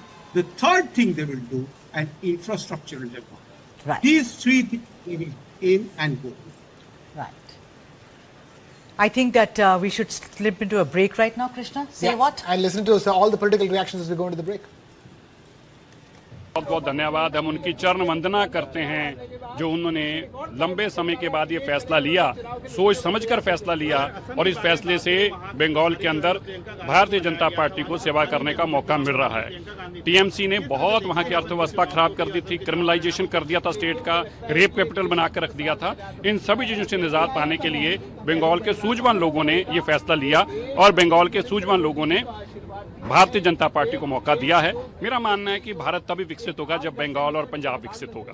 आपने बंगाल के चुनाव में देखा होगा जब प्रधानमंत्री नरेंद्र मोदी जी ने 10 रुपए की झालमुड़ी खाई थी तो बहुत से लोगों को मिर्ची लग गई थी। कुछ लोगों ने तो यह तक कह दिया था जो झालमुड़ी बेचने वाला जो गरीब है उस व्यक्ति को एसपीजी का कार्यकर्ता बना दिया था। तो मुझे लगता है कि आज जब नतीजे आ रहे होंगे उन लोगों को बहुत झाल तो लग चुकी होगी, लेकिन कुछ झाल मुड़ी बांट के हम उनको झाल लगाना चाहते हैं। और मुझे लगता है सिर्फ ये झाल आज बंगाल में दीदी को नहीं लग रही होगी, ये झाल उस नेता को भी लग रही होगी जो 99 चुनाव हारने के बाद आज विदेश भाग गए हैं। उन्होंने चुनाव के नतीजों का इंतजार तक नहीं किया।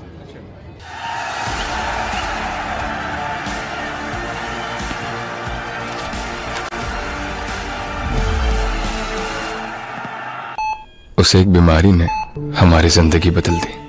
हॉस्पिटल का बिल इतना था कि ना तो घर खर्च के पैसे बचे ना ईएमआई भरने के, लेकिन फिर कुछ ऐसा हुआ जिसकी हमें उम्मीद नहीं थी। सर, आपका हेल्थ इंश्योरेंस क्लेम अप्रूव हो गया है। पॉलिसी बाजार ऐप पर 1 करोड़ का हेल्थ इंश्योरेंस सिर्फ 550 रुपए महीने से शुरू। Why has Iran stopped the traffic in the Strait of Hormuz? They want to attack us, they want to target us, so we have to defend ourselves. They are punishing countries outside the region as well, like India, and like countries in South and East Asia. The big problem that they've created now is the closure of the strait. Ultimately, the main purpose of this exercise is, frankly, to prevent Iran from obtaining a nuclear weapon. Whenever they've got involved in a war on behalf of somebody else, there isn't been just an altruistic purpose.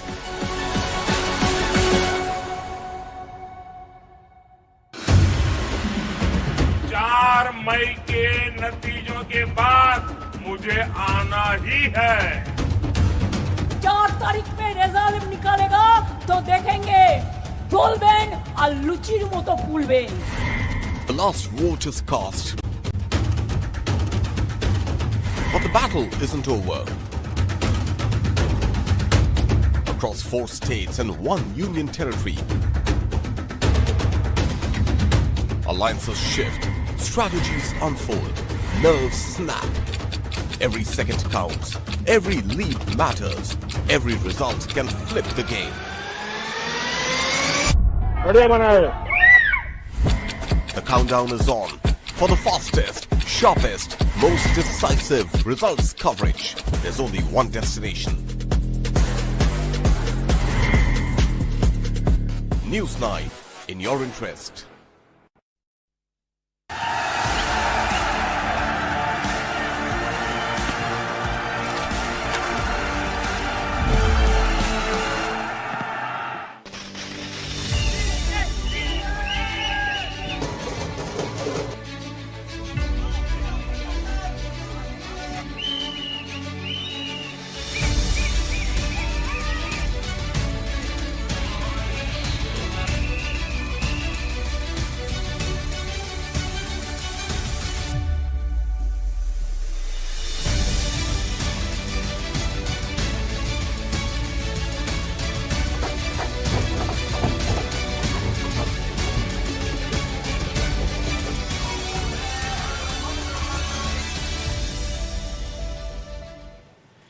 You're watching News 9. I'm Krishna Kumar, and with me in the studio is my colleague Sudha Sadar, and we're bringing you victorious images. A massive victory for the NDA in West Bengal, in Assam, in Puducherry. Massive celebrations across the board for the BJP, and in Tamil Nadu.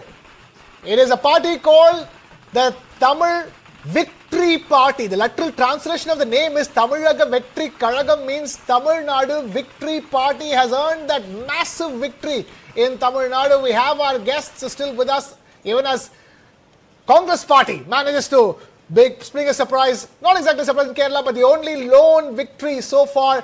We have Dr. Nishan Najmuddin with us. We have we don't have a couple of people, but we have Dr. Nishan Najmuddin, and we also have Mr. Nirmalya Mukherjee also with us. Nishan Najmuddin, TVK cadres are celebrating. The only question that I have to ask you at this stage is this: 110 odd, 107 is what these numbers say. I think it's about 110 odd at this stage for TVK. The magic number is 118. We just got some breaking news that TVK is placed number 2 in 55 constituencies in which counting is still taking place, which means he just needs 10 more at best. Not even 10, less than 10 seats to form the government. In case he doesn't get the 10, he doesn't reach the 118 magical mark, what happens? A lot of speculations going around that maybe the PMK, the Patali Makkal Kachi, might come towards the TVK. Yeah, in case, as you said, in case if they're not able to make it up, then definitely the other small parties will definitely go for alliance. But I'm very sure that Vijay will never go for alliance with AIDMK nor DMK at any cost. But the small parties, definitely he will, if they're coming, he will never say no to it. That is again there. So that is one thing that we can expect from TVK. And I'm very sure that this in case will again be a question mark, because very soon the entire thing will be having a clean sweep by TVK itself. Look at the performance. That's some confidence, isn't it, Sudha? That is some confidence. Some confidence that it's 118 is already in the bag.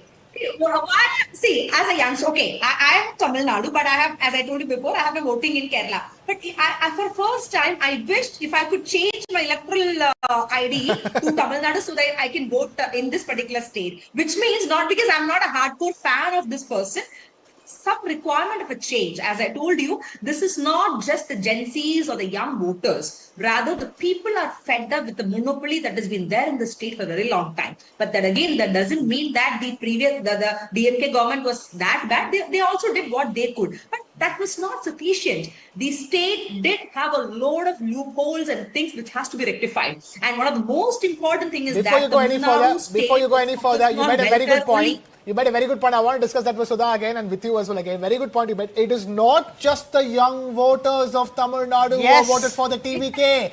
Not just the Gen Z. It is the older voters. I have friends and families where mother, father, son and grandson have all voted for TVK, Sudha. Yes, absolutely. That's correct. Earlier it was that the Gen Z, no, I'll wait for the analysis. But this is my analysis and I'm sure my colleague agrees with me. It's not. It's people even who's 55 years old. They have said enough of this welfare culture, enough of this family bastion as it were, and enough of AIDMK, which was actually two things. One is that it's splintered. Secondly, the thing is, and there was a lot of, the kind of language, calling each other Drohi, betrayer, TTV Dinakaran, calling him names. And then we saw also their shaking hands with the BJP. That was the final nail in the coffin. So Krishna is absolutely right. And Dr. Nisha and others also, please take this question up. It's not just the Gen Z. If there is a shift, it's not just, we can say they won, but they also won because so and so, this community or this group voted. But here, it's a clear kind of, if I may use the word, sweep. Nisha, boomers voting for TVK in Chennai, so to speak. What? Boomers, so-called boomers voting for TVK in Chennai. See, now where are the people who call them boomers? So you mean to say even the the elder people, they're also boomers? See, people were making fun of this man saying that you are just a film star, you are a dancer. All right, I'm sorry to interject here. We're getting live shots of Mamata Banerjee on your screen right now. Mamata Banerjee on your screens right now. Her party has lost to the BJP. Those are live shots.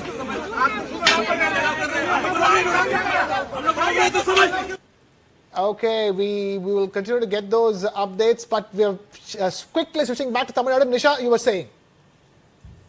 Yeah.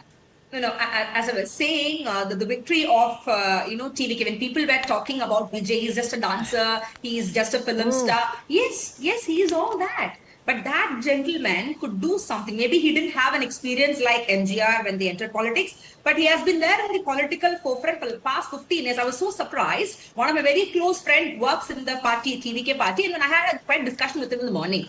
So he was telling me that people have a notion that it's just the youngsters who work for them. But if you see down the lane, a lot of party workers who works for TVK, they are in the age group of 35 to 45 as well. So are they again the Gen Zs? No. So they need to understand people want a change. And most importantly, one of the most important things which the Tamil Nadu government has to focus. Tamil Nadu has always been focusing on welfare. Free laptop, free cycle, free TV, free that, this, etc. Oh my God. Free, kya hai? What is this? But today, I would say that Tamil Nadu it's high time the Tamil Nadu shift its focus from welfare schemes to wealth of engines, which means employment. At the same time, they need to give jobs as a top priority, because one of the policy action which TVK will take, and I think they will definitely do, is launch a Tamil Nadu employment mission. And they also need to attract global investments beyond Chennai, which means tier 2 cities. That is, the youth of this state, Tamil Nadu, voted not just for change, because they wanted change and the paycheck must follow. Just change doesn't matter. Let the paycheck come. And now, when we talk about the welfare again, of course, Tamil Nadu has a strong welfare, as I said. But now, how are we going to balance this welfare model with fiscal discipline? Which means we have to target the subsidies. No more universal freebies. We have to start rationalizing the power, and we have to start giving transport subsidies in such a way that, it goes along with the people's comfort as well. So, you should have welfare, but there should be smart welfare. Smart welfare should empower the people. At the same time, the blind welfare should not exhaust them as well. This is what DMK was doing. So that is one thing I think TVK will do. You won't believe, this is a beautiful thing. One of the Mannad in which Vijay was there, another friend of mine attended, and they said that the TVK even announced that they will have a separate ministry called as Ministry for AI. Oh my God, that is a fantastic, announcement made by this people. All these things actually attracted people, I would say. And I think this particular TVK sweep, clean sweep, is not just against any parties, but rather to show that whether you are a 10-year, 20 or a 50-year-old political party also, it is not about how many years you have been in the industry or in the political scenario. Rather, whether you have the capacity to make a shift in the governance pattern and to get into the hearts of people by earning the trust that, yes, you can bring change. That is what Mr. Vijay has brought in. And one more thing, he is very secular. Church, temple, mosque, equally he offered prayers. So you can't again say that only the Christian people voted for him or the Hindu people voted for him. It is an equal secularism vote that you can see that has gone to this particular person. So it's an amazing, sweep, I would say, from a fan base to governance base. The real test begins now for Vijay again, and people gave him power. At the same time, that power is under the expectation that the delivery of the delivery done by this particular new government will also be up to the mark. So thus Tamil Nadu has done a reset in politics. But now it is high time that the Tamil Nadu must also reboot the governance. Otherwise, then there is no point. But I'm really hoping that they are going to do amazingly great in that. All right. On that note, we'll have to take a break. But then we'll also welcome in Zafar Iqbal of the BJP. After the break, we'll go straight to Zafarji.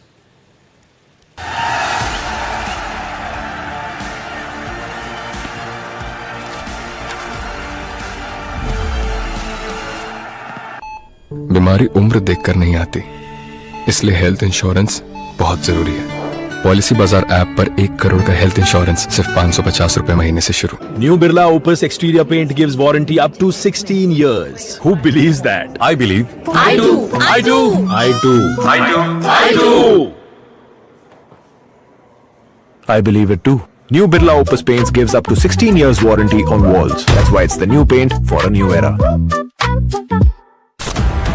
After a blockbuster first season, where corporate giants and industry leaders ruled the court, TV9 Network presents the ultimate corporate badminton championship season 2. A battle of skill, speed and supremacy, with a massive 5 lakh rupee prize pool across categories. At Pulela Gopichand Badminton Academy, Gachibowli, Hyderabad, from the 15th to the 17th May 2026. The court is set. Let the battles begin. Catch the action only on TV9 Network. To register, log on to www.tv9x.com. Associate sponsor KL deemed to be university. Special partners Campa Sure, Shukar hai, Sure hai. JK Max Paints. ChatGPT helps you get answers and find inspiration. Venue partner Pulela Gopichand Badminton Academy.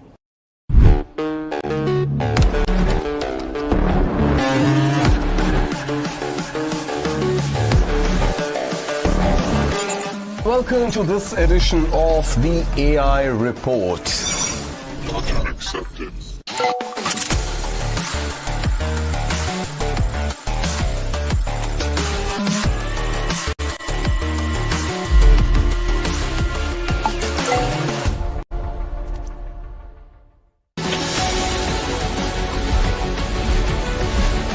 Why has Iran stopped the traffic in the Strait of Hormuz? They want to attack us, they want to target us, so we have to defend ourselves. They are punishing countries outside the region as well, like India, and like countries in South and East Asia. The big problem that they've created now is the closure of the strait. Ultimately, the main purpose of this exercise is, frankly, to prevent Iran from obtaining a nuclear weapon. Whenever they've got involved in a war on behalf of somebody else, there isn't been just an altruistic purpose.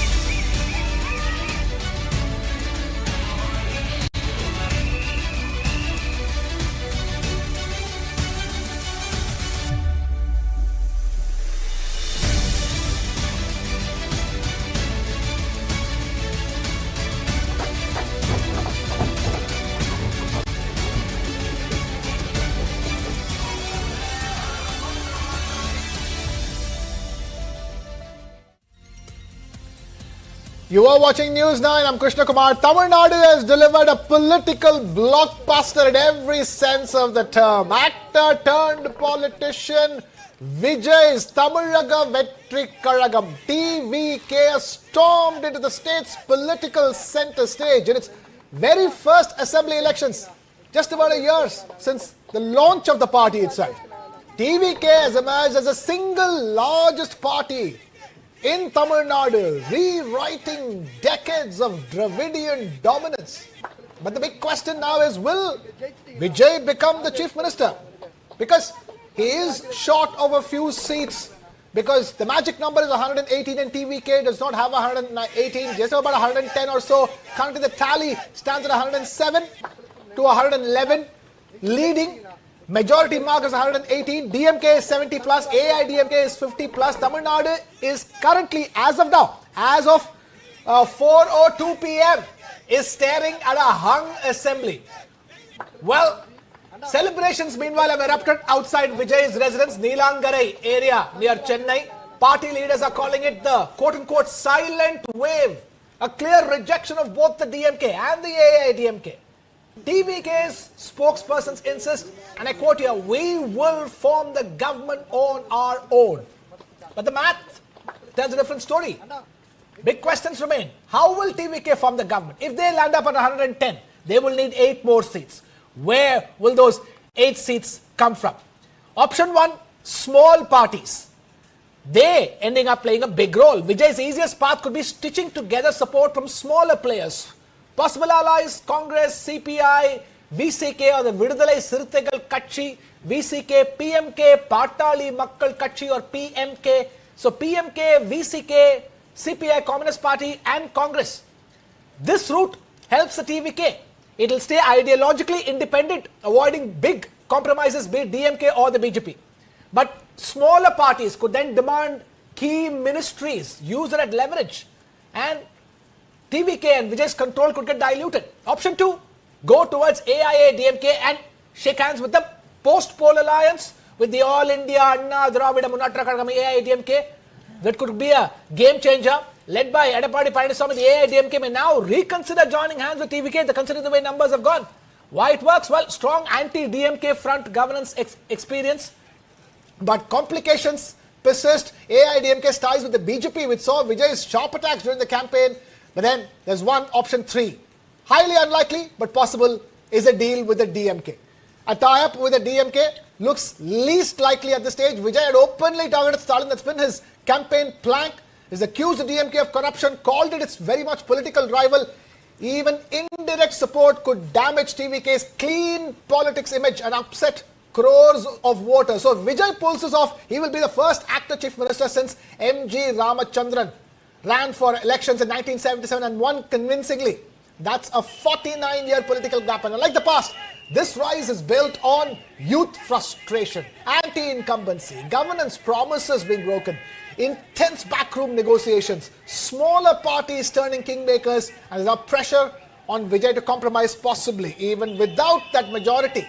All said and done, TVK has already changed Tamil Nadu's politics forever. From cinema screens to the corridors of power, Vijay is now at the center of Tamil Nadu's biggest political moment, and the numbers may be short at the moment, but the momentum is massive. The final question remains, will Talapati take oath or wait for his moment? We have Zafar Islam of the BJP with us in the broadcast. We have Dr. Nishan Nujmuddin with us in the broadcast. We also have Mr. Mukherjee, Nimalaya Mukherjee with us in the broadcast. Thank you for being patient and staying with us. So we also have my colleagues Sudas Sadanand here with us in the studio. We have my colleague Deepak as well in the studio. So before we go any further, Zafar Islam has been waiting for a while.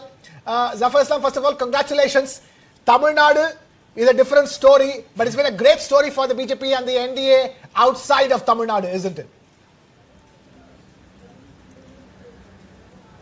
Zafar Islam. Well, indeed, it's a great day for all of us at Bharatiya Janata Party, because it's a historic win as far as West Bengal is concerned, because something the aspiration of Bharatiya Janata Party from day one was to have a government of our own in West Bengal, and today it has become a reality. So I think it's not only the leadership, it's not only the local Karyakarta, but entire BJP Karyakartas are extremely happy and overly excited that we have a government of our own in West Bengal. All credit goes to the people of West Bengal who have voted in favor of Bharatiya Janata Party. Definitely they had given a slogan that they want change. They want change, and change definitely who would have given a change, because they had confidence in the vision of the Honorable Prime Minister. They had reposed confidence in Bharatiya Janata Party's policies and the approach towards the every state we have, where we prioritize and focus the developmental activities. We ensure that there is safety and security and everybody feels safe and secure in the state. And more importantly, the welfare scheme is being run to ensure that the needy definitely gets affirmative action from the government, and most importantly, the governance model is such that everyone feels confident in the state of every state wherever we have government. So people had seen in West Bengal that they were definitely upset with the kind of policy Mamata Banerjee had, the administrative failure, the support to the goons, the policy of cut money and support to the corruption. All these things were actually keeping all the people of West Bengal very unhappy. They gave a slogan and they felt that the confidence, they reposed confidence in Bharatiya Janata Party, and today it has become a reality, and we are overly excited that yes, there is a government which was into in polarization. There was a government who was actually supporting goons. There was a government who was policy of appeasement. All this, and the government which was supporting corruption, all things will come to an end today. It has come to an end today. There will be a government tomorrow which will work for the welfare of the people and for the betterment of the state. As far as Tamil Nadu is concerned, I am sure that it's a massive victory and decisive victory for TVK. But of course, the dynamics is still not very clear how he will form the government. Let's see how it pans out over a period of time. What is the BJP's plan in Tamil Nadu? Will you stick with AIDMK, or will you now start moving towards the TVK? Because it's about who gets to Vijay first to block the other, right? Fastest feet first. Yeah. Well, the call will be taken by the leadership, but it's I cannot comment on how the government will be formed, but I am very confident on a personal level that it will be NDA government in 4 states, including Tamil Nadu, barring Kerala, where our performance is very good. But what are you saying, NDA in Tamil Nadu? I mean, where are we getting these numbers from, sir? It's TVK. We are all discussed. It's gone. That ship has sailed, sir. Zafar bhai. Well, you need to wait. That's why I said wait for what? Well, we are waiting to see how many 100 plus seats that TVK is going to get. That's the only wait right now. There'll be no level. 100 plus में कितना मिलेगा? That's all we're waiting for. See, right now nobody is in a no. Right now the situation dynamic is such that he cannot make government on his own. He definitely will need support from somebody. Sir, BJP is not even leading in 2 seats. Not even 2 BJP is not even leading in 2 seats in the stage. How do you see the BJP going to having anything to offer TVK, even if he is lacking those 10 seats to form the government? BJP doesn't even have 1 or 2 at this stage. Well, it's wait. I said NDA government. Well, I said NDA. Sir, NDA means AIDMK, sir, but that's over. NDA means the AIDMK and the other. But that's over. That ship has sailed. And also, Sudha, hasn't Vijay made it very clear he's not going the BJP way? Absolutely. That's one thing that he's completely said it, that he's not going the BJP way. Neither so what are we talking about fascism. the NDA government? So where is Zafar bhai? Where are you getting? Can I just respond to that? Please go ahead. Yes, please go ahead. Please go ahead, Zafar bhai. Pre-poll statement is valid till the election is over. Post-poll is based on the reality, what the mandate the people have given.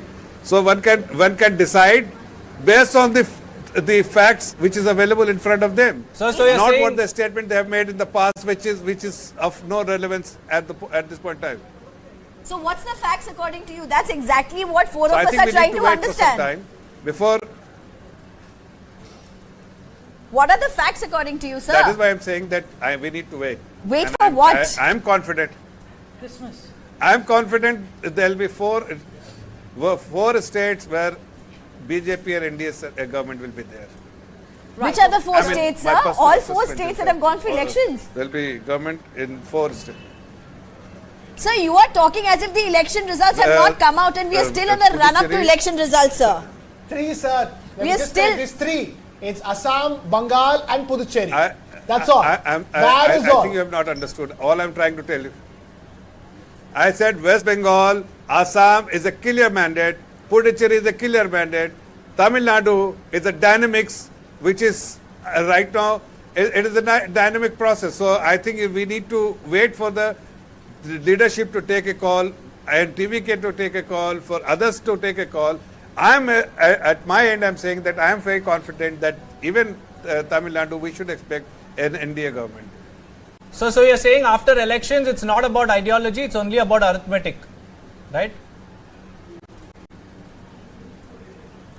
No, sometimes you have to understand the mandate which people have given. You cannot ignore the mandate of the people. You have to serve the people. The mandate is given to serve the people. You cannot go to the poll time and again. So obviously the dynamics will change. The approach which you had in the past may change, because there is a fractured mandate as a hung assembly kind of situation. So one has to find a method to madness and deliver a government which actually works based on certain principles. Zafar sir, I really admire that hope springs eternal and you're still hopeful of some miracle, some messiah will arrive and, you know, kind of do this. But okay, let's change tack. Let's talk about Vijay. According to you, as a long-time political observer, Thank you very much. What was it that really kind of changed it and, you know, created this Vijay tsunami in Tamil Nadu, sir? According to you, as a political observer, as it were.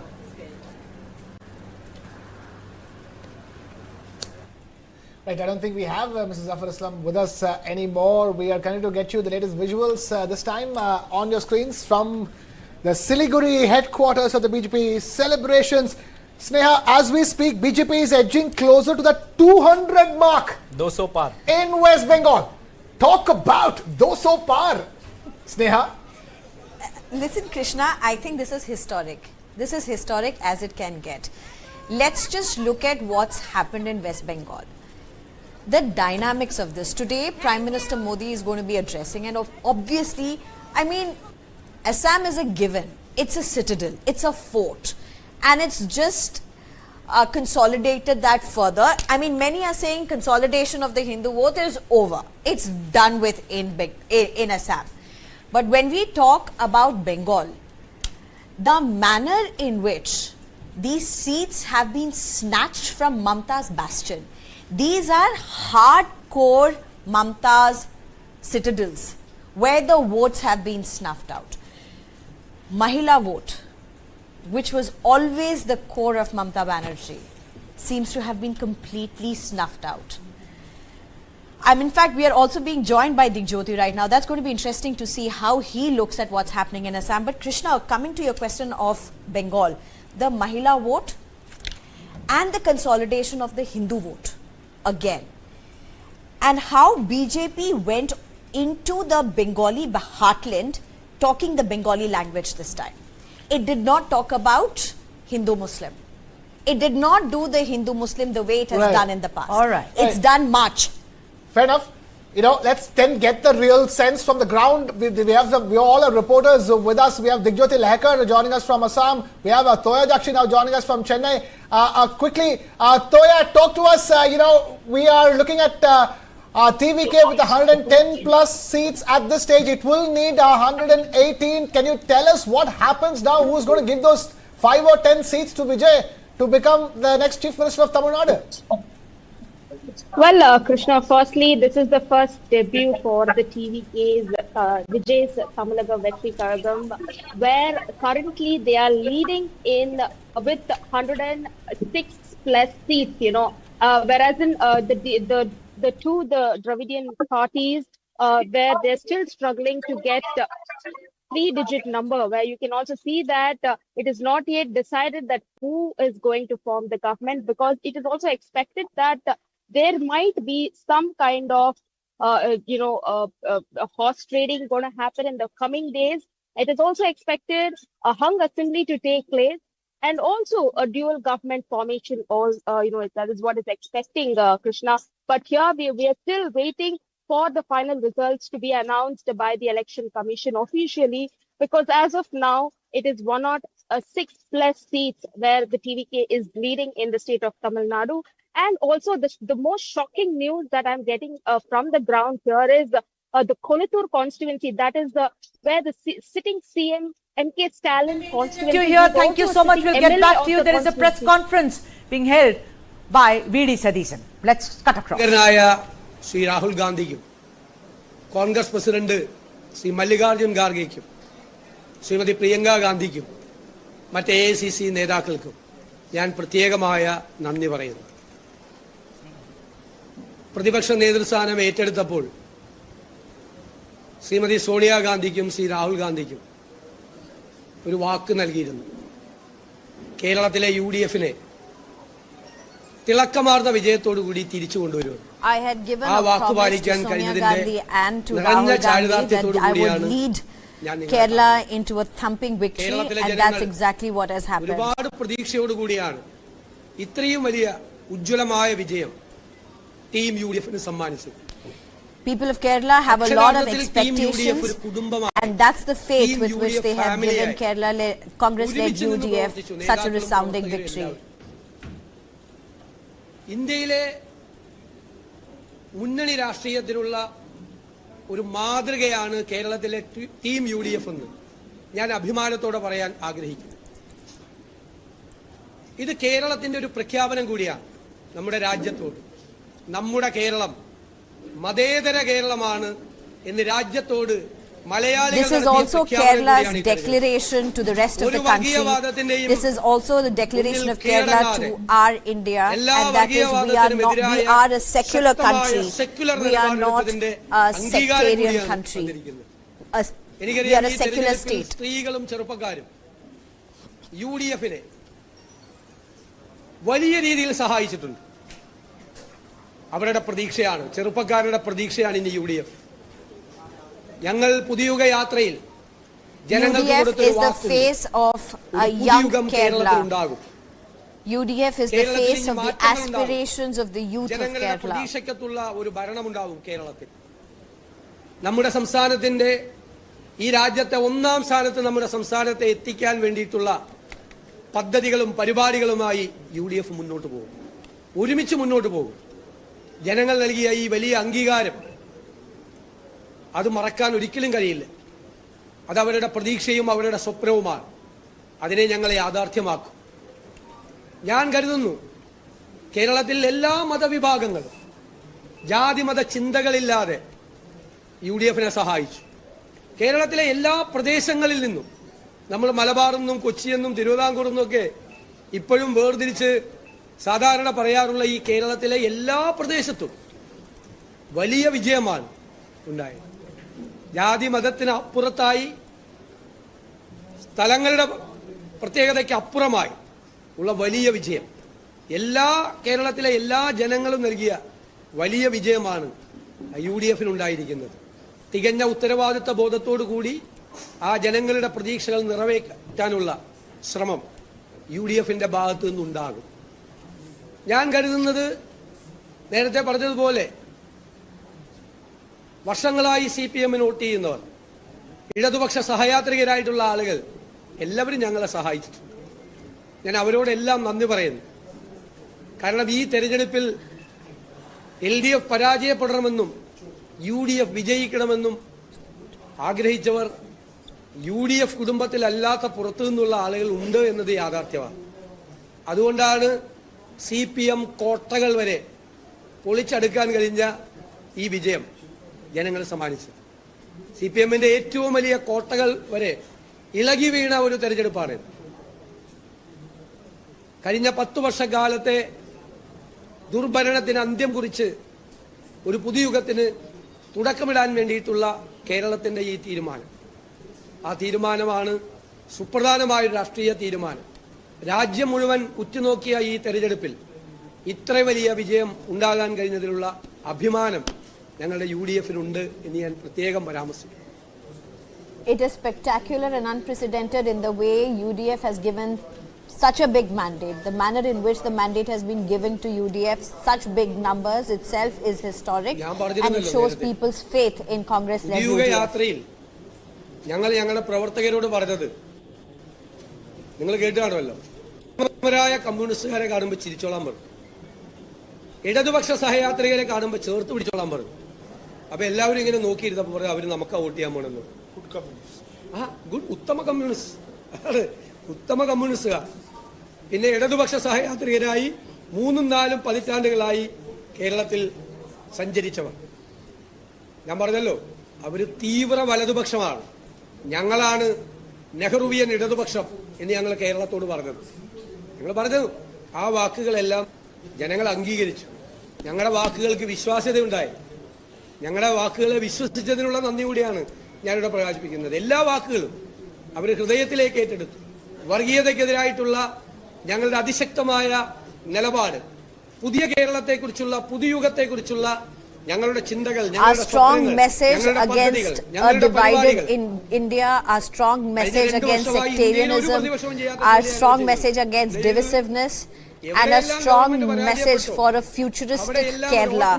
A Kerala for tomorrow is what resonated with the people of the state, with the voters of the state, and that's why they have given us a thumping victory.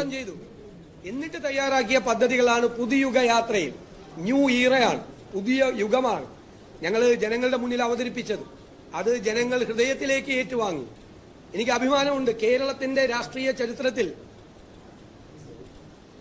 ഒരു ഹർത്താലും ബന്ധും പോലും നടത്താതെയാണ് ഈ പ്രതിപക്ഷം ഈ വിജയം നേടിയെടുത്തത്. ഒരു ഹർത്താലും ബന്ധും നടത്താതെ. I'm extremely proud that in Kerala we are coming back to power without even one hartal or one bandh.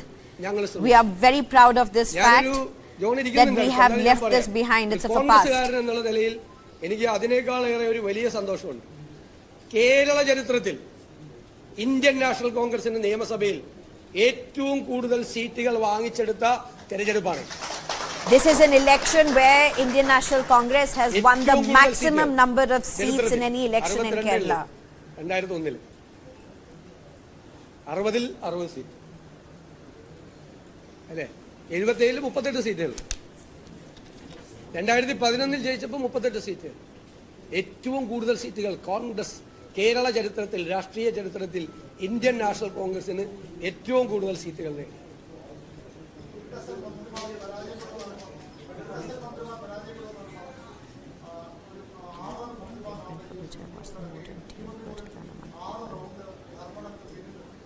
അതിൽ മാത്രമേ എൻ്റെ ചെറിയ കണക്ക് തെറ്റിയുള്ളൂ. 1 ഡസൻ മന്ത്രിമാർ തോക്കുമെന്ന് പറഞ്ഞിട്ട് അതിൽ കൂടുതൽ മന്ത്രിമാർ തോറ്റു. ചെറുതായിട്ട് എൻ്റെ ഒരു കണക്ക് തെറ്റി. ഞാൻ 100-ലധികം സീറ്റ് എന്ന് പറഞ്ഞപ്പോൾ എന്നെ ഒരുപാട് പേര് പരിഹസിക്കുകയും അധിക്ഷേപിക്കുകയും ആക്ഷേപിക്കുകയൊക്കെ ചെയ്തിട്ടുണ്ട്. പക്ഷെ നമ്മളൊരു കണക്ക് പറഞ്ഞത് ഞങ്ങൾ നടത്തിയ പ്രവർത്തനങ്ങൾ, നിങ്ങൾ കണ്ട പ്രവർത്തനങ്ങൾ, അത് കൂടാതെ ഞങ്ങൾ വളരെ നിശബ്ദമായി നടത്തിയ ഒരു പ്രവർത്തനങ്ങളുണ്ടായിരുന്നു. 2001-ൽ ഞങ്ങൾ ഈ ചുമതല ഏറ്റെടുത്തപ്പോൾ ഞങ്ങൾ പൊളിറ്റിക്കൽ അനാലിസിസ് നടത്തി. 2001-ൽ കിട്ടിയ ഉജ്ജ്വലമായ വിജയം പിന്നെ 2004 പോലില്ല. 2011-ൽ ജയിച്ചെങ്കിലും 72 സീറ്റോടുകൂടിയാണ് ജയിച്ചത്. UDFന്റെ ഭാഗത്തുണ്ടായിരുന്ന ഒരുപാട് ശക്തികൾ, ഒരുപാട് ഗ്രൂപ്പുകൾ, സോഷ്യൽ ഗ്രൂപ്പുകൾ UDFനെ വിട്ടുപോയി. ഞങ്ങൾ വളരെ നിശബ്ദമായി നടത്തിയ പ്രവർത്തനത്തിലൂടെ അവരെ എല്ലാവരെയും ഞങ്ങൾ തിരിച്ചു കൊണ്ടുവന്നു. കുറച്ചുപേരും കൂടി ഉണ്ട്, മുഴുവനായില്ല, 90% ആയില്ല. ഞാൻ 100 ടാർഗറ്റ് ചെയ്തിട്ട് 90 ആയില്ല, കുറച്ചുപേരും കൂടി ഉണ്ട്. അവർ കൂടി UDFിലേക്ക് വരും. പുതിയ തലമുറ UDFന്റെ കൂടെ നിൽക്കും. ഇനി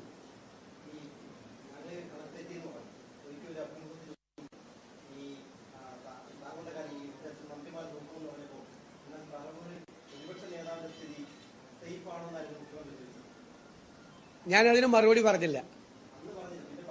ഞാൻ പറഞ്ഞത് അത് പറവൂരിലെ ജനങ്ങളല്ലേ തീരുമാനിക്കേണ്ടത്. എനിക്കറിയാലോ, ഞാൻ എൻ്റെ ഇത്രയും വർഷക്കാലത്തെ തെരഞ്ഞെടുപ്പിനിടയിൽ ഞാൻ 3-4 ദിവസം മാത്രമാണ് പറവൂരിൽ നിന്നത്.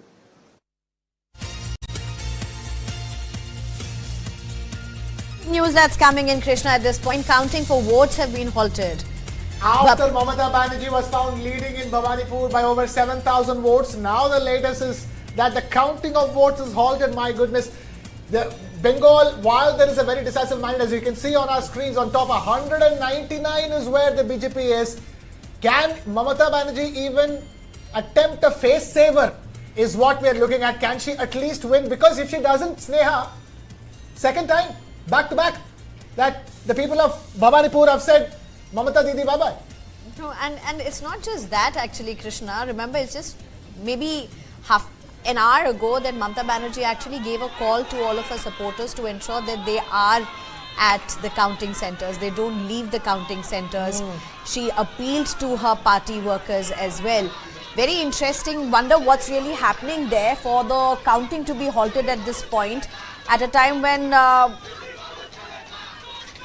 the counting is at a very decisive stage. It's a very decisive stage. Mamata Banerjee leading, Mamata Banerjee specifically asking, party workers to go, let's bring in Sudha as well. Sudha, the Bengal politics as well as any other politics, that we're discussing for the day. But help us understand that culture, this kind of scramble that happens on polling day and now on counting day that eventually leads to violence. It is about Lodabo, Morabo, Jeetabo. Even if it is like Sneha said, and you were discussing right now, Deepak, that it is almost, it's over. But that last thing where she stood and said in Bengali, don't allow anyone into the polling stations, it's over. But she won't.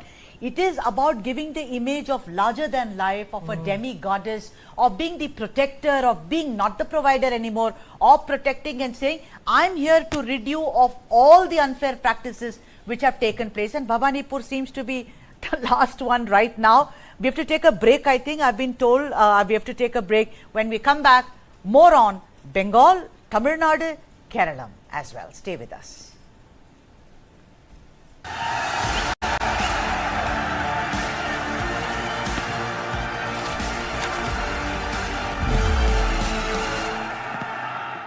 अरे नहीं चाहिए term life insurance यार। भाई अमीर आदमी है, पैसा property बेहिसाब। अरे नहीं यार, मैं भी तुम्हारी तरह मिडिल क्लास ही हूँ। तो अगर कल को तुझे कुछ हो गया तो तेरी फैमिली को कौन संभालेगा? पॉलिसी बाजार ऐप पर 1 करोड़ का टर्म इंश्योरेंस सिर्फ 410 रुपए महीने से शुरू। After a blockbuster first season, where corporate giants and industry leaders ruled the court, TV9 Network presents the ultimate corporate badminton championship season 2. A battle of skill, speed and supremacy, with a massive 5 lakh rupee prize pool across categories at Pulela Gopichand Badminton Academy, Gachibowli, Hyderabad, from the 15th to the 17th May 2026. The court is set. Let the battles begin. Catch the action only on TV9 Network. To register, log on to www.tv9x.com.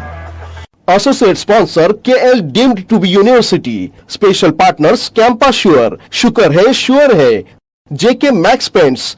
ChatGPT helps you get answers and find inspiration. Venue partner Pulela Gopichand Badminton Academy.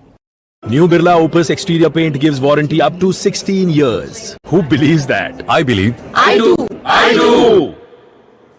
I believe it too. New Birla Opus paints gives up to 16 years warranty on walls. That's why it's the new paint for a new era.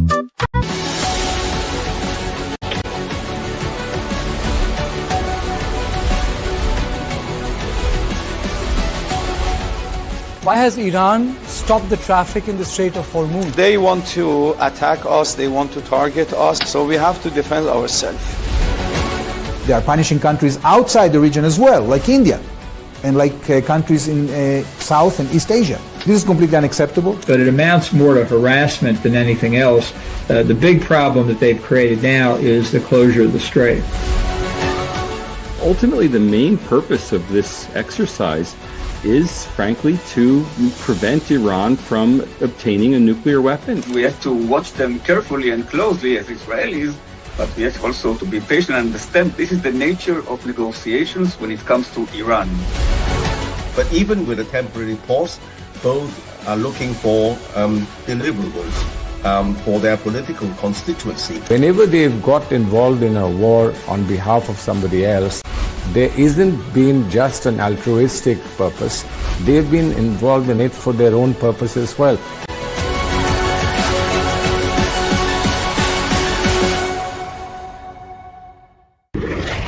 Amid a fragile ceasefire, stakeholders take on the tough questions. Was Israel surprised by the asymmetric warfare which Iran started conducting? Yes, I think it was a kind of surprise, the level of savagery. Why has Iran stopped the traffic in the Strait of Hormuz? So we have to defend ourselves.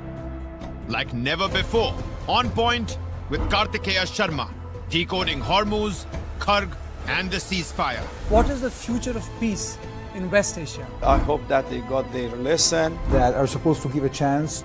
We stay ready in case it doesn't work. Every war has a political objective.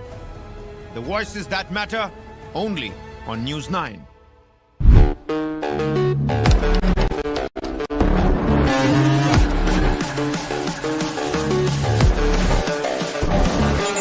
Welcome to this edition of the AI Report. Accepted.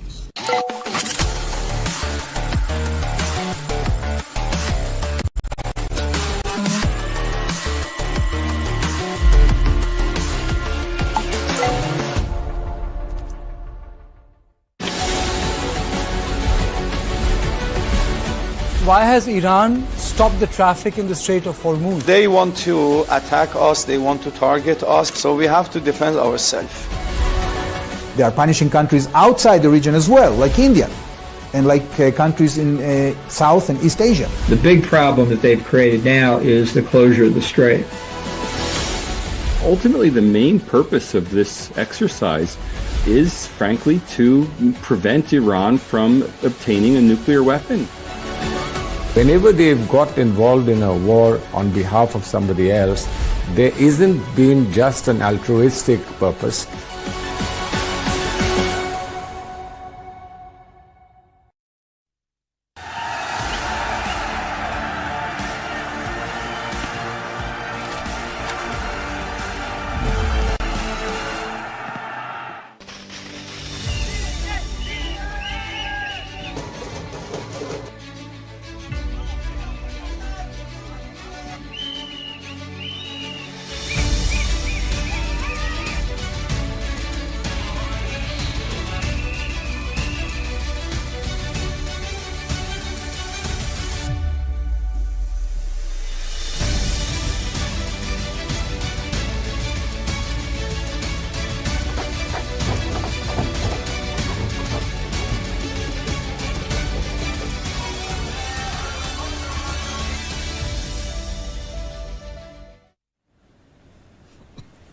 Welcome back, viewers. We continue our rolling coverage on the multi-state election, and clearly, Sneha, in Kerala, it is the UDF that's come to power.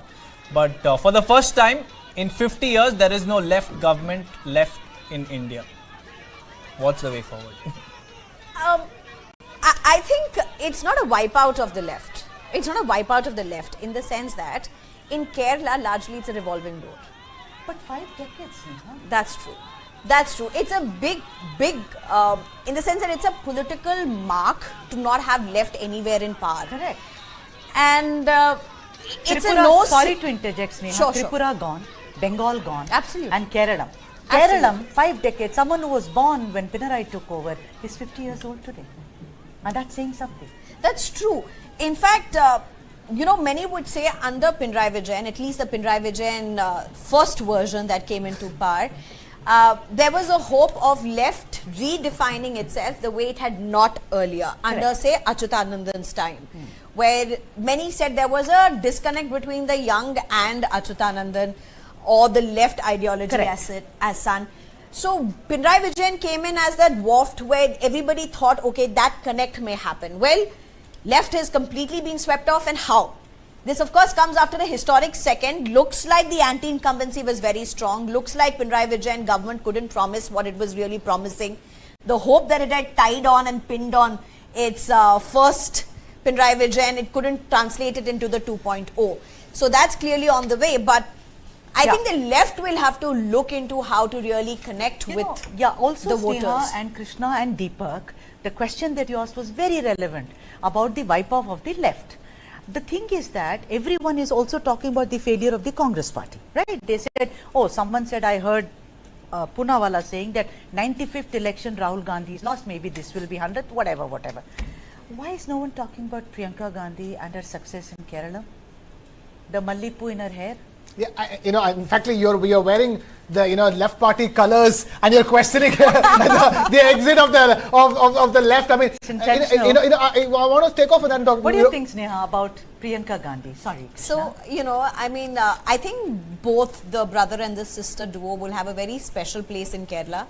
the Wayanad connect, as it were. Yeah. Both of them, I think the people of Kerala, they loved the two of them. When both of them speak, I mean, the kind of churn that was seen in Wayanad, the manner in which people came out for the rallies of first Rahul Gandhi and then Priyanka Gandhi Vadra, were kind of rallies that were not seen anywhere. Even for, say, a Prime Minister Modi's rally, you would not have one district surge in the way it did for these two people. That's a connect very special for Wayanad. Its geography, its demography, its voter section as such. And that also translates into how Priyanka Gandhi Vadra and Rahul Gandhi, they connect in Kerala. In fact, we have Digjyoti Laikar joining us from Assam. But before we go to Digjyoti, Sneha, I had to ask you one top-up question to what Sudha asked you. The fact that in Kerala, and you talk about Wayanad faced a massive tragedy not very long ago. And here you have people who have emerged from that tragedy. And that is where the Congress seems to have struck such a strong chord. With people saying that we are going to be the ones with you, isn't it? No, if you remember that political moment in Parliament where Priyanka Gandhi Vadra stood up and spoke to Gadkari in that, charming way of her smile, but that taunt as well, that I have been trying to get in touch with you to speak about the people of Wayanad, and he immediately goes on to say, you're welcome any day.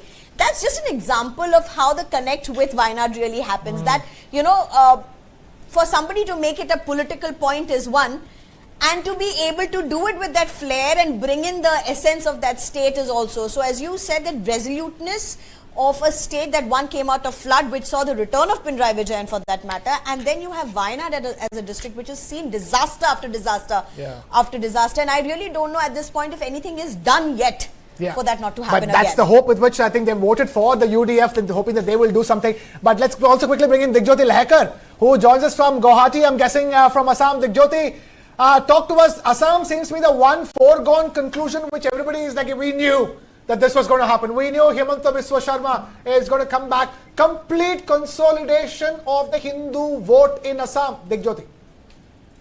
Yes, it is a complete consolidation of Hindu vote, and we have seen the celebration throughout Assam. Right now, I am in the Nalbari, and Nalbari is a known place for Hindu people. Whereas last in 2021 election, where they have won 2 seats by the BJP, but this time they are going to spend the third seat, that is Muslim dominated, that is known as Bolshevik, that has been owned by the BJP, and we have seen the large number of people have come out and they have been celebrated already. This is the Madhav Mayor, it is the first day what holy celebration is going on, all becoming here jubilant, and we see participation of the election. The magic for Dr. Himanta Biswa Sharma led BJP is one important point, is the women participation. And we have seen everywhere the women participants, the members, and this is the big issue. Biswa Sharma is protesting on everything else. We have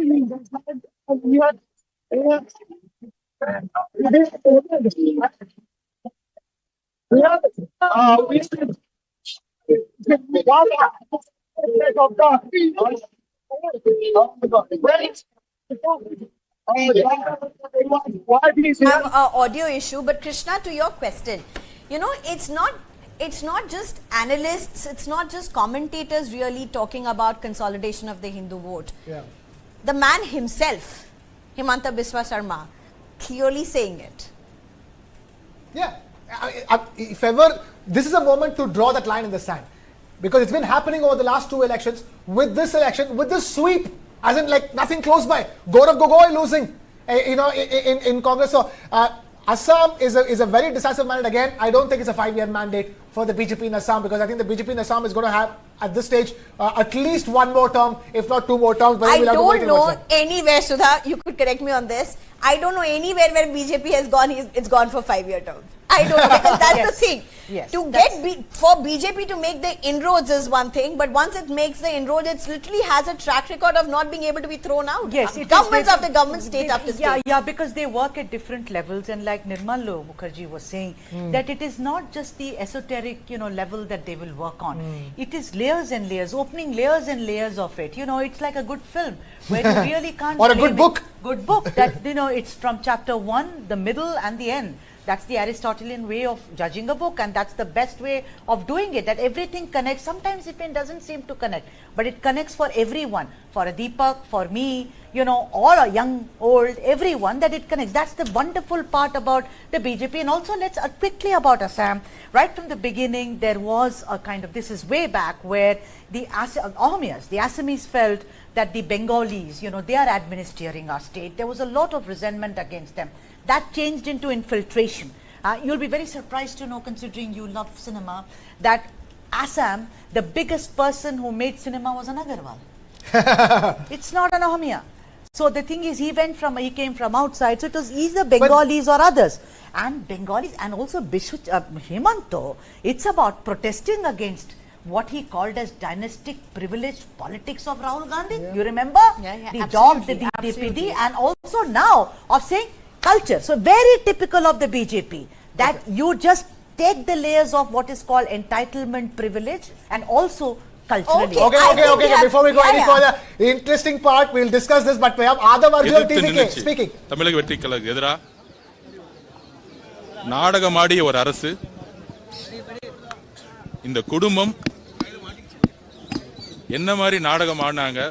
Led party staged many a drama in the lead up to this elections, and now their fates have been sealed. எங்க தலைவர் விஜய் அவர்களை எந்த அளவிற்கு you see how much the people of Tamil Nadu love my leader Vijay.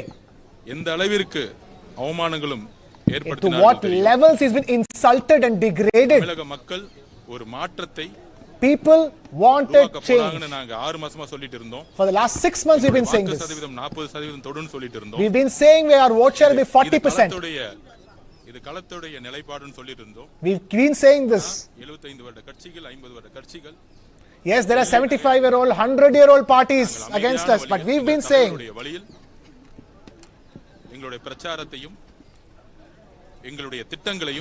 our plans, our campaigns,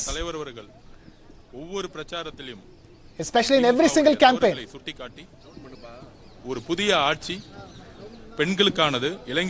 a new regime meant for people, for women, for the youth.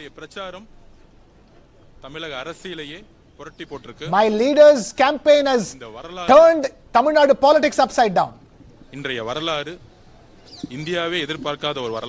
Today is history that nobody in the country expected. The tragedy that happened in Karur. We dedicate this victory to every single life lost in the Karur stampede tragedy.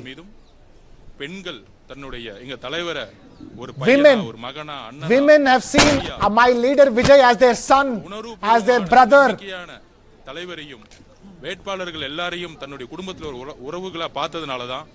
Everybody saw Vijay as one of their family. That is the reason why we won today. The money politics of the DMK. This is a rejection of that. This is a victory for democracy in Tamil Nadu. Vote for cash. ஓட்டுக்கு பணம் கொடுக்காம without paying cash for votes, we have won this election. Everybody thinks that in Tamil Nadu to win an election you have to give cash to the voters, but we have won without giving any cash. We have also rejected religion-based politics, communal politics.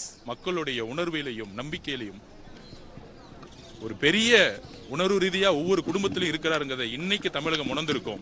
Today Tamil Nadu will realize that Vijay is a part of every single family in Tamil Nadu. திமுகவுடைய பண அரசியல், குடும்ப அரசியல், வாரிசு அரசியல், dynastic politics, money politics of the DMK has been defeated today. Okay, that message from Adav Arjuna is so loud and clear. You know, before Adav Arjuna of the TVK started talking, Sneha, I was, admiring how you and Sudha were talking about, how BJP as a party does so well, the layering and the amazing, all people from states where BJP no layer, no nothing, you can keep talking, and the best part is these are English speaking, English thinking states, Kerala, Tamil Nadu, who watch all of this, broadcasts, and they look at it and go, they've gone TVK. They look at it and they said, UDF. Knock, knock, we are all South Indians. Yeah, that's what I'm saying. Sneha is a Malayali. I am a Tamilian. Sudha is a Tamilian. Deepak is a Kannadiga. You know, none of where the BJP layering has worked in the recent past. That's true. You know, strangely enough. That's not true. in his state, though. Not in his state. But I would say Yediyurappa BJP is not the central Not the BJP. same It's the BJP Karnataka as the version of the Modi BJP. So I don't think central BJP can take credit for whatever Take it happened away, to the BJP Sneha, and explain in this. Karnataka. I mean, you know. No, but you know, when we are talking about Tamil Nadu, let's just face the fact there was nobody who got this. It'll be interesting to even hear what Vijay says about it. We're waiting for that, aren't we? Because till now, he has not done even one media address. He has not done even one media address. He has not taken even one question from a single reporter. He has only spoken at rallies.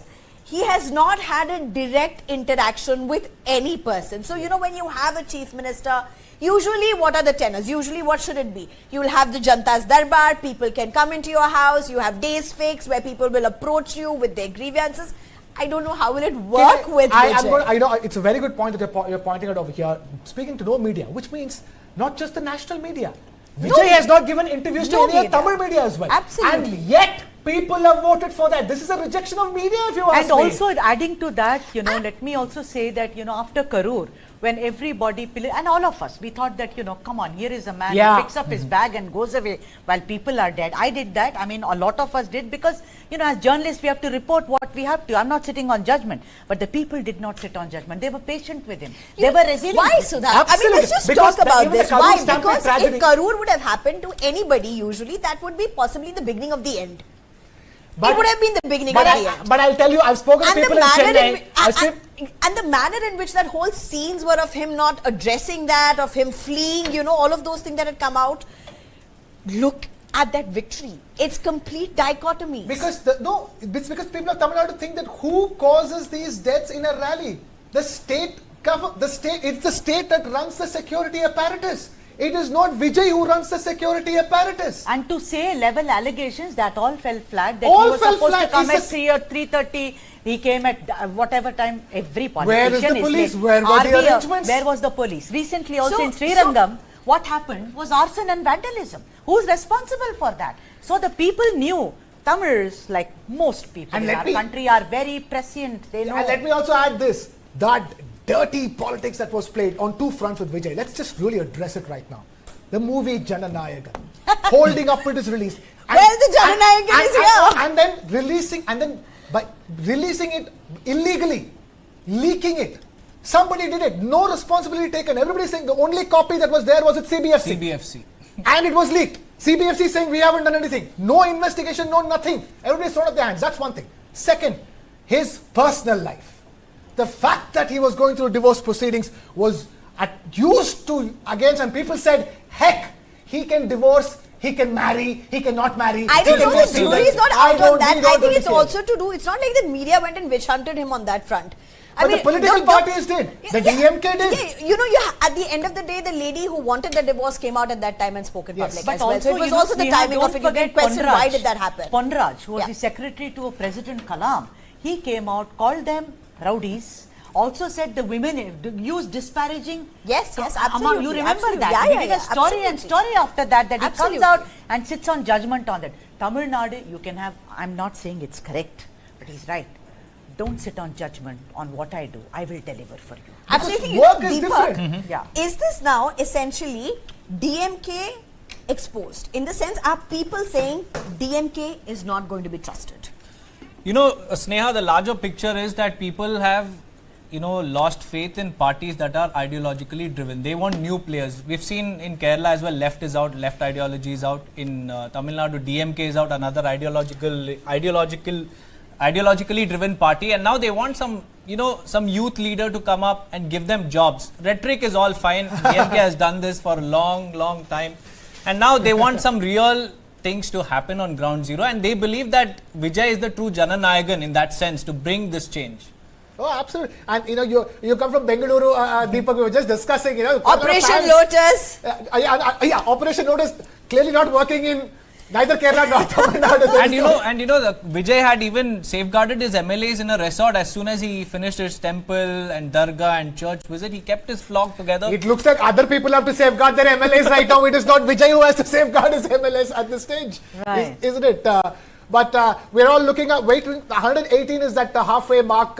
We're still to get there. It'll be very interesting to see the last minute scramble. What's going to happen? Where are those 10 seats that's going to come from? That is still left completely out in the open, isn't it? And Sneha, I mean, I know I'm not saying it's going to be massive surprises. Whoever is going to come, it is going to be Vijay, who's going to be the chief minister. 100 plus seats, no questions asked. They can at best use their 10 seats as leverage to get some ministerial berths. But that's where it's going to stop this time around. I don't know even that's a possibility. Yeah, even 10, that is a huge number for something like 9, what we are looking at. This is huge. Yeah. And for a party to have done this in its first attempt is tremendous. I think it's time for a... Do we have some reactions? Can we run into some bites? I think KC Venugopal and Sachin Pilot have spoken. Let's listen into their reactions. हमारे साथ कांग्रेस के संगठन महासचिव और केरल के बड़े नेता केसी वेणुगोपाल मौजूद हैं। केसी sir, big congratulations for big victory.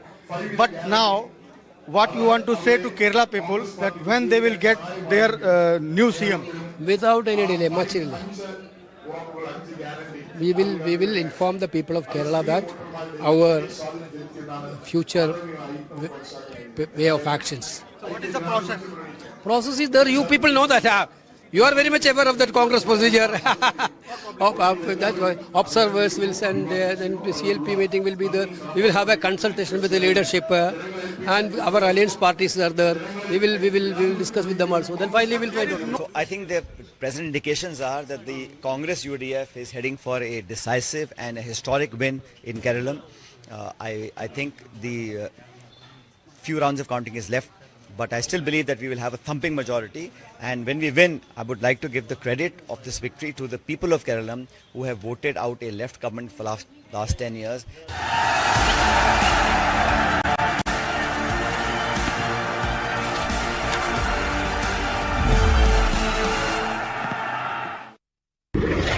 Amid a fragile ceasefire, stakeholders take on the tough questions. Was Israel surprised by the asymmetric warfare which Iran started conducting? Yes, I think it was a kind of surprise, the level of savagery. Why has Iran stopped the traffic in the Strait of Hormuz? So we have to defend ourselves.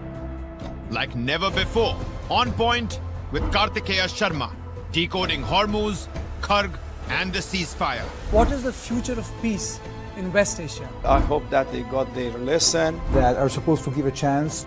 We stay ready in case it doesn't work. Every war has a political objective. The voices that matter, only on News 9.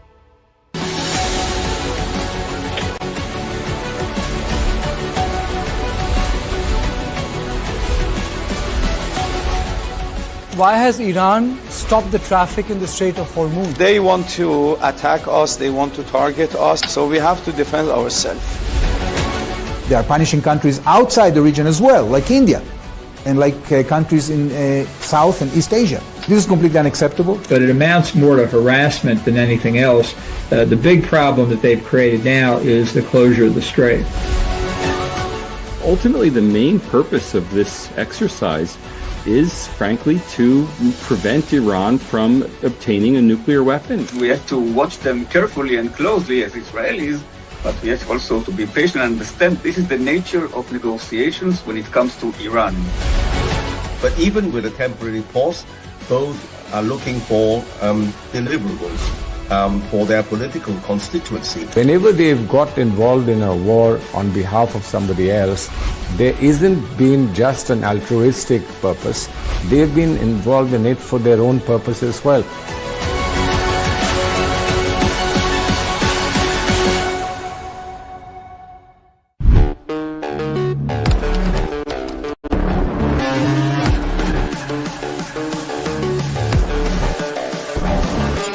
Welcome to this edition of the AI Report. Not accepted.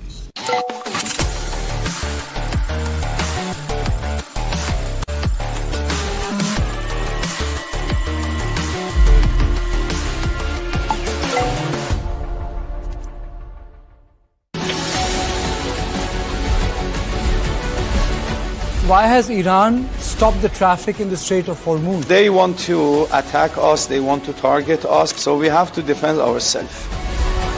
They are punishing countries outside the region as well, like India, and like countries in South and East Asia. The big problem that they've created now is the closure of the strait. Ultimately, the main purpose of this exercise is, frankly, to prevent Iran from obtaining a nuclear weapon. Whenever they've got involved in a war on behalf of somebody else, there isn't been just an altruistic purpose.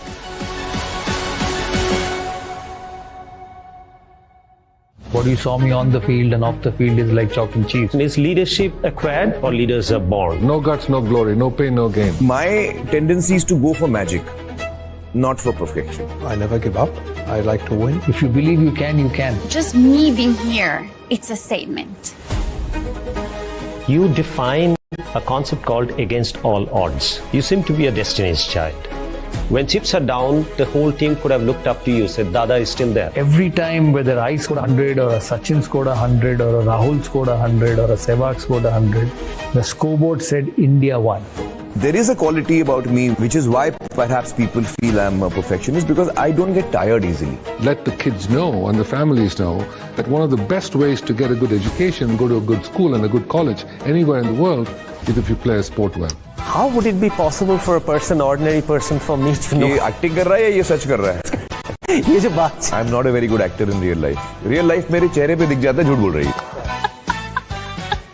In Germany, the biggest newspaper was written on the first page. This is a finishing from Lothar Matthäus' career. This was motivating me. I was literally on my phone at home and they're like, oh, we have the results. We suggest that you remove your breasts. And I'm like, wait, what? When I started stumbling and I started making the mistakes, that I realized that now that person who I have not forgiven 2 years back, now I know what he feels like. Very important understanding of life, that you will only get opportunities if you're good. And if you're not good, don't expect opportunities. The best example I could ever give is Abraham Lincoln, losing every election he ever had till he won the presidency. You know, I actually have the feeling that my life hasn't started yet. We all have 2 lives. The second one begins the day we realize that we only have 1 life. Wow.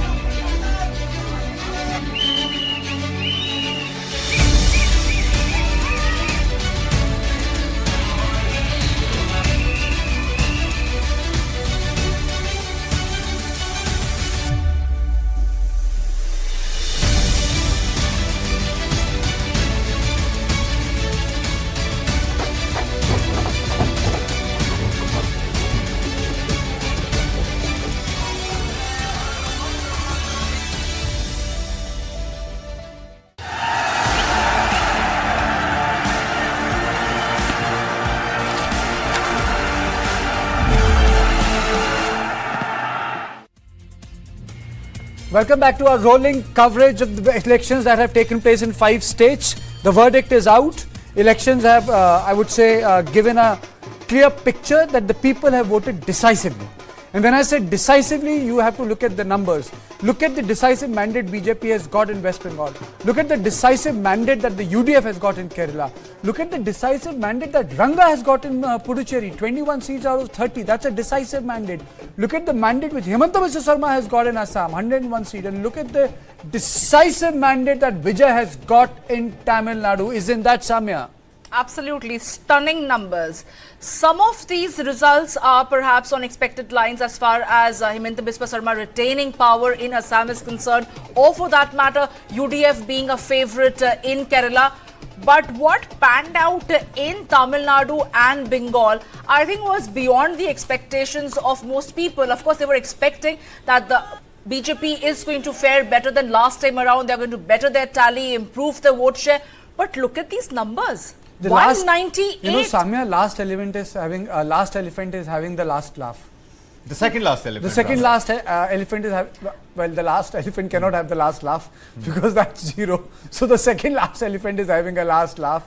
But clearly, as far as Vijay is concerned, Kartikeya, he goes on to be the man of the match as far as the Tamil Nadu elections are concerned.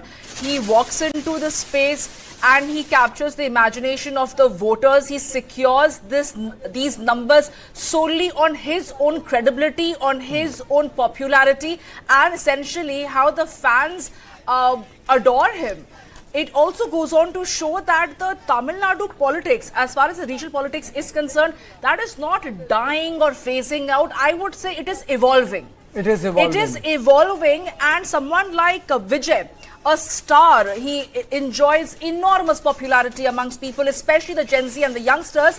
But he is also somebody who has not only challenged national political parties, but has also disrupted the legacy political parties like the AIADMK and the DMK. Okay. Savya, I know this is a huge setback for the TMC because they thought, their estimate was that they will, they will have the numbers.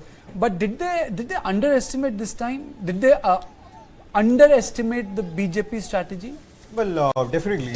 See, on ground, Mamata Banerjee seemed confident, but there was this arrogance of the Trinamool Congress that was visible on ground, and that is the reason why we did not see anything new from the Trinamool Congress. And you have to give it to the Bharatiya Janata Party for the consolidation of the Hindu votes and different Hindu votes across the state of West Bengal, whether it is the Mathua community from the bordering areas of the state of West Bengal or the urban middle class. So somewhere the BJP has been able to consolidate the Hindu votes by bringing down the bridge between all these communities. There is also other thing. You know what BJP has been able to do, because the Congress has not been able to do so because, Kabir, because of sort of goalposts changing. They have been able to bring down two very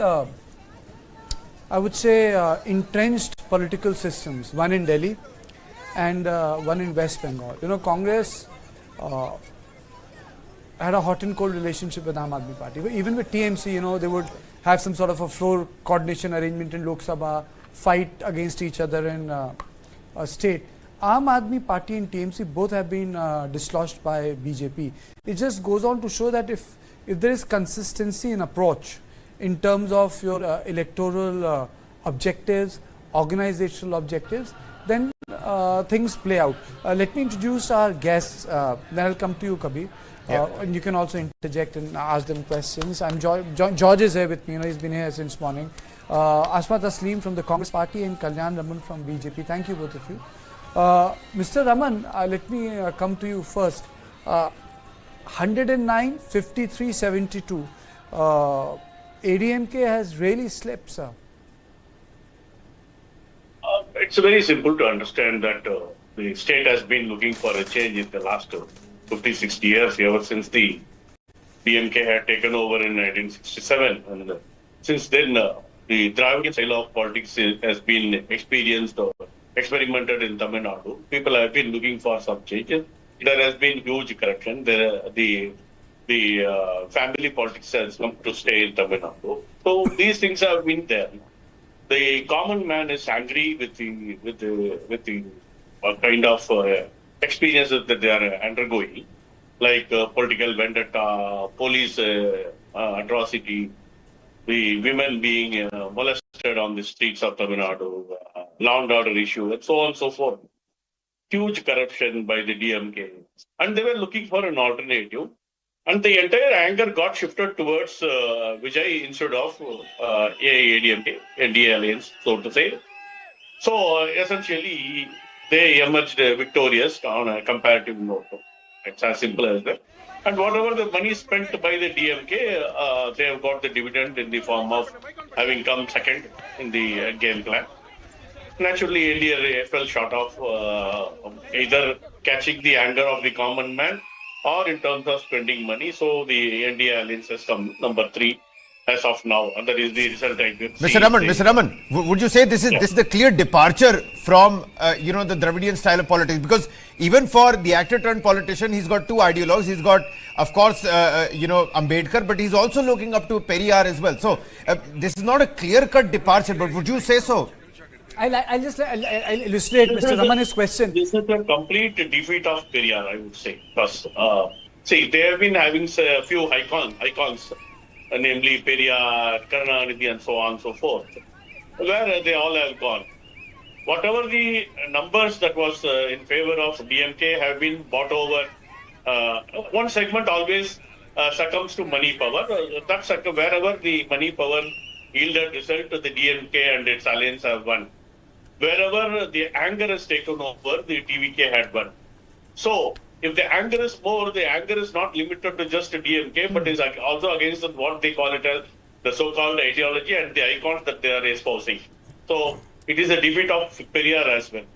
But Periyar is an ideologue for the actor-turned politician, and anger can cool off, in the times to come as well. Many are also saying we'll have to wait and find out whether this is a single one-time election phenomenon. And right now, the numbers consolidating and freezing in on 109. Where are the other 9 seats going to come from? That's a big question. And who's going to come? I think a lot of people are saying that Congress is already in talks with TVK. But that's I really don't want to hazard this conversation, because Congress can be in talks and suddenly the MLAs can also cross over. Yep. That happens because bigger parties can exert that sort of a thing, that the smaller parties, instead of getting into alliance, get absorbed by the bigger party. I'm also joined by Asma Taslim. Madam, now the big picture is very clear. There is no scope of ambiguity. The big picture is you have done well in Kerala, but the BJP is man of the series. They have swept 3 states. You have won Kerala, I give it to you. But West Bengal, Puducherry, Assam. And Assam. Look at them. It's BJP all the way. It's BJP all the way. Thank you for Kerala, for the people of Kerala, for giving us the decisive mandate.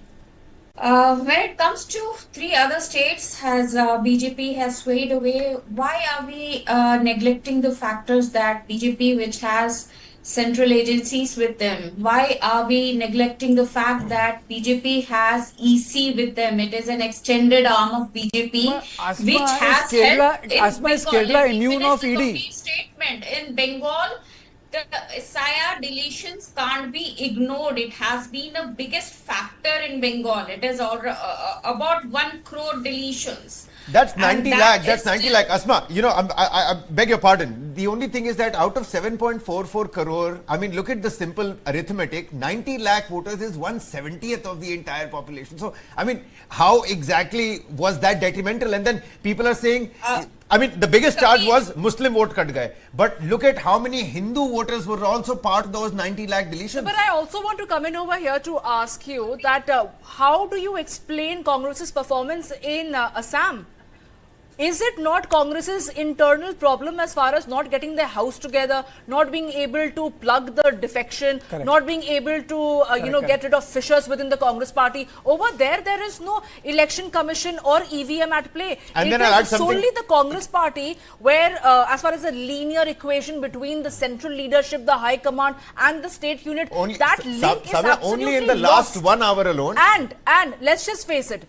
Ever since Himanta Biswa Sarma has gone and joined the BJP in Assam, Congress party has not been able to come up with a counter of Himanta Biswa Sarma as far as an organizational man is concerned. And Gaurav Gogoi has proved to be a failure for lack of a better physiology. And if that be the case, then why is the Congress party constantly putting their weight behind Gaurav Gogoi? Yes. Look at the last 1 hour alone, just to add, the mismanagement angle. KC Venugopal, VD Satish and Ramesh Chanitala all conducted separate press conferences. And we are waiting for the BJP to hold one press conference. The cake cutting was also, it sort of felt more ceremonial than then let us get George on this. George. Yeah. Now let us get George on this. George, 3 cake cut gaye. No, the thing is that, the 3 lotuses which bloomed in Kerala is a big win for BJP. Especially Raju Chandrasekhar, the state president, who is also a former MOS in central government, and V. Muralidharan, the former MOS in central government, both won in Kerala. That is a big defeat for CPM and Congress. But as you said, Congress already had different press conferences, but BJP also had, Raju Chandrasekhar also had a press conference right now. V. Muralidharan also spoke to the media. But what is happening in Kerala? is that, this mega victory, this sweep or a rout of left front government, it is basically, as A.K. Anani said it is basically an anti-government, anti-Pinarayi vote. But this was ending the 10 years of misrule. That is what K.C. Venugopal said. And, even the chief minister in his own fort in Dharmadam constituency in northern Kerala in Kannur, where, he won for 50,000 votes last time. He won it, but he was also, just escaped. He suffered a setback in many of the, almost a dozen ministers lost. Many of the constituencies, including Kerala Congress, have lost all seats. Out of 140, 102 seats is something that 100 seat is a psychological barrier for Kerala.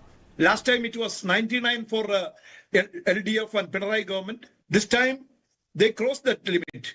They got 102 out of 140, and CPM and left got only 35. And BJP, which is, this is the start of BJP in every government, every state. When we saw in West Bengal, we saw in Tripura, where most of the voters of CPM shifted to BJP.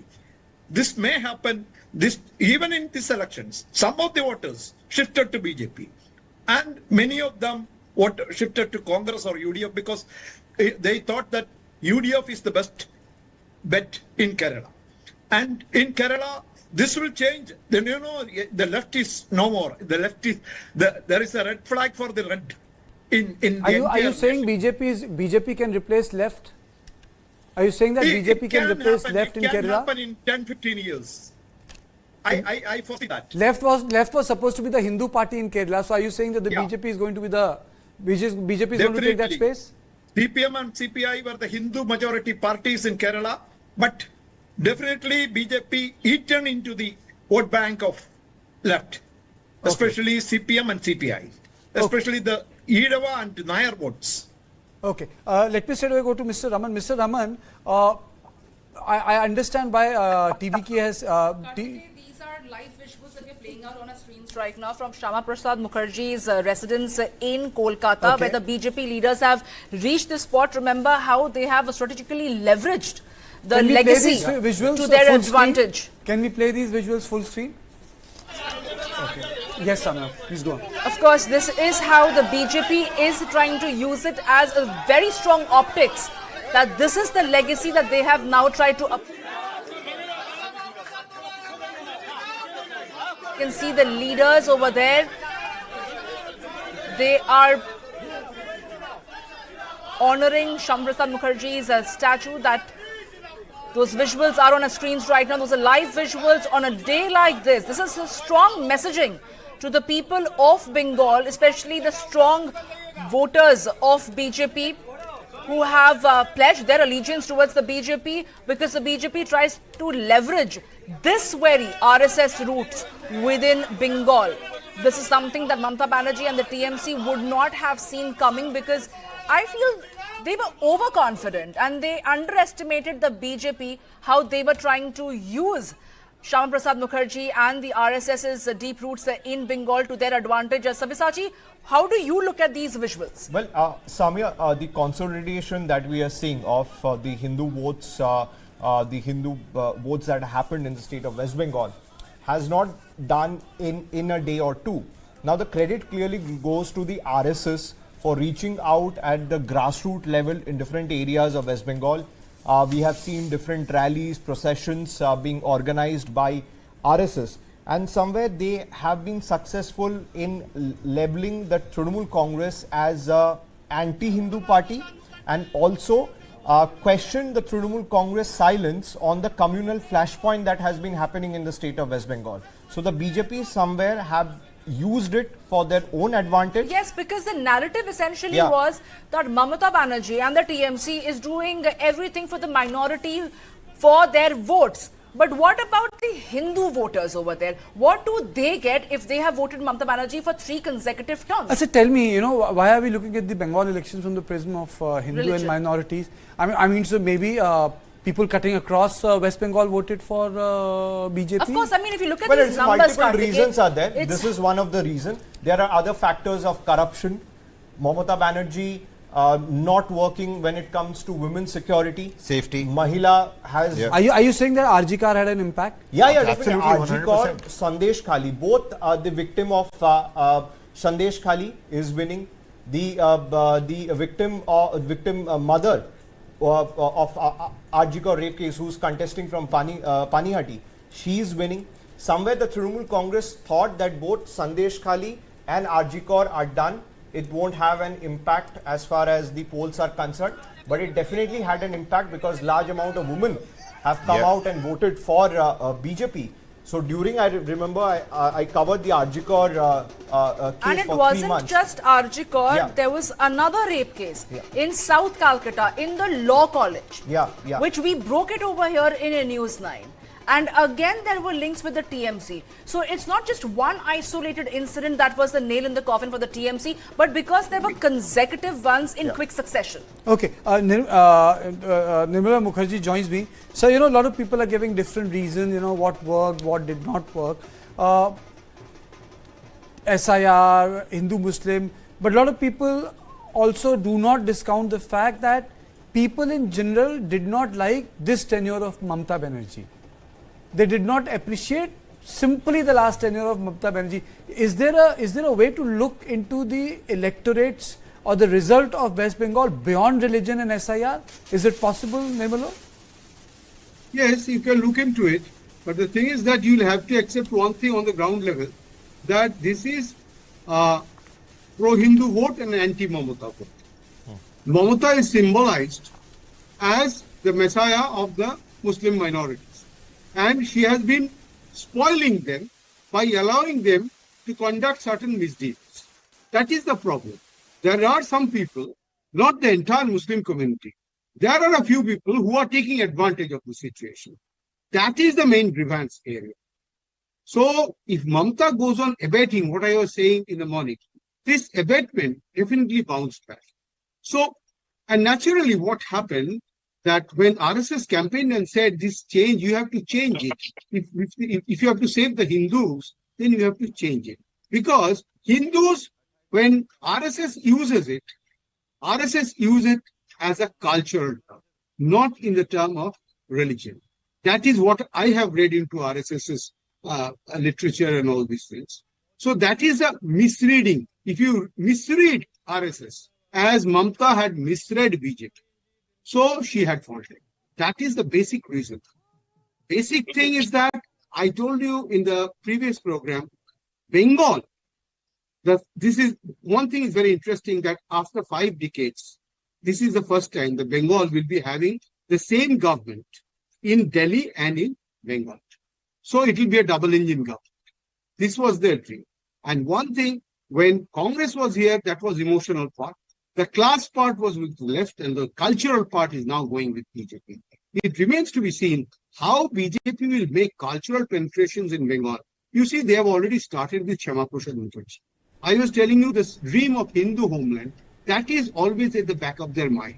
Alongside growth, jobs, education, infrastructure. These are welfare issues every government will have to pursue. If you go on discussing them, you can always go on discussing them because it is mandated that a government in a welfare state will do these things, will do good for the people, they look after the people, whoever it is. But when it comes to culture, that is very, very, it's a niche area. This niche area, BJP works in this niche area. They look at the vote not as a vote. They look at vote plus something, as I was telling you. So what is this plus something? That is the psychological exploitation of the culture of what they want to use that machinery because they have a dream of India, Akhand Bharat and all these things. That's a big dream. And this is only part of it. So BJP has made inroads into Bengal. I don't know how far it will be able. They're not going to change the culture.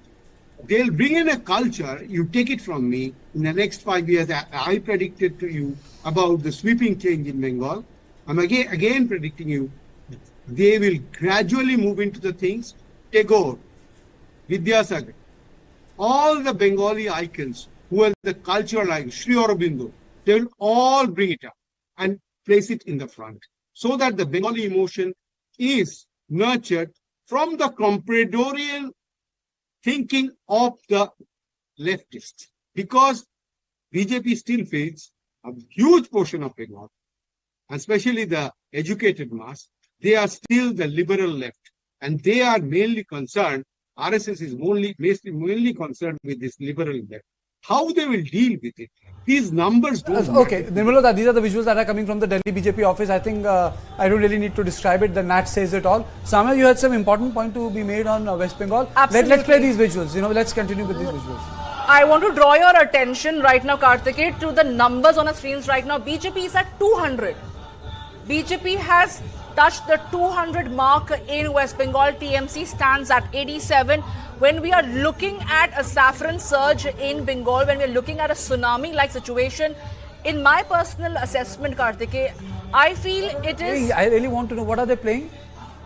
Lakshmi, can you just raise the volume? What are they playing?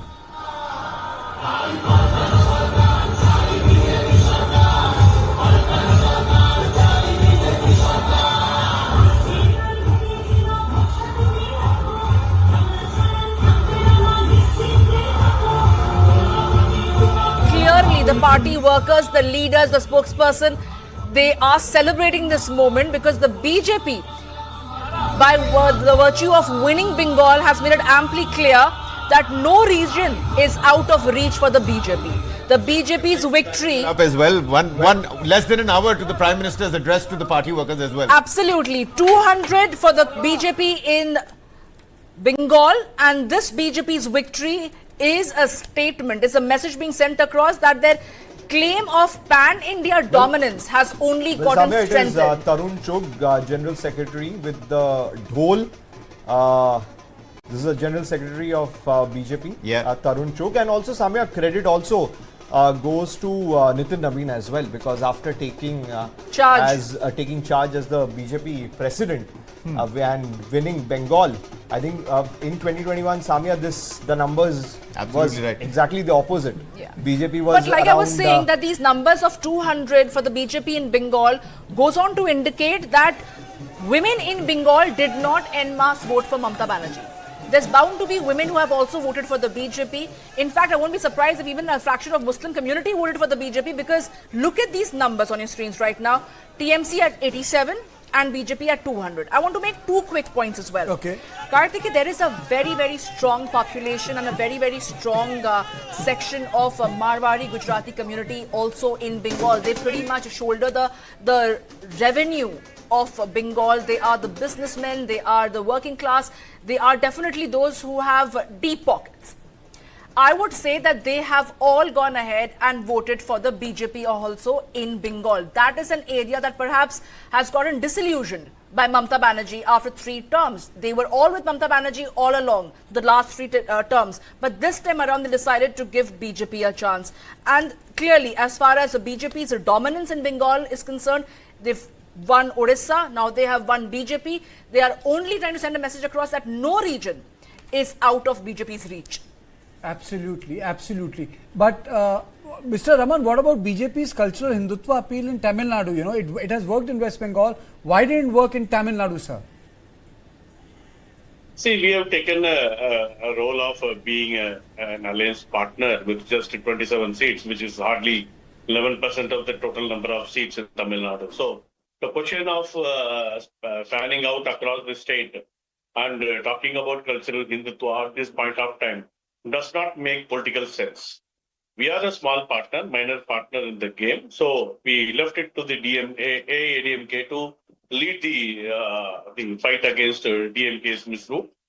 And they did their best to do whatever they can. But then the anger that was generated went in favor of the Vijay's party, which we understand, appreciate.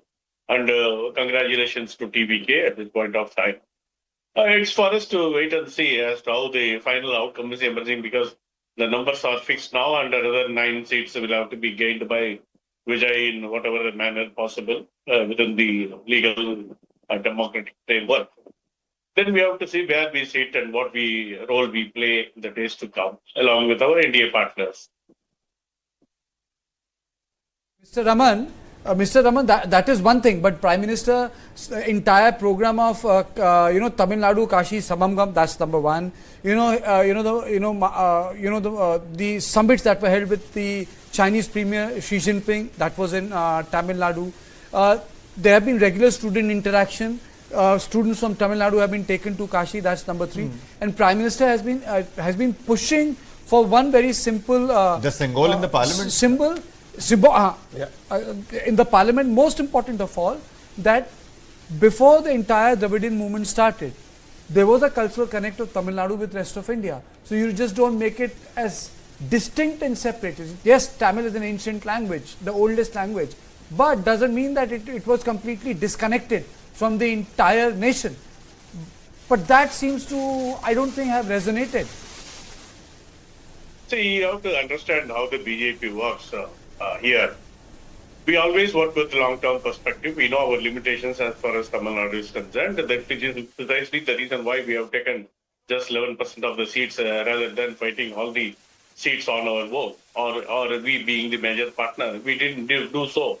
Instead, we opted to be the minor partner with the AIADMK and go for it. So whatever we are doing it today will have its own outcome in the days to come. That is what we are seeing across the country. Today, even in Kerala, we have jumped from 11.5% to almost 19% plus. So it is a huge 8% jump. In every state, we have a different ball game to play. At this current point of time in Tamil Nadu, we have opted to be the minor partner. So be it. We have a long-term goal for which whatever you have so far mentioned, like Kashi Tamil Sangamam, Saurashtra Tamil Sangam, which you omitted from saying, they were all responsible. They will yield long-term results. That is how the BJP works, with a long-term perspective, long-term strategy.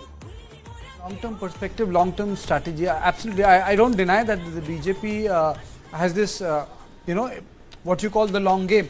But Samya, even in West Bengal, BJP tried and has been trying for a long time, but the short game worked very well. After 2016, the rise of BJP has been dramatic and the fall of left has too been dramatic. Why was BJP able to completely replace left and Congress party in West Bengal?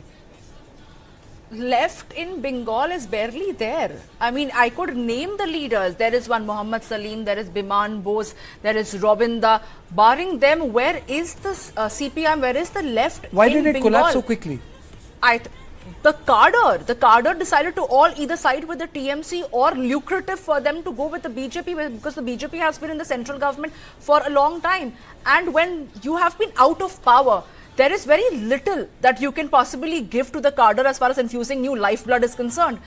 The fatigue sets in, and like our guest earlier in the day was saying, that their agenda is absolutely disconnected with reality. They are carrying out protests and rallies as far as West Asia war is concerned, but not as far as the issues of Bengal is concerned. That is where the disconnect is as far as left in Bengal is concerned. As far as the left in Bengal, or for that matter in Kerala now, it's going to be a mammoth task for left to be able to get their act together and come back to power. Let's make no mistake about this. In South India now, Karthike, you have the Congress government in Karnataka, in Kerala, in Telangana. They are only there in North India as far as Himachal is concerned. Why hasn't the Congress party been able to resurrect itself in North India? In fact, North India... Why don't you ask this question to the Congress spokesperson? Yeah, exactly. So, I want to take this question across to Asma Tasleem. We are looking at a very, very strong and promising Congress as far as South India is concerned. You have government in Karnataka, you have it now in Kerala, you have it steady government in Telangana as well. What happens when it comes to North India? The pattern of voting, mostly the Hindutva factor may be there. So, and as well BJP offering some of the schemes, flyby schemes, which they don't ultimately implement it. like they offered in Bihar. So this is one thing that I want to say, that SIR deletions, which I have to mention, this is the primary reason that that happened during Bihar polls. One is SIR deletions, one is welfare schemes offered, and the amount was transferred into accounts of women voters just before the elections, and usage of central agencies and all this, because Asma BJP is Tasleem, sitting in if I power. want to, if I can reframe my question, now that Aam Aadmi Party is out of power in Delhi, Mamata Banerjee's TMC is out of power in West Bengal, left is out of power in Kerala, does it make it advantage Congress as far as the India bloc is concerned? But will the Congress party be able to leverage this advantage?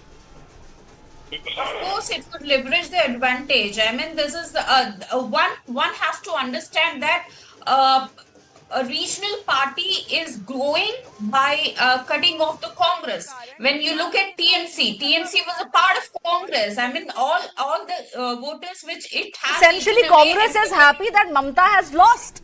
Are you trying to say that the Congress party is happy that Didi has lost? You are basically towing the line of Adhir Ranjan Chaudhary, who has all along told Rahul Gandhi and the central leadership of the Congress party that do not get into an alliance with TMC, especially at the national level, because it is bad optics for the Congress state unit in Bengal.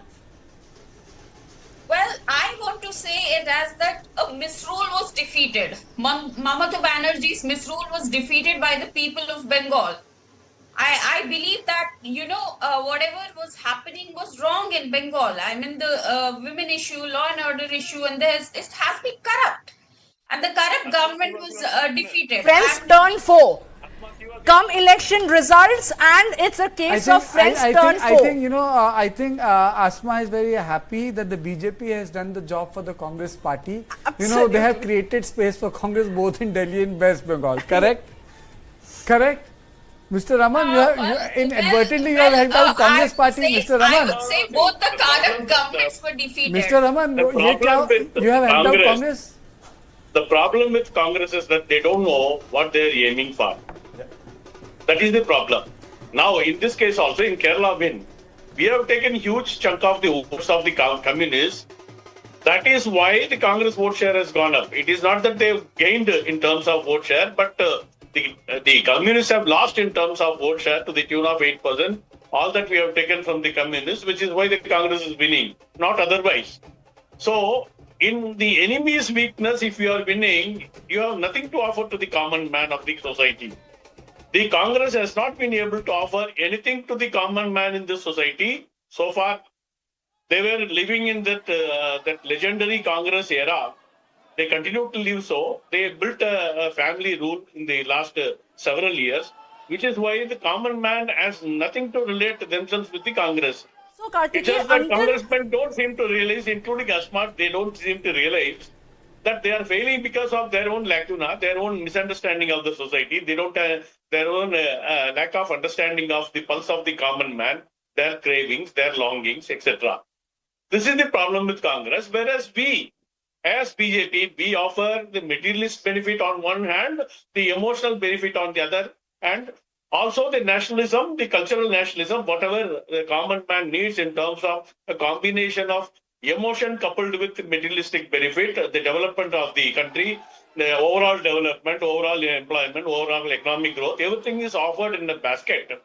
Whoever wants is able to take it from the BJP, whereas the Congress has never been able to offer anything. They just offer empty basket to the congressman.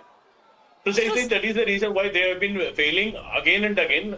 The very interesting thing that I saw in Asma is that she was so happy that her own partner was failing and saying that law and order issue, etc., etc. Not realizing that about 2 years back they were in a close alliance with TMC, and apparently she's failing ignorant that they were not partners. As if they were not partners, she's talking about TMC.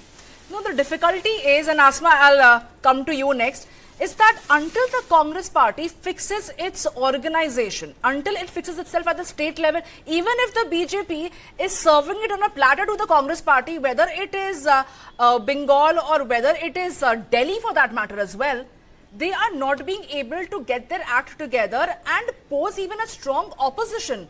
Where is the party in Bengal? Where is the party in the national capital? There is a vacuum. But can the Congress party get its act together and pose a challenge? Asma.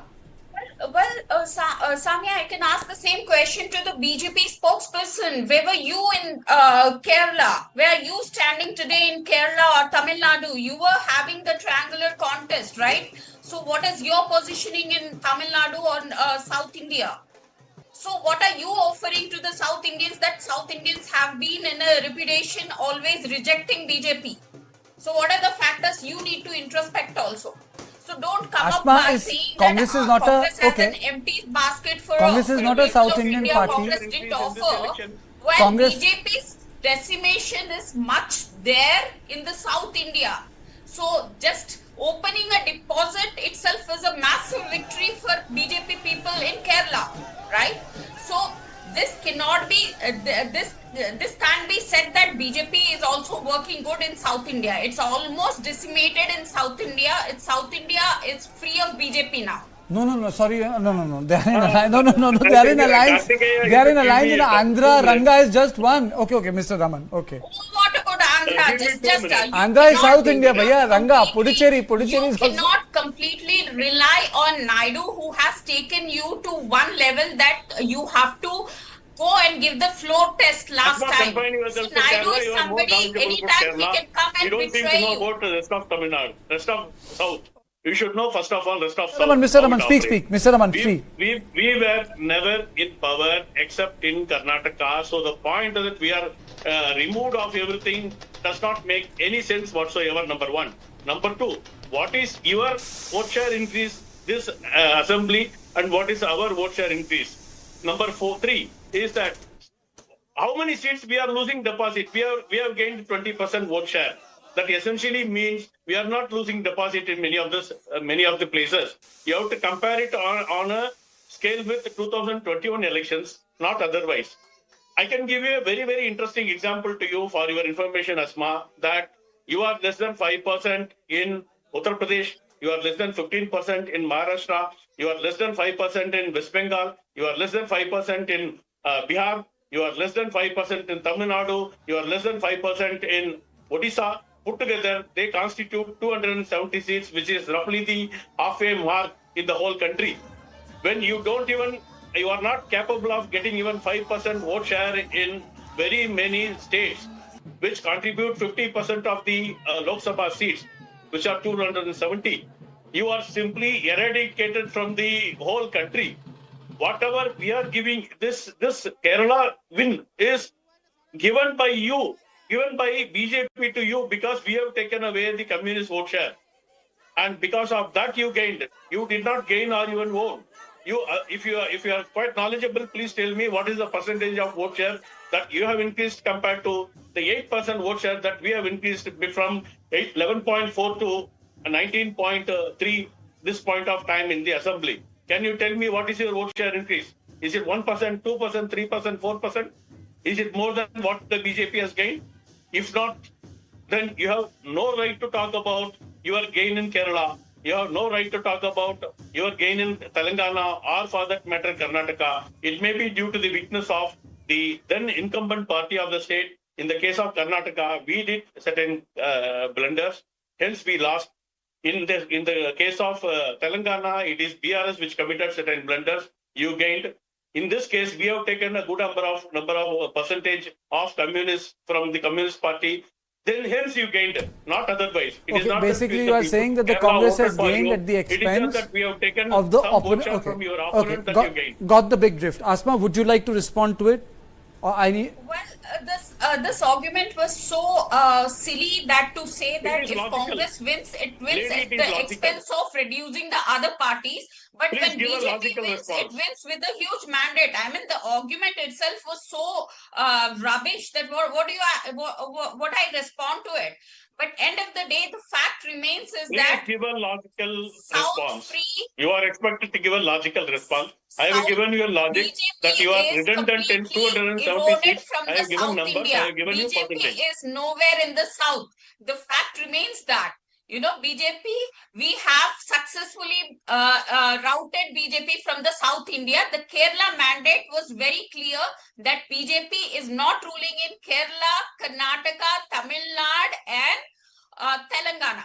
Now it's almost done. So now North, we are looking forward to work on the North. So we are hoping so that upcoming in the Punjab and Uttarakhand and the other states we perform well and we registered the victory in the North India as well this time. Wonderful.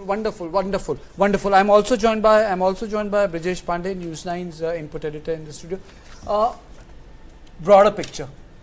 The broader picture here. Well, broader picture is, I think, the BJP is on a roll, perhaps at its political apogee, and who would have thought that, after getting 240 in 2024 general election, they would have a dream run in, getting power in states which were usually considered to be a no-go area. I mean, Haryana, nobody had thought that BJP will repeat its performance, repeat the government, and even best their overall tally of all time. Maharashtra was a similar case in point, and I think by winning West Bengal, they have changed the electoral dynamics of the country. No two ways about it. I think, politically for the Bharatiya Janata Party, only one state remains to be conquered, and that is the state of Kerala. Other than that, perhaps I think, post 2024, it has been a dream run for the BJP. They are the biggest gainer of these five states. Tell me one thing, Brijesh. We covered 2024 elections at Lok Sabha. Why did Congress lose momentum? They got 99 seats. I was in school when BJP got 89 seats in 1990 election. They had so much momentum that Vajpayee, within 1.5 years, not only went on to become leader of opposition with 120 seats. By 1996, BJP was sitting with 160 seats, and by 1999 they got 183 or 182 seats.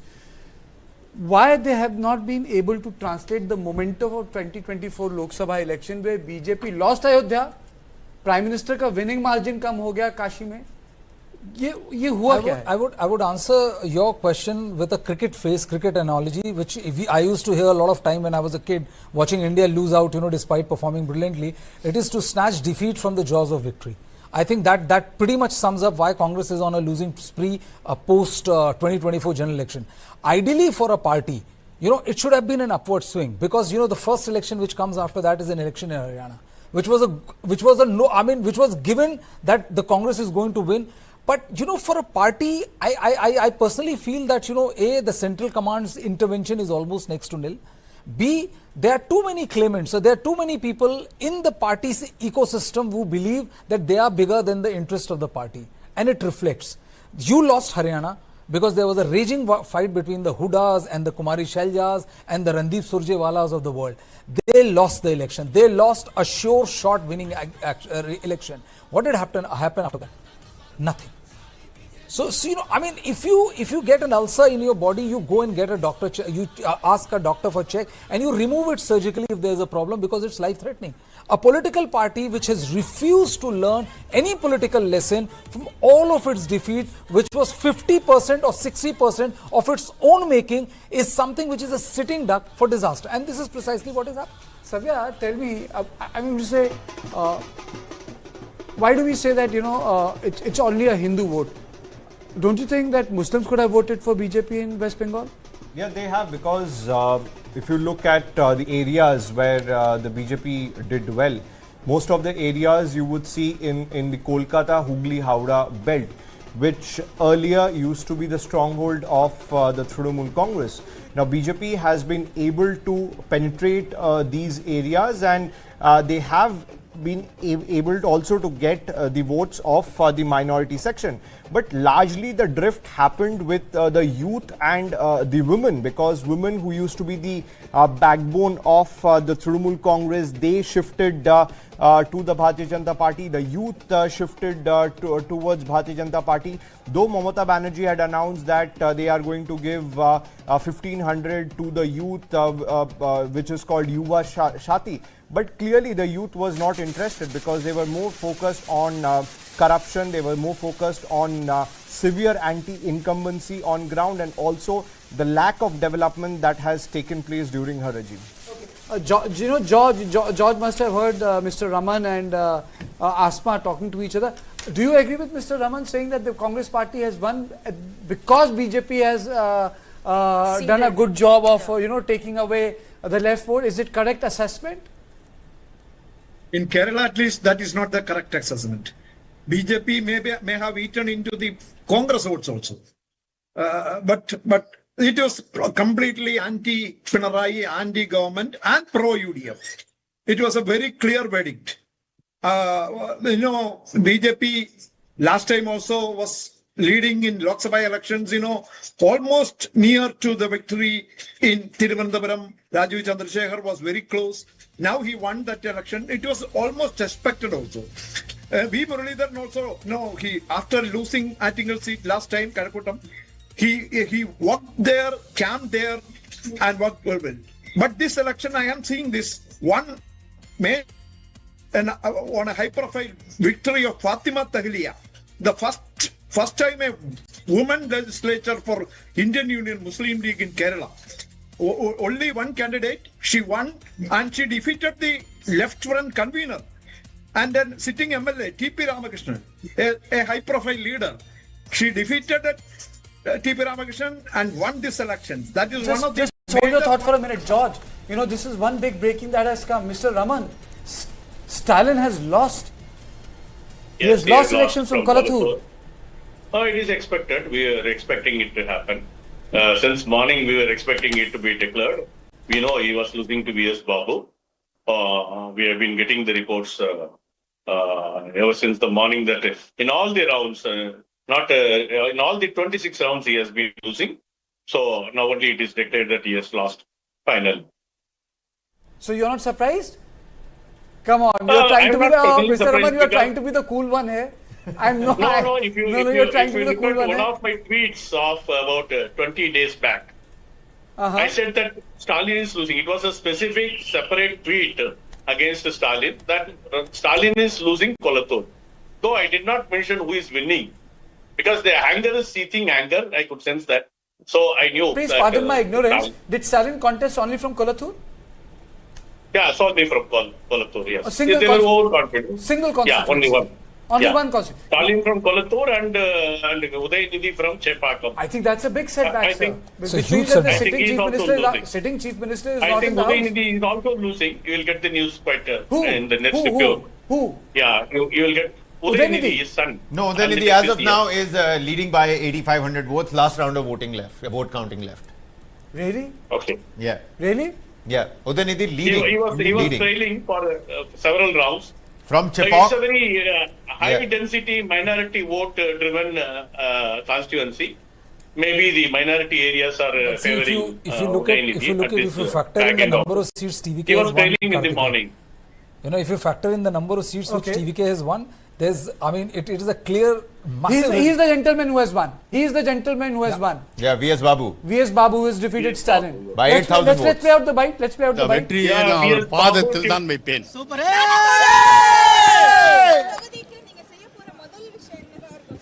எங்க தளபதி என்ன சொல்றாரோ அதுதான் என்னுடைய முதல் விஷயம். நான் மக்களோடு மக்களாக 70 வயசு ஆக போச்சு. அங்கதானே நான் சுத்திக்கிட்டு இருக்கேன். எந்த நேரத்தில் எப்போது கூப்பிட்டாலும் மக்களை சந்திக்க தயாராக இருக்கிற நபரில் நானும் ஒருவன். Mr. For sure. Okay. Mr. Raman, you must have heard him. What did he say, sir? He says that he is 70 years old and he has been with the people for several years, several decades together, and he will continue to remain so, and he will work for the common man. Can you just enlighten us, sir? Is Mr. Babu from a very political background, sir, or is it like a... He's a former DMK MLA, went and joined the AIA DMK after that, now with the TVK. He was a turn court from AIA DMK. He was not given a seat, so he shifted to TVK at the fag end of it and won the elections. He's 75 years old. And he's 75 years old. Also, Karthike, what's going to be very interesting is that if Stalin has lost his seat, which he has, then it's going to be Udayanidhi Stalin who will end up being the leader for the DMK in assembly. But Mr. Raman is saying that he's also going to lose the election. No, but he's winning he's leading right now by 8,500 votes. He's leading now. That is what so the last. It means that Stalin's time is up, as far as I don't think so. Political this thing, nobody's time is up until it is really up. I mean, we have seen so many turnarounds and comebacks. His time is up. His health is not favoring him. He already wanted to resign. Had they won the election, Udayanidhi would have been the CM, not Stalin for sure. That would have been the arrangement. It's just that thanks to the electoral process that in the good of Stalin he had lost. That is how I will put it across. Okay. Okay. He is simply not able to manage himself. Forget about managing. So in this election, you know, there are a lot of giant killers. Like for example, I remember there was a giant killer in 2009 when Deve Gowda lost election. I'm forgetting her name. You know, she was a very young candidate from in Karnataka. So Deve Gowda lost. He's a giant killer from Tamil Nadu in this election. So you are finding several giant killers now. You are going to find several giant killers now. I mean, he's one person who's definitely going to be part of TVK's cabinet. Smriti Irani was a giant killer. Smriti defeated Rahul. Kishori Lal Sharma became a giant killer. He defeated Smriti Irani in 2024 election. So, you know, giant killer theory in itself tells you. But this wild card phenomena is not new for South India. We saw it with YSR Congress when Jagan Mohan Reddy was there. He also steered similar momentum. There was equal fanfare and craze for him. We also saw it when it came to TRS, when KCR was trying to build that momentum. And now we are looking at TVK, where Vijay is using his fan base and popularity. Okay. A great litmus test for Nitin Nabeen. Nitin Nabeen has come. Now getting... What is the song they're playing? It's all in Bengali, I think. It's the Bengali. And Delhi Chief Minister Rekha Gupta also present over there. Is it a Bengali song? Yeah. Yes. Yes, it is. I think he also has all the reasons to be happy. Nitin Nabeen, you know, winning Bengal under his presidentship is... Though, I mean... Yeah, first test series under his captainship and, you know, he's knocked it out of the park. The real man of the series... against Australia. Great cricketing analogy. In the morning it was T20. Now we're finally, you know, as the numbers are consolidating, it's become a test championship. I think before the Prime Minister addresses the party workers, it's going to be Nitin Nabeen who's going to be speaking to the party workers as well. Rahul Gandhi has tweeted. Bharatiya Janata party का झंडा